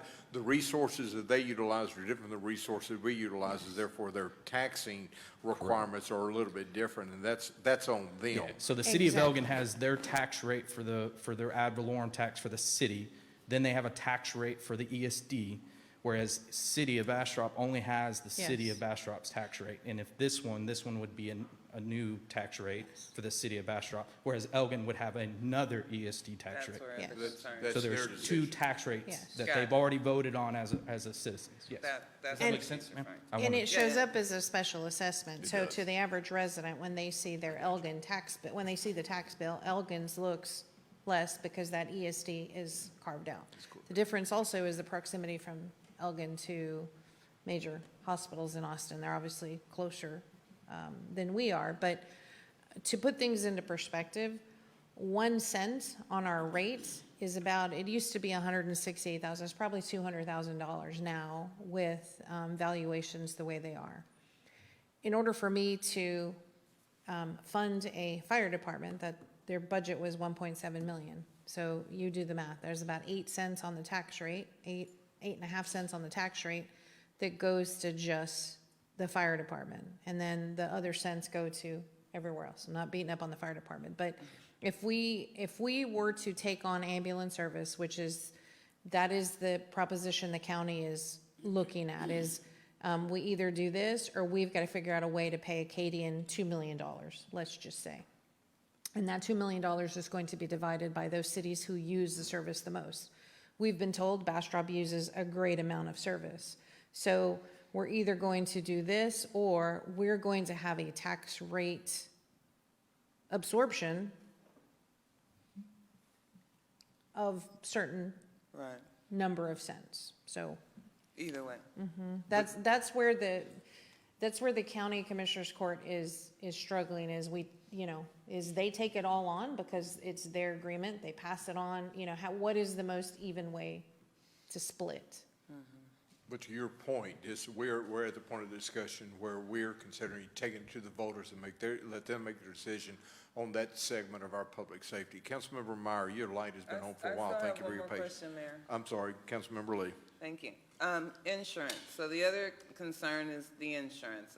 In our discussion, you stated that because the citizens are being taxed, they would not be billed. However, you would still file an insurance. So the question I'm hearing is, well, if that's the case, why are they even going to file the insurance? And there's concern that even though you're saying if the insurance doesn't cover the transport, you're not going to bill the residents, down the road, you could come back and say, well, we're not making enough money from taxes, so we're going to start billing the patient. So our proposal is based on an ad valorem budget.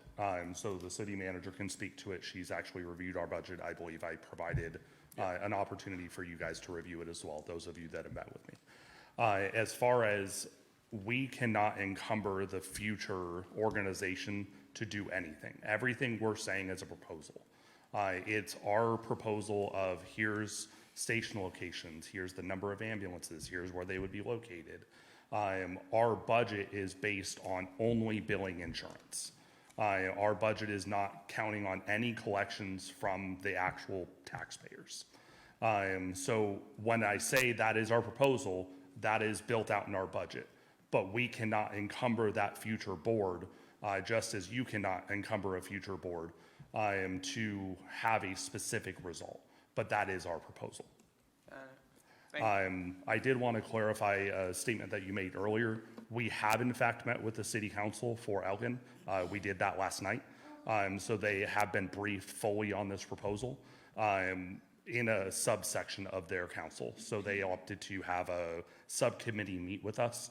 And we met with them last night, and they are fully up to date on the proposal.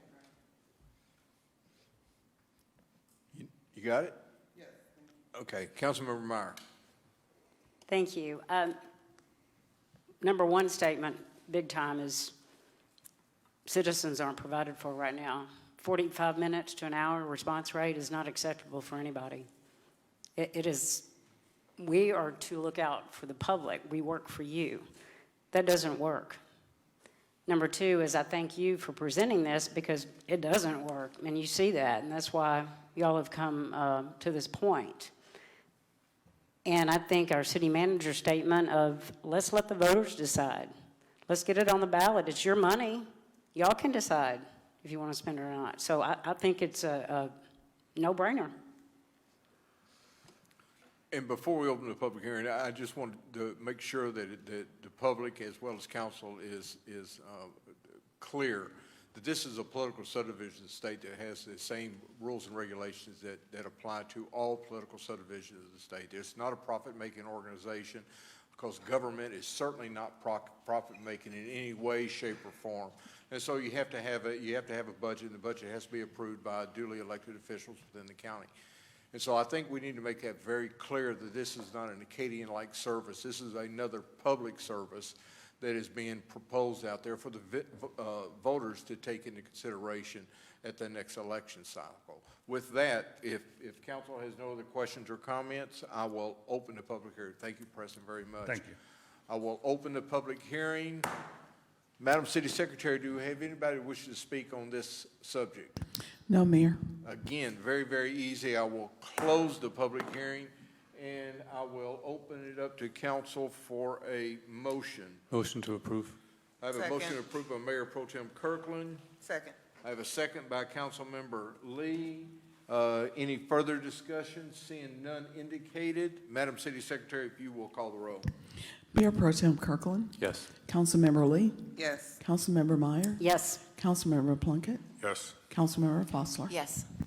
Thank you, council. Motion passes unanimously. I appreciate that. This is a real hole in our public safety infrastructure, and thank you, Preston, and your group. We will move on to item 9E. Consider action to approve resolution number R-2024-83, the City Council, City of Bastrop, Texas, approving and acting upon a request by the Bastrop County Emergency Food Pantry to waive certain permitting fees in an amount of $26,835.61 related to the facilities at 1201 Pine Street and 06 Fayette Street in Bastrop, Texas. Mr. Rosales. Mayor, Council, we have a request from the Bastrop County Emergency Food Pantry for some in-kind donations from the City of Bastrop on the following development and building permitting fees. I've laid them out here on the PowerPoint shown. We have a civil site and stormwater fees that are $4,625.61, building permit fees that are $22,200, and for the total request of $26,825.61. So I have the food pantry here if you would like for them to come forward. I think they want to show you their project and what they're doing and what these fees are going to be donated towards. Would you guys like to come forward? No? Yeah. So I was going to flip a coin, but how are both coming up? Gosh, y'all have a hard job. My goodness. Tricia Silva, again, Executive Director for the Bastrop County Emergency Food Pantry. I'll let Siva introduce himself. My name is Sylvia Shankar. I'm with Paradise Engineers. I'm going to be the project manager on this project. And so thank you guys for having us today. And you really want him to talk about it and ask questions, because it's all just, I just say, yes, we do this. But, so yeah, so we're hoping that the city will join us in our partnership to build this very much needed facility. You guys know our story. We have a building that's over 100 years old that reminds us every day that we have to move. What you're seeing before you right now are what we're hoping to build in the future on the properties that we own on 806 Fayette, and we wrap around Pine Street, so 1201 Pine. So this is what we're looking to design, and so we're hoping that the city will join us and be a partner in this project by helping offset some of the costs by waiving some of the permit fees that we're going to inquire to put this project together. So I'll just see if y'all have any questions. Councilmember Meyer. I don't really have any questions, but Tricia, I don't know how y'all have done it this long after going and viewing and over the many years and going by, and it's just my hats off to all of you for operating this long. So congratulations too. Thank you so much. And it's very important just for the dignity of the people who need us, the neighbors who depend on us, to have a facility that's really meant to do what we do. Also, my hat goes off to the volunteers, because they literally move food over and over and over. And thank you for coming to our Lunch and Learn and seeing, and some of the others, council members that have visited us, because that's our reality. Can we have for the benefit of the public, can we have a quick rundown of your slides real quick? Sure. You can give us the truncated version if you want to. Sure. We've essentially right now going through the permitting process to get the civil permits completed. We're essentially almost there as far as engineering review is concerned. We're also got the building permit right now for the main building, which is what you guys are looking at right here. We'll have a, I wish I had a laser so I can show you a little bit better, but. You can press the top button, hold it down. Is that the, oh, wow, look at that. All right, so this is, this will be the entrance that comes in to our waiting area here, and our check-in area, and this is where we'll have our intake offices. And then eventually what happens is when we have someone come in They will get checked in, and then they will get taken into the grocery store here and be able to shop for their own foods, and with the volunteer, and be able to exit out that area.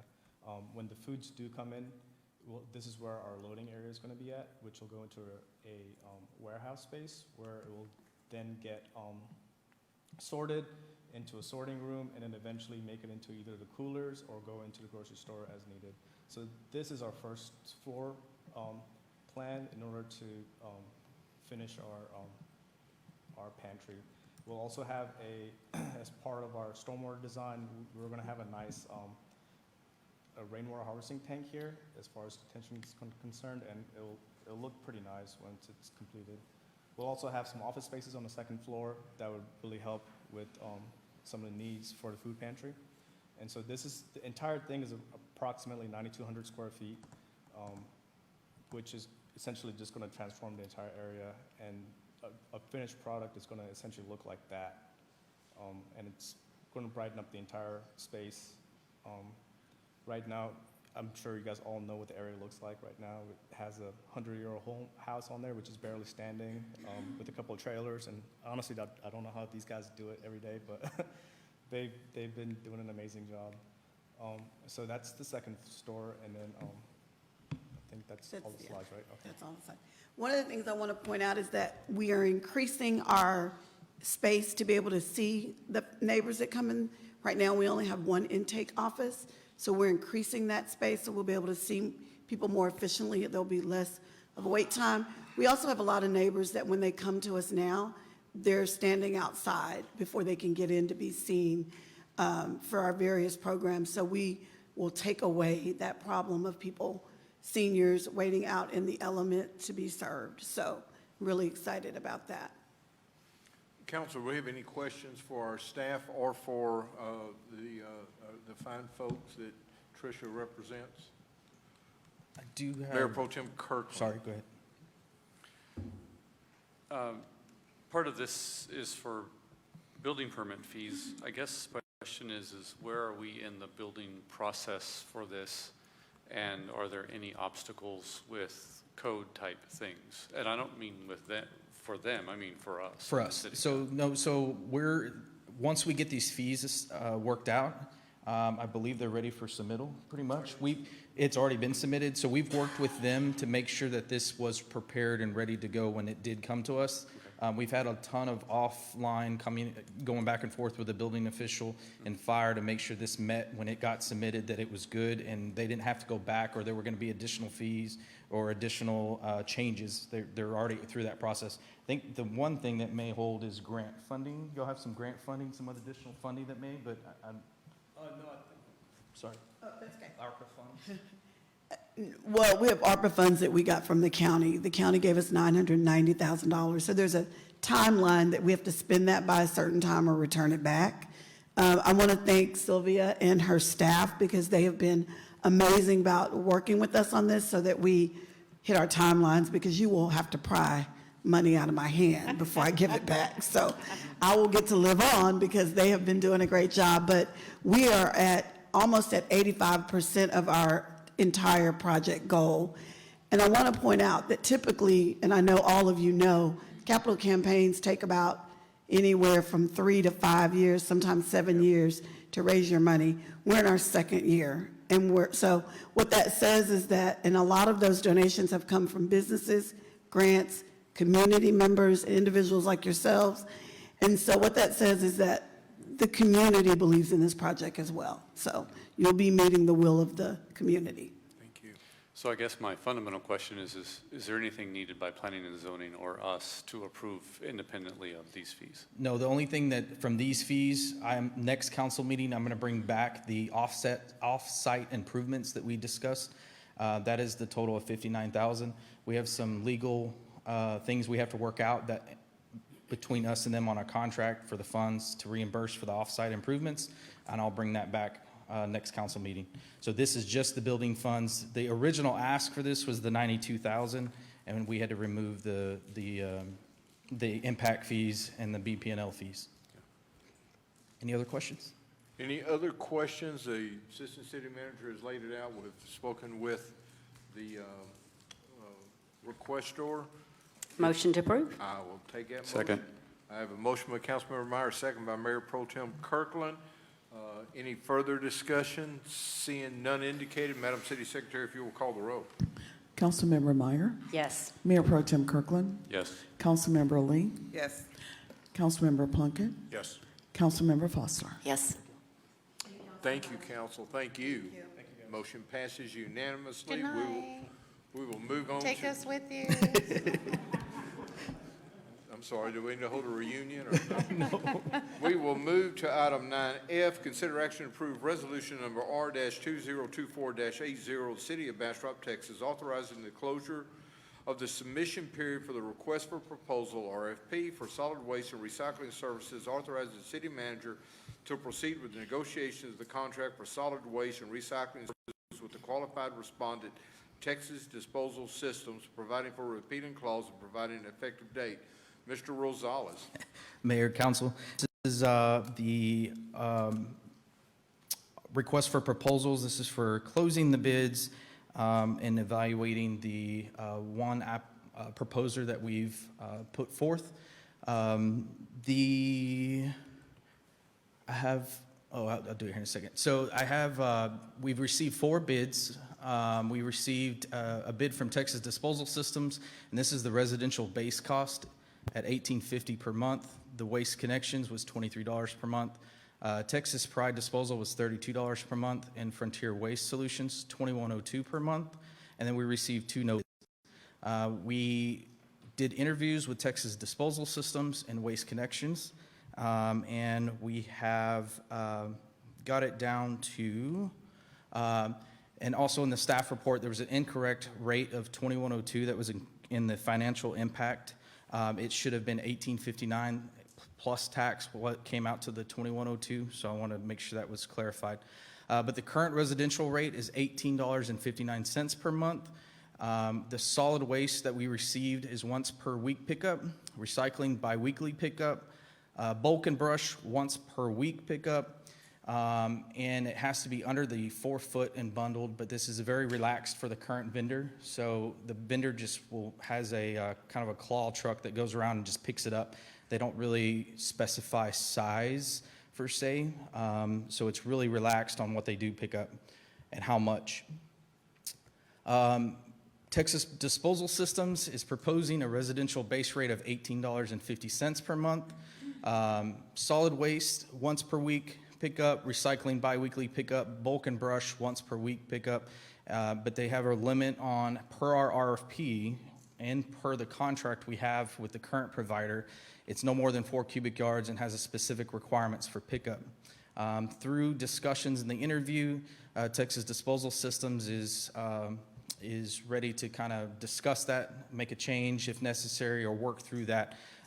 We figured that's going to be one of the larger items that we would have to work through with citizens if they're used to just putting it out on the curb in any way, manner, form, and the provider picks it up, that they switch to it's got to be this size or we won't touch it.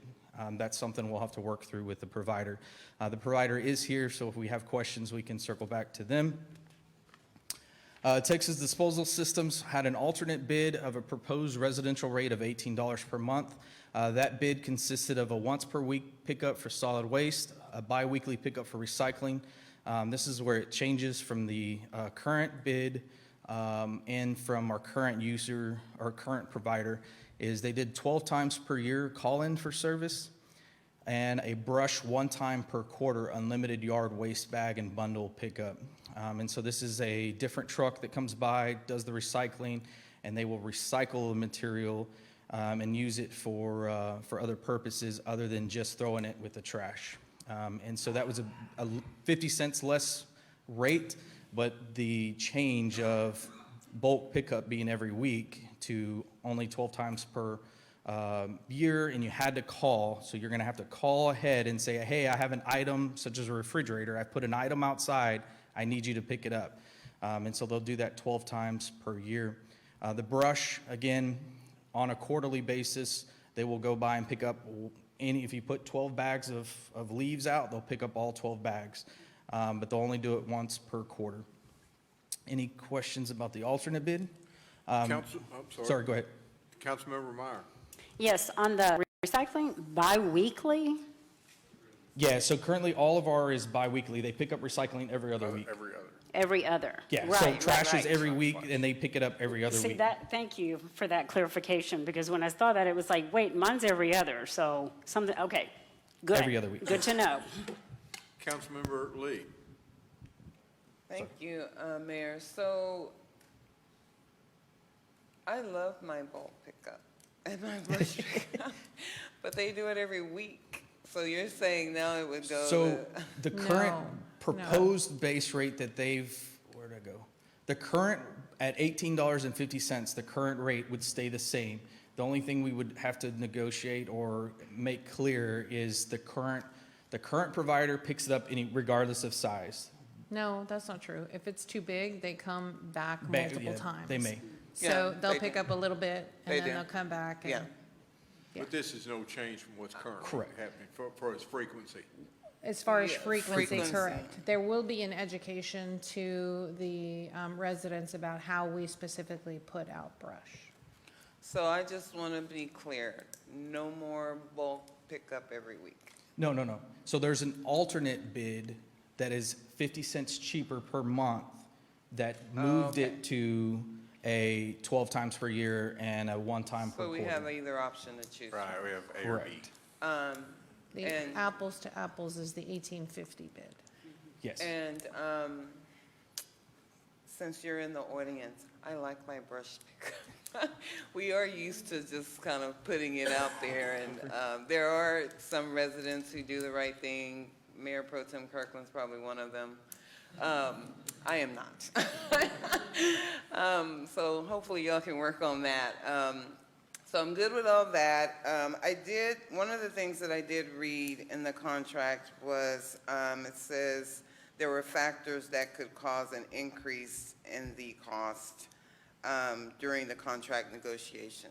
What type of factors could cause an increase?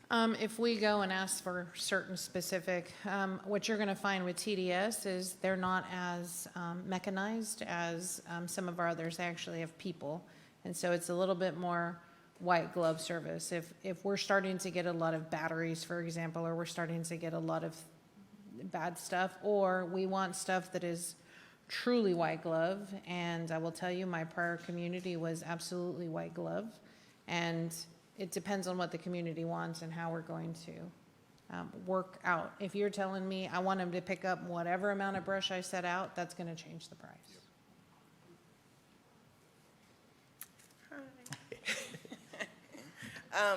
Any results from the survey, or did you get the survey results?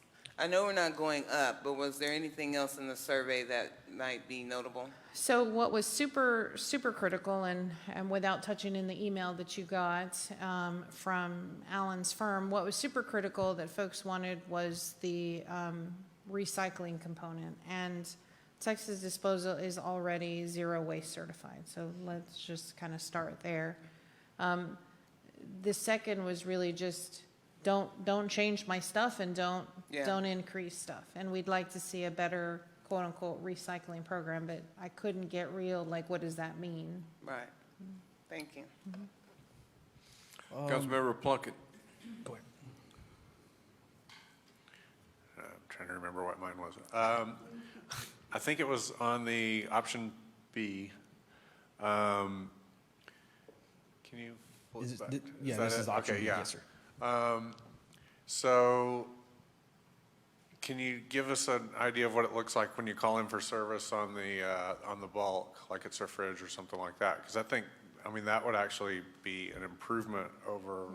No, they'll take Let me that just stuff? tell you, let me just give you the down and dirty on why that is not a good idea and why that wasn't like our first presentation. I got PTSD just now. Number one, folks will put out bulk with the intent of bringing more bulk out. Oh, I'm going to call because I'm going to call because I'm going to call. Then we get a rain event, and guess what? Now I've got bulk blocking drainage inlets and culverts, and I've got a flood situation. And or I have debris floating down where it shouldn't be down, because we're really relying on residents to, make those calls. Or I set it out too early, and I know my month is going to be up in maybe 2 more weeks. I'm going to go ahead and set it out, and then we start looking pretty junky. Let me tell you how I really feel. That's fine. That was the reason I asked the question. I wanted to understand what it was, what the consequences would be. Thank you, sir. Councilmember Meyer. So, zero waste, right, Sylvia, with this zero waste? They are zero waste certified. I think with the lower rates, Mm-hmm. because maybe mixing bulk and brush, so you may want to address that. Yeah, this right. Sure. So that was actually one of our questions in the RFP process, was what was happening with the brush now, and it was indicated that it was, collected as waste, which we assumed it probably was. So the lowest cost option that we put together, which was a conforming bid, so exactly what was asked for, assumes that we're going to be sending one truck through the community, a rear load truck where the guys can handle the regular waste as well as the bulky material and the bulky brush. So the alternative proposal would actually be collecting the green waste separately, where we could take it to our facility where it could be processed into compost and blended as organic soils and so on. So yeah, that was the idea there. So that's much better than anything we've had before, right, Sylvia? So right now, they do separate brush and bulk. Again, I'm going to tell you how I really feel. In terms of what is actually making it back into the brush and shredded and all that other good stuff, there's nobody that's ever 100%. It just isn't. The conversation we need to have is what is that percentage that we're okay with, and does it equate with the number of more trucks that are on the street, right? The number of more trucks, the number of different passes I have. When I lived in the city of Kyle, I had 3 containers. I had the trash, recycle, and I had green waste. There's 3 different trucks on city streets. The standard for streets is a little bit different in Kyle, but we have to take those things into consideration. Am I saving money, or do I think I'm being green for the environment, but I've really wasted it because now I've got to put more asphalt down on the streets to be able to maintain the same level of service? So which, you know what I mean? Which is which? We looked at it from an apples to apples. And I will tell you, anytime I visit the settlement or anytime I visit anywhere where seniors live, they say, please don't raise anything anymore. So that was a big concern for us. You guys still have an appointment to go visit the TDS facility.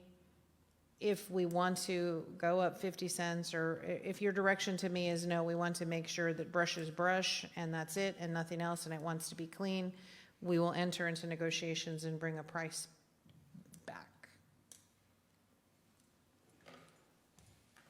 On that same point, excuse me, Mayor, I think it's a really important thing to stress is what you just said, Sylvia, because with all the different dollars that are being added for all kind of things now, it's critical that we consider people that are on a fixed income. And like $1 or $2 or $3 is a huge thing. So we need to think about that. So we talked about residential. Now I'm going to touch on commercial, and I'm going to give a high overview because these numbers fluctuate quite a bit depending on what size dumpster you get. And so I gave the most commonly used, which is 4-yard and 6-yard. Our current rates are the $121 to $132 for 6-yard. TDS is the 4-yard is going up $1 to $122. 6-yard is $149. So those will be the commercial rates, and those are billed directly from the vendor. Those do not go through the city, but they're set by our rates. Any commercial questions? Any questions for staff or for the vendor? So I just had a comment, because I think we left this out in our discussion. Any one of our residents can now go to your TDS facility and go dump because we're a customer?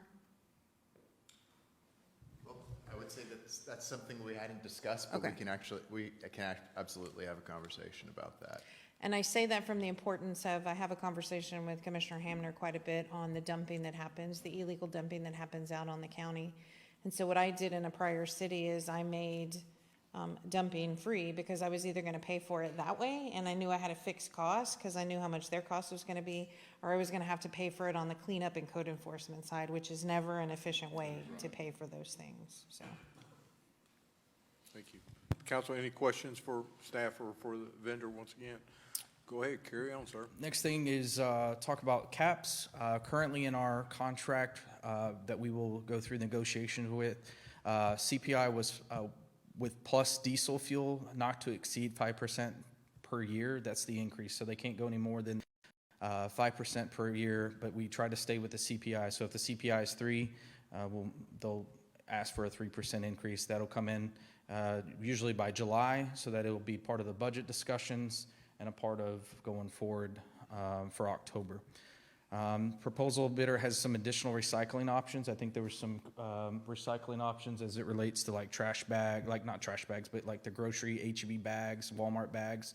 There were some other options. I don't know if you want to. Sure. Well, one of the things that, just so you know, and if you have the opportunity to come out on the tour, you'll get to see all this, but we operate a large-scale MRF, a material recovery facility. It's where all of those single-stream materials go to be sorted into their various commodities and put back into market to be recycled. So with the turn of events in the recycling commodities markets in the last number of years, there's a lot of communities that have had to kind of start eliminating some of the items. You see a lot of communities that have dropped glass and some of the lower lower value plastics. We're continuing to recycle those. In fact, we look forward to showing you what we're doing with glass, because most of our competitors are only able to, when they're sending the glass to be recycled, only about 40% of that's actually being recycled. We've actually created a process on our site that takes that glass to a sand that we're able to use in a recycled concrete production.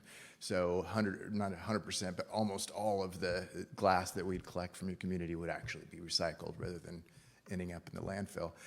But the additional items beyond what we're asked for in the RFP, in the contract, we accept balled aluminum foil, gable top containers, aseptic containers like your broth or, juices might come in, small household scrap metal like a pot or a pan that's worn out and you want to get rid of, you'd like to recycle it, we can accept that as well. And we do have some options, they're kind of additional options that we can discuss regarding our bags. I think that is what we were talking about here, like your grocery bags. We've put together some systems. That part wasn't actually part of our bid, but it's something we'd be glad to discuss with the city if you'd like to expand the recycling even further.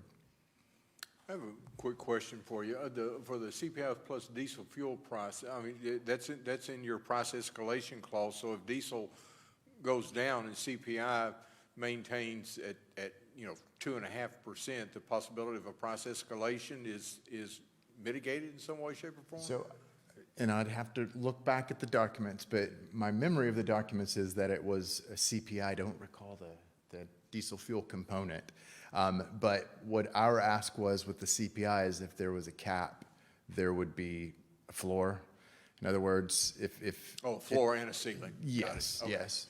Sure. So, yeah. Satisfies me. Okay. Any other questions, Council? Councilmember Meyer.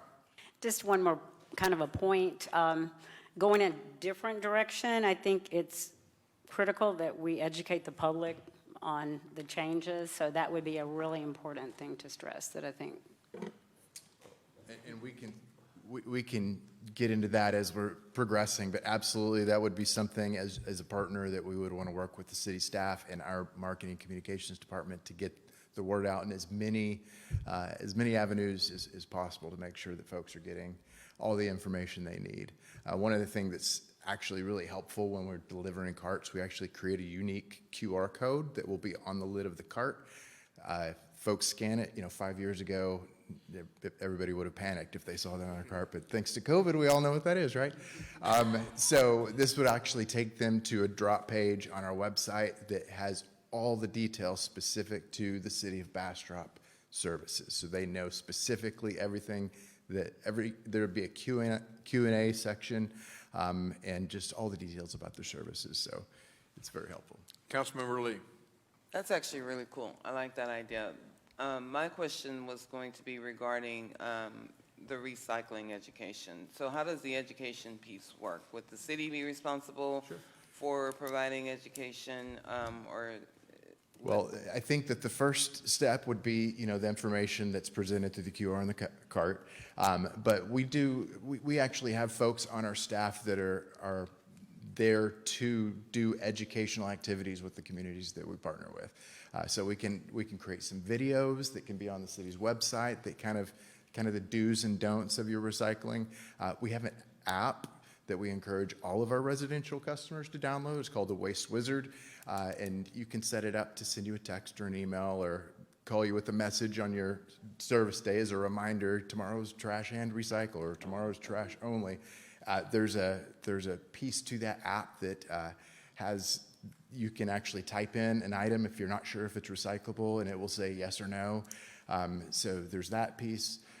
We can do community events where we gather the public together, those that are interested, and kind of give them best practices. So there's a ton of different avenues for making sure that we get the best level of education, because assuming things move forward, it's going to be a pretty big change. There's a lot of things that people know now, would assume that would stay the same, that are actually going to be better for them in regard to recycling. Good answer. Thank you. Councilmember Plunkett. Are we okay timeline and everything? I know at one point when we started this process, there was a little concern that whoever the new company, if there was a new company, that whoever that would be might need some ramp up. Timeline is going to be pretty tight. That's why we've been kind of rushing this through, but they have said they would meet the. Yeah, as a matter of fact, we've already been in contact with our cart vendors in particular, was kind of the biggest question mark. And, we've got some timelines for their sake that we need to work within. But at this point, if we can, come to some front end, middle ground, I think real soon that we ought to be just fine. If you could just do it by Bluetooth, wouldn't that be nice? That'd be good. If there's no other question, we do have somebody scheduled to speak on this item. Adam Gregory. State your name and address. Yes. Good evening, Mayor and Council. My name is Adam Gregory. My address is 11400 Hunters Ridge Road in Creedmoor, Texas. I'm Vice President of Texas Disposal Systems. Thank you for the opportunity to speak. I just want to real quickly introduce some of the folks we have here. We have Matt Hutchings, who's our Chief Operating Officer, Rick Frauman, who's our Vice President of Sales, Jamar Prince, and you heard from Jay Howard, who are both leaders in our sales and municipal support. I just want to tell you a little bit about TDS. My father founded the company in 1977 with one truck in Austin. Today, our 1,400 employees service over 280 Texas communities. Through all that growth, we've tried to maintain the heart of a small family business. And we built our reputation on a commitment to excellent service.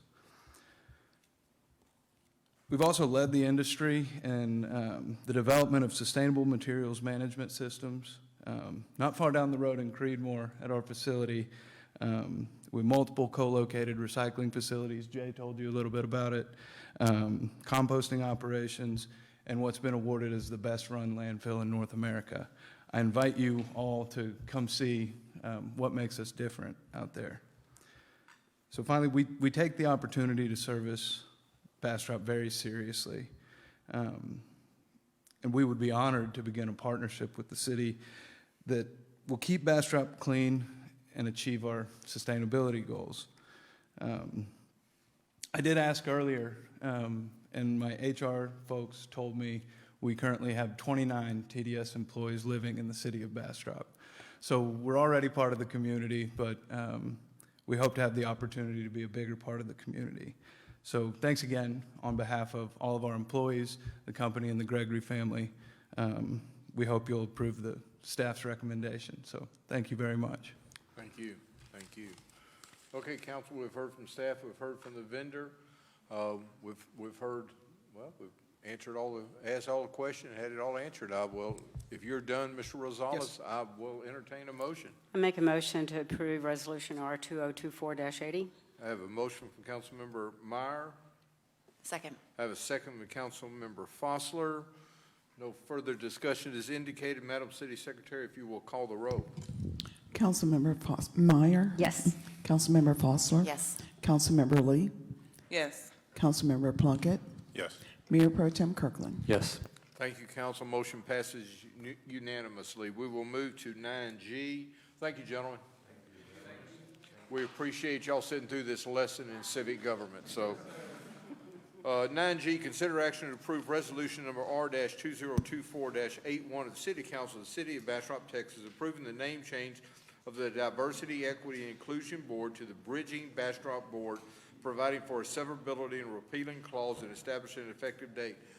Madam City Manager. Thank you, Mayor. I do have Sheila Lowe, the board chair of the DEI, here for any comments or questions. Essentially, at the last meeting, the board voted unanimously to change the name to Bridging Bastrop. And if you consider the board's recommendation, that would amend Resolution 2024-81, although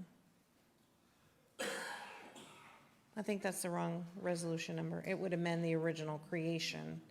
Yeah, it would amend the original resolution because it's amending the name. And again, Ms. Lowe is here for any questions or comments. Y'all have any questions for the city manager or for Ms. Lowe? Councilmember Fossler. Hi, I'm the new board liaison for this group. Did you want to speak? Sheila Lowe with the chair of the DEI board. We looked at two things in doing this, and the first thing was the public perception, and the second is just legal considerations. And the public perception is we know that the name DEI, as much as we've worked and you all have seen the work that we've done, there's still a negative connotation to the name DEI. I will say, even though we voted unanimously, we had much discussion about it. Actually, 3 of the board members did not want to change the name. I was one of them. But in the spirit of wanting to keep the work going and not letting the name of the board hinder anything that we were doing, we voted unanimously to bring this to the council. The other is just legal considerations. We know that the climate has changed and there are laws that are being made surrounding DEI. We look at what other boards are doing and have done, and we look at the work that we're doing. There are similarities, but there are differences, and we don't want to be hindered by a name from the work that we're doing. And so the thought process was to get in front of it and to bring this to you all. And if you choose not to change the name, we will take that and we'll keep the work going. But we also would ask that if it is brought up to you all in the future by a citizen or by a group, or if you have a change of mind about wanting to change the name, that you would remember that we did bring it to you and trying to get ahead of anything that may come up.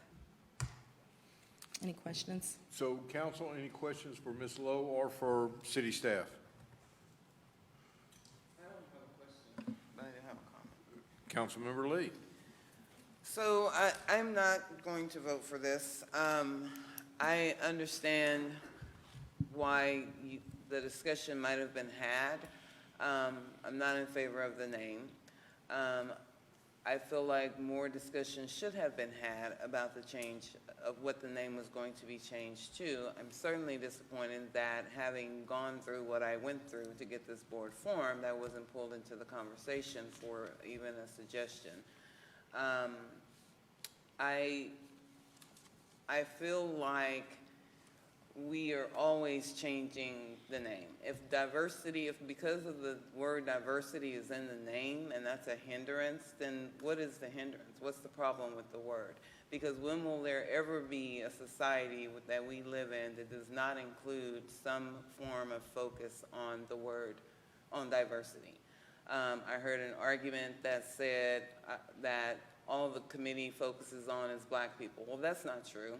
You guys have done nothing. You haven't even focused on the issues that are addressing that black communities face. So I'm not sure why that was relayed back to staff. There's another issue of well, I don't care if the scope of, as long as the scope of the work of the board doesn't change, I don't care what the name is. Well, if that's the case, then why not leave it DEI? I was faced with this situation very recently in my current employment, where we have what we call a morale committee. Problem that I have with the morale committee is they only focus on certain holidays, the main holidays. They exclude any holidays that are personal to the employees in the office. Therefore, some employees don't participate in the events because what's important to them is not included. They're not included in it. I brought it to my manager's attention very recently because of Juneteenth. Juneteenth, we didn't celebrate MLK. We never do. This year was just more irritating to me. We didn't celebrate MLK. We didn't celebrate Black History Month. Juneteenth comes around, they offer an ice cream social. What does that have to do with Juneteenth? Then they schedule the day after Juneteenth a luau. No consideration for Juneteenth. I brought it to her attention because her manager, the company that I work for has a very robust DEI setup. Every manager is required to incorporate some type of DEI initiative into our daily work life to ensure inclusion. Our management team has not done that. We had one manager that did that in 2020, and guess what? He was Black. The first comment that was made to me was, well, why don't you be on the morale committee so that you can plan the holidays? Why? Because I'm Black, so I'm supposed to plan all the Black holidays. Meanwhile, they plan all the other holidays.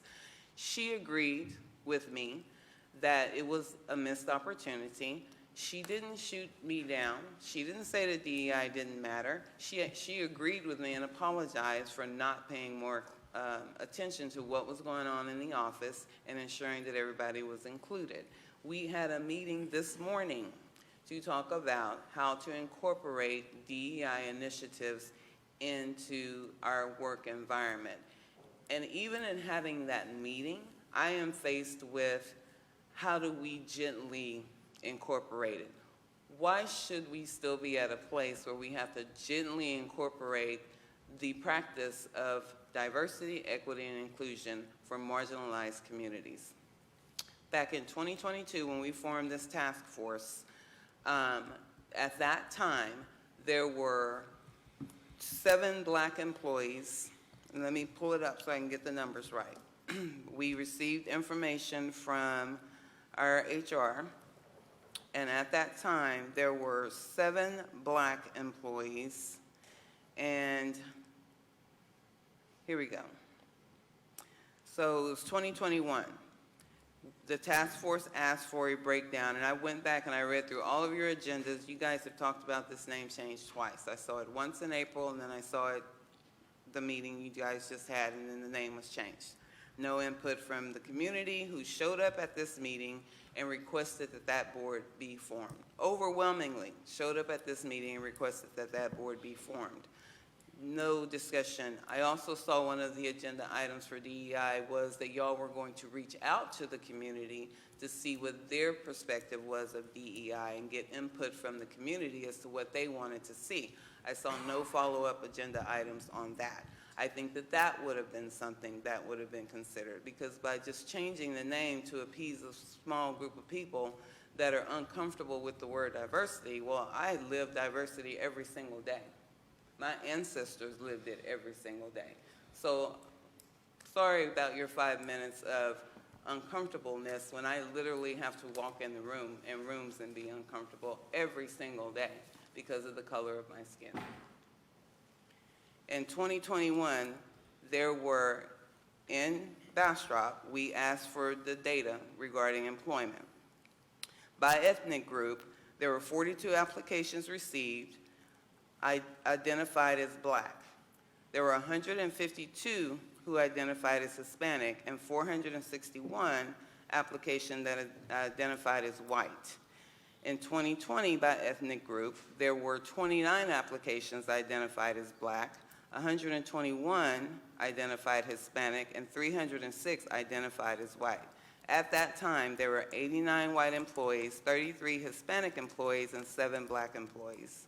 So between 2020 and 2021, 71 blacks submitted applications to work for the city, and 273 Hispanics. During that period, Hispanic FTEs decreased by 3 between those 2 years, and black FTEs remained unchanged. How many blacks do we have working for the city at this time? I'm about to pull up the HR report. I believe the number is 6. No change. We need to have a DEI committee that's focused on the items that the task force brought forth. Now, it was decided when you guys first started meeting that, yes, we need to focus on disabilities. Bastrop is not ADA compliant. I haven't seen any updates on that. And there's no minutes online, by the way. The only thing I could find was agenda packets. I haven't seen any updates on where we are for ADA, helping the city get ADA compliant. There was discussion about veterans. I haven't seen any, and I understand some people came to the meeting the other night to talk about there's been no discussion on how the city can help veterans. There was one other one. We talked about the ADA compliance communication. So we did put Spanish language on some of the material and on our websites. Great. But the purpose of DEI gets lost if you change it to something that says bridging the gap, all are included, is what I was told. We're not all included. That is the purpose of having a board of this nature. Now, I'm not opposed to completely changing the name, but I don't think we should create a name that makes people comfortable. We need to create a name, in my opinion, that goes to the purpose of what this board was formed for. And I saw several agenda items on every single month that was, what's the purpose of DEI? What's the purpose of DEI? Well, that was already outlined. Not only was it outlined in the task force, it was outlined when we formed the board and outlined in the resolutions that were passed after the board was formed. So why are we still now 2 years out talking about what the purpose of DEI is? What I would like is more discussion on the name change, more input from the community. One of the tasks of DEI was to do surveys. Ask the community what they would like for the name to be changed to. Input from the community, more discussion than the 2 meetings. It took the board, 2 years to come up with a logo? Why can't we have more decision or more discussion on an actual name change? Because again, what you're telling all those people that came up here that night to fight for this board is, sorry, we're worried about the other people's feelings. Sorry y'all came up here to get this board approved. Because they were passionate that they wanted this board. And it was more yes in this room than no. I'm asking that we remand it back to the board for more discussion. I'd also like to see some of the initial goals that the task force committee created, which included recruiting, an improved evaluation of applications, improved interview process, leadership development, marketing approaches, seeking diverse input. Those were some of the original goals that the task force came up with before it was switched over to the board. And also, there were multiple conversations about connecting with community partners. Several of the community partners came to me, when the board was formed, saying they wanted to work with the DEI board because they wanted to make their programming more diverse. Several came up to me, and I relayed that information to the city manager. I relayed that information to the board. Several. To my knowledge, none of that has come to fruition. So I'd like for the direction to change to what it was formed for. Instead of the surveys, instead of training other boards how to do their work plans, I'd like to see the direction of the board take the course that it was formed for. Again, not opposed to the name. I just want the committee to look at more options for the name. Councilmember Fossler. so late to be here with us. And I know that's a volunteer board, and you guys meet once a month. And I am the new liaison to that board, so I've only been to one meeting. But what I did gather was the spirit is that people are super wanting the work to continue. It doesn't matter what the name is. Not that it doesn't matter, but the work is what's most important. And so I would agree with Councilmember Lee that taking the name back for a little more fine tuning so that the name could be, the power of the board can be conveyed in the name would be my suggestion as well. But I want to commend you for the work that you have been doing, and thank you. Can I address? So I'd like to say that we have minutes for all of our meetings. We don't have access to uploading those minutes, so that's something that you would have to take up with city staff.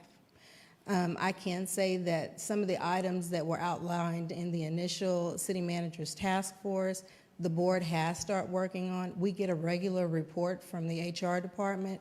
We actually have a plan on how to roll out the positions and to survey staff. These are things that we've been working on over the last few months. So those are things that are in our minutes. So if you'd like to see those, get with city staff, and I'm sure they can get them to you. I am an African-American woman, and I can tell you that I sit in those board meetings and I represent who I am and where I come from in every single one of the meetings, but I also look around the table at the other individuals that are representing, and we take all of those individuals into consideration. I am not on a board to make people comfortable.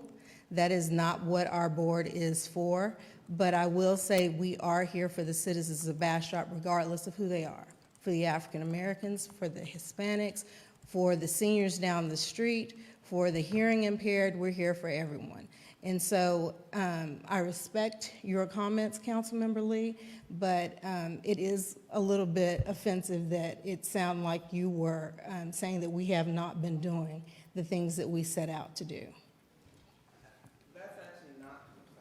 That's actually, I know why you would feel that way, but I actually find the board at no fault in this.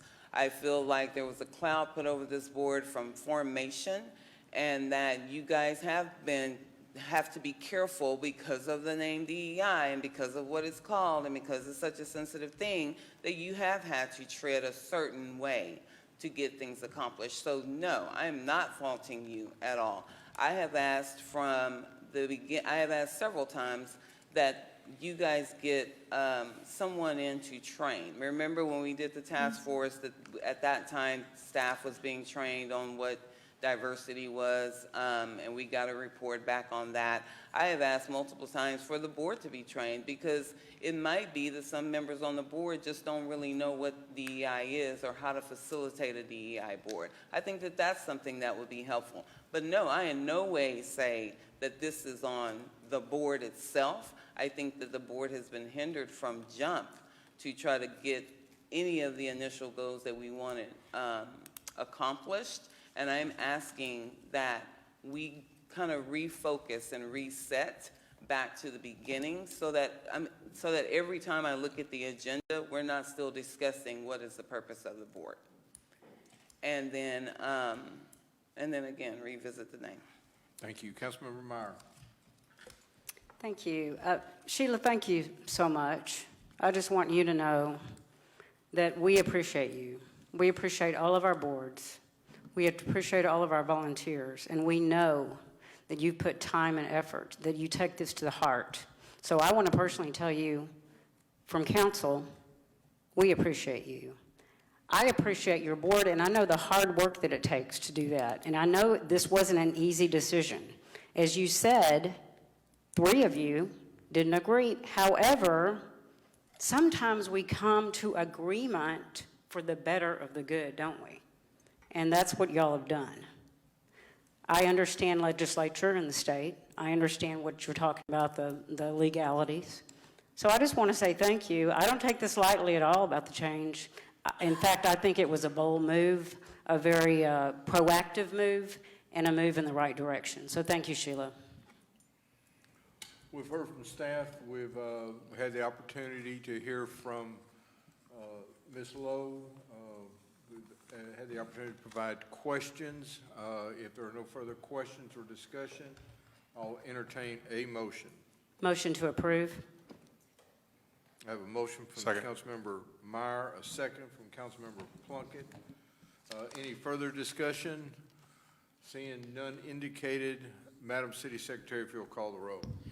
Councilmember Meyer. Yes. Councilmember Plunkett. Yes. Councilmember Lee. No.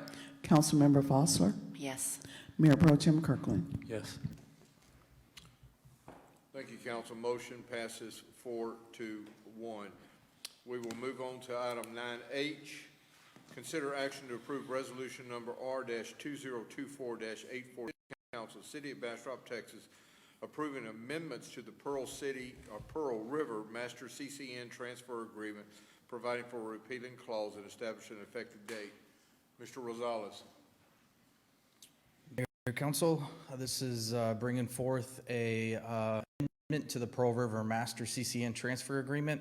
Actually, I'm sorry, this is bringing an amendment that is the Pearl River Master CCN Transfer. It's an amendment to the master agreement we signed with Aqua Water on January of 2024. The CCN transfer from Aqua to the city, the conveyance cost of $8,200 per acre. 75 acres at $8,200, which is $622,954. This is the tract of land that we're discussing. The green is our current CCN. The hash is the tract that we're looking to add to our CCN, and the blue is the Aqua CCN. Other than that, are there any questions? Any questions for Assistant City Manager? One question, the encroachment issue relative to Aqua Water, was our delay in working on an encroachment agreement with them, did that create an additional cost to the city? No, no additional cost, no. Good, that's Yeah, the outstanding. $8,200 is a locked-in fee for this year. When they do rate studies, that fee could go increase over time, but as of right now, that's the locked-in fee, so there was no delay. No cost for the delay. Outstanding. And so we're taking steps to ensure that we don't upset some of our partners in the future. Yes. On this. That is absolutely correct. Thank you. Yes, you'll see one more of these come forth. Good, thank you. Councilmember Plunkett. Okay, you said that rate studies would determine the rate going forward. Is there a formula for that? How is that calculated? It's very much like an impact fee for us. They calculate their capital costs and operational costs to come up with that number. Other than Pearl River and Valverde, this cost should be a pass-through cost to us as part of our impact fees. This one, you guys heard in executive session why we're in the position that we're in. Yes. Okay. Thank you. Okay, council, this item's been laid out by our Assistant City Manager. If there's no further questions for him, I'll entertain a motion. Motion to approve. I have a motion from Councilmember Foster, a second from Councilmember Plunkett. Seeing no further discussion indicated, Madam City Secretary, if you will call the roll. Councilmember Foster. Yes. Councilmember Plunkett. Yes. Councilmember Lee. Yes. Councilmember Meyer. Yes. Mayor Pro Tem Kirkland. Yes. Thank you, council. Motion passes unanimously. We're at the item at the bottom of page 4 of 5. 9I, consider action to approve resolution number R-2024-85, City Council, City of Bastrop, Texas, approving an agreement between the City of Bastrop and Mike's Bikes, providing for a one-year lease of 400 square foot portion of Farm Lot 18 West M Street, acres 2.904, as shown in Exhibit A, located in Fisherman's Park, with options renewed to 3 additional one-year terms upon mutual agreement. Authorize the city manager to execute said lease agreement on behalf of the city and declaring an effective date. Madam City Manager. Thank you, Mayor and Council. In fact, we have the applicant in the audience who has waited so patiently to get to this point. The applicant approached us several months ago about opening a bicycle repair shop somewhere along Main Street. Unfortunately, our building code rules and space requirements, we couldn't find a space that worked on Main Street. Alternatively, we looked at our Parks and Recreation system and determined that down at Fisherman's Park is probably a more suitable place and an area in need of bicycle repair if we are trying to encourage that type of mobility.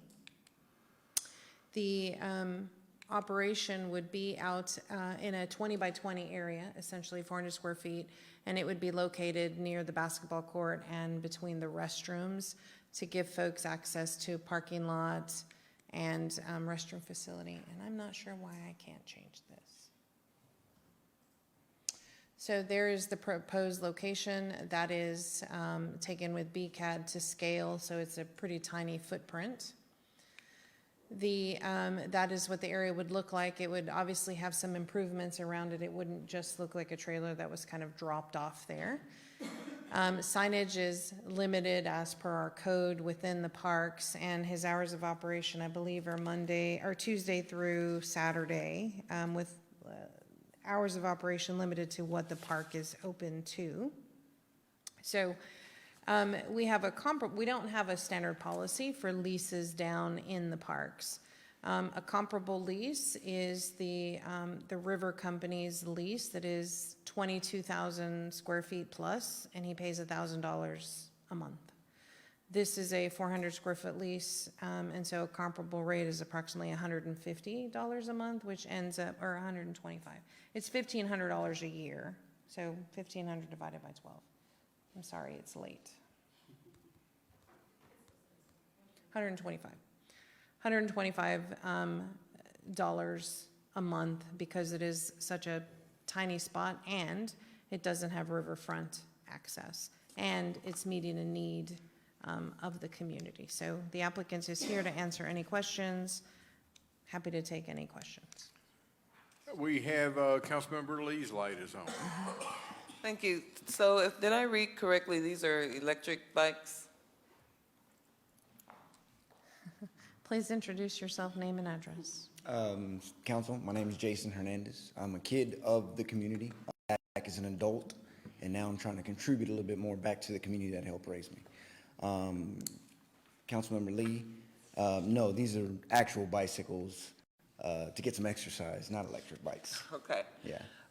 Because the first thing I thought of were the scooters laying all over Austin. It's a bicycle shop, not electric scooters. Okay. Yes. So there would be a responsibility for whoever rents them to bring them back to that location. Yes, and rentals are limited to the amount of space that I have. So it's not a fleet of 100 bikes. It's a fleet of 4 to 10 potentially max. It'll be grown to scale as needed. It won't be a overnight flood the city with bike rentals. That's actually just a small portion. The main portion is the repairs and some of the other give back initiatives that I want to do with the community, and that's working with the Parks and Rec Department, working with my local church that I go to, and working with some of the other leaders in the community that I know. And what is the leasing? I didn't see a leasing price on it. Do you have, or are you still working that out? A leasing price for what? For the bikes? No, they would be Rental, purchased. I'm sorry, rental. Yeah, that would just be your standard $10 per hour kind of rental agreement. Yeah, nothing crazy. Okay, thank you. Yeah. Councilmember Plunkett. I just want to, have you considered the sign ordinance, and do you, if so, because she said you were going to comply with the sign ordinance, just want to make sure that you believe that if you have, that you believe that the signage that would be allowed in the sign ordinance would be adequate to, to take care of your business? Yes, I do. I've had a pretty public life from the time I was a teenager in the music industry in Austin up until what I did in the restaurant industry, being on multiple very large profile television shows, Food Network, Discovery Channel kind of stuff. And what I'm trying to do with the bike shop and what it looks like and what it will be providing the community with, all those different things combined, it's not going to matter how big my sign is. It's just going to be a matter of, am I open that day when you need to come by? I really believe that it's going to be that simple. Signage is not the problem. Thank you. Just wanted to make sure. Mm-hmm. Thank you. Councilmember Meyer. Thank you. I remember meeting you at Yeah. Sit with Sylvia quite a few months ago. and- Yes. That's exactly how these things turn out. Exactly. Yeah. So that's so exciting. And Yeah. your story is amazing to me. And to give back to community is just what it's about. So I commend you so much. Also, to have more recreation and exercise for the people in this city would be amazing. Yeah. So thank you for that. And as a cyclist who has nowhere to take her bike to be repaired, thank goodness. So Council members get discounts, I'm just saying. I'm joking, I'm joking. No special favors, no special favors. I'm joking. Thank you. thank you. Councilmember Fosler. This is a great idea. Thank you for doing it. It's such a need in our community. My husband does bike repair just to fill a need because you're not here yet. So thank you for coming Yeah, so he no, can I do his appreciate other it. thing. Yes, you're also at the bottom at Fisherman's Park. You're at the bottom of 2 hills. So for people who are new bikers, you may need to have a shuttle service at the top because they're gonna be tested right away. Well, luckily, when it comes to downtown historic Bastrop and the inner city of Bastrop, that's probably the only hill you actually have to worry about It's the riding only up. one. Yeah, there's no other hills. They'll come back Everything quick, else is though. flat. You get to the railroad tracks, it's a Right. bump, and that's it. Yeah, thanks for doing this. It's awesome. Thank you. Thank you. We've heard from staff, we've heard from the vendors. Any further questions or discussion? Seeing none indicated. Move to approve. Second. I'll have a motion. There's a second. I have a motion from Councilmember Plunkett, a second from Councilmember Meyer, if I heard that correct. Oh, Councilmember Lee provided the second. Seeing no further discussion indicated, Madam City Secretary, if you'll call the roll. Councilmember Plunkett, Yes. Councilmember Lee, Yes. Councilmember Meyer, Yes. Councilmember Fosler, Yes. Mayor Pro Tem Kirkland. Yes. Thank you very much. Thank you, council, I appreciate it. Thank you, Good luck. Sylvia, thank you to the Thank team. you, thank you, thank you, thank you. Council, we're on the last item prior to going to executive session. 9J, discussion and possible We're action. excited to see you out there. Super excited. Discussion and possible action relative to ordinance number 2024-18 regarding the threshold for action by the Home Rule Charter Commission. Council, I'm the one that asked that this be put on the agenda. My original intent was discuss my concerns that the three-quarter rule was perhaps in conflict with our charter. Subsequent to that, the recent petition that was turned in yesterday to our city secretary asking for a charter amendment relative to marijuana has certainly accelerated our process that we had originally adopted last council meeting to where our citizen volunteer charter review commission was somewhat negated, at least mitigated what they were going to be able to do. It looks like they're going to be able to have one meeting.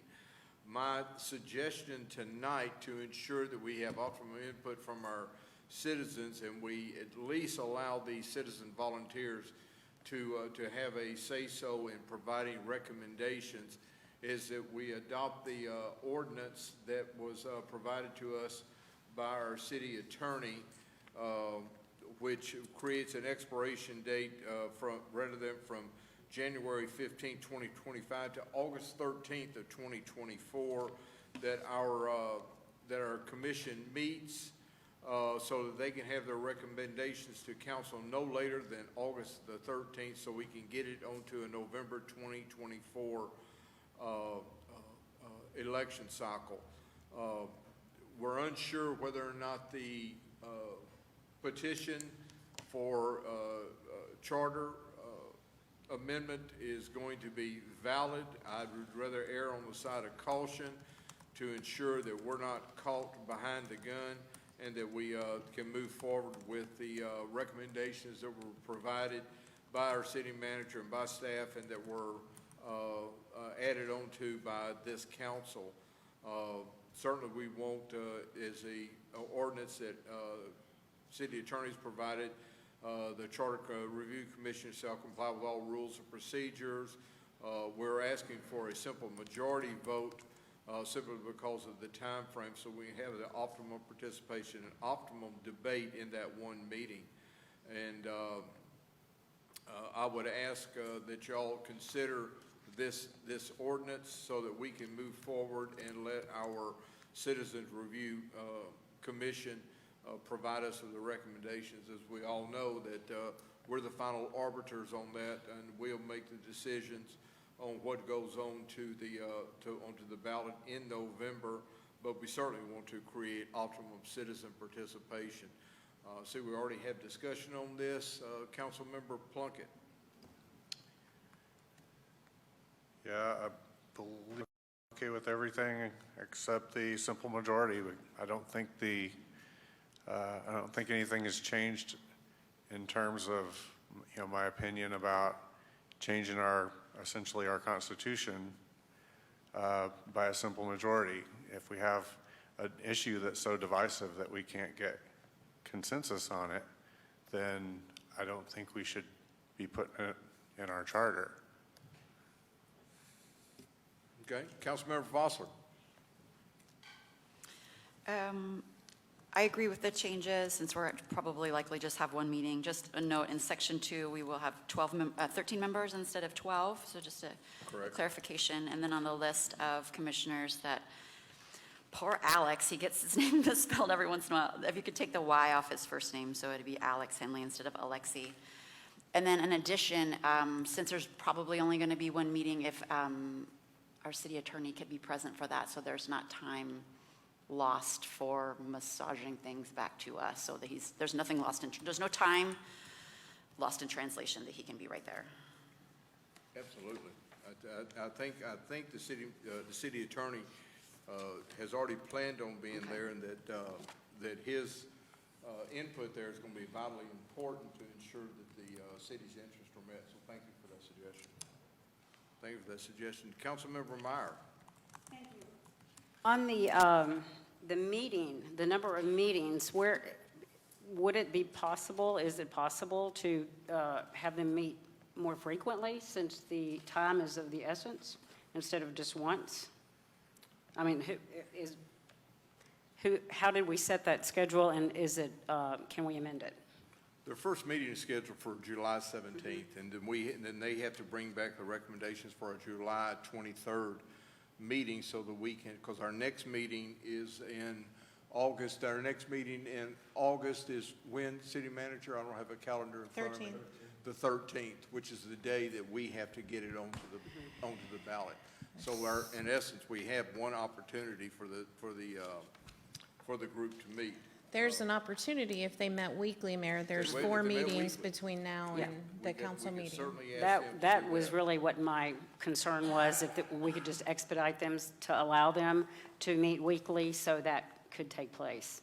And that being said, the other things in the resolution, the main thing was, I will just say the majority, as Kevin stated, I'm still not in agreement on that. Well, I would certainly like y'all to reconsider. Y'all brought up the fact the U.S. Constitution requires a supermajority. Actually, the citizens of the state, who is a part of the amendment process, vote by a simple majority. The 3/4 is for the 3/4 of the states to adopt a constitutional amendment prior to it going in. The rules that enable the majority to express their opinion and fashion a result, while still permitting a minority to also express itself and not dominate, but they still can participate fully into the process. So I would ask y'all to reconsider the idea of a supermajority. Are we going to say, when they bring back their recommendations, that it's going to require a supermajority of this council to adopt whatever recommendations they make? Is that, we're just going to carry that through? Why is this board, this body, this ad hoc advisory group relegated to having a supermajority? I'm still not quite understanding the process there. I'll be happy to Thank you. explain I'd that. appreciate it. Because the significance of charter amendment is great. This is a governing document of our city. And the city charter outlines fundamental rules, and amendments to the charter can have long-lasting effects on the city. And it's essential that everyone in the city is considered. So a supermajority would allow for minority people to be represented. It's not, when we consider the constitution of our city, it is imperative that everyone is represented, and it is just not by a simple majority. It's got to be a bigger majority to change something that great. Okay, thank you. I fundamentally have disagreements there. Both our city charter as well as our rules of procedure call for simple majorities because in a democracy is what a simple majority does. There are special stipulations by state law that require supermajority, and they are spelled out in our city charter, and certainly having an ad hoc advisory committee is not one of them. I appreciate you attempting to explain that, but it still doesn't provide why this commission stands out differently. So if by the power of the vote that y'all want to make it still retain the supermajority, that is certainly y'all's prerogative. I would think that it would silence the majority and allow for less dialogue simply because of that. So we'll move forward. Anybody else have any comments or questions relative to this? If not, I will entertain a motion.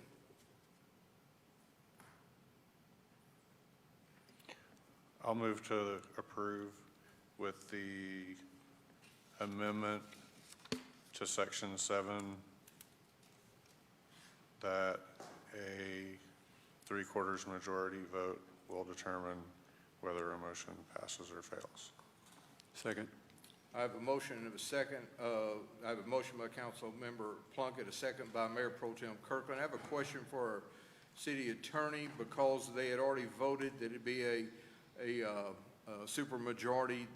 Do we need to add Section 7 in there to reference the supermajority, or is it good as it stands to just remove that section that required a simple majority? Mayor and council, my recommendation would be that based on this conversation and the motion, Section 7 reads as follows. The Charter Review Commission shall comply with rules of procedure for the city council and boards and commissions, except that a 3/4 supermajority vote determines whether a motion passes or fails. So you created that exception. Councilmember Plunkett, is that language okay with you? Yes. Mayor Pro Tem Kirkland, is that okay with you? Yes. Any further discussion? Council, I see none indicated. Madam City Secretary, if you will call the roll. Councilmember Plunkett, Yes. Mayor Pro Tem Kirkland, Yes. Councilmember Lee, Yes. Councilmember Meyer, Yes. Councilmember Foster. Yes. Thank you, council. I was putting my stuff up way too quick, wasn't I? We will now be moving into executive session. Item 10A, City Council shall convene and close executive session pursuant to Texas Government Code Section 551.071, 551.072 to seek legal counsel and discuss the potential acquisition of real estate adjacent to Gills Branch within the city of Bastrop. 10B, City Council shall convene and close executive session pursuant to Texas Government Code Section 551.071, 551.072 to seek legal counsel and discuss the potential acquisition of real estate north of Farm Street and east of Union Pacific Railroad within the city of Bastrop. Item 10C, City Council shall convene and close executive session pursuant to Texas Government Code Section 551.071, 551.072 to seek advice of legal counsel regarding a proposed development located at Highway 304 and south of Shiloh Road, Bastrop County. It's 11 o'clock. Council is in executive session. Thank you, sir.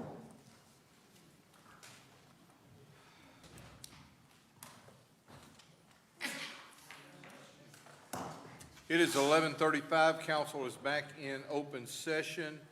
On item 10A, council will be taking no action. On item 10B, council will be taking no action.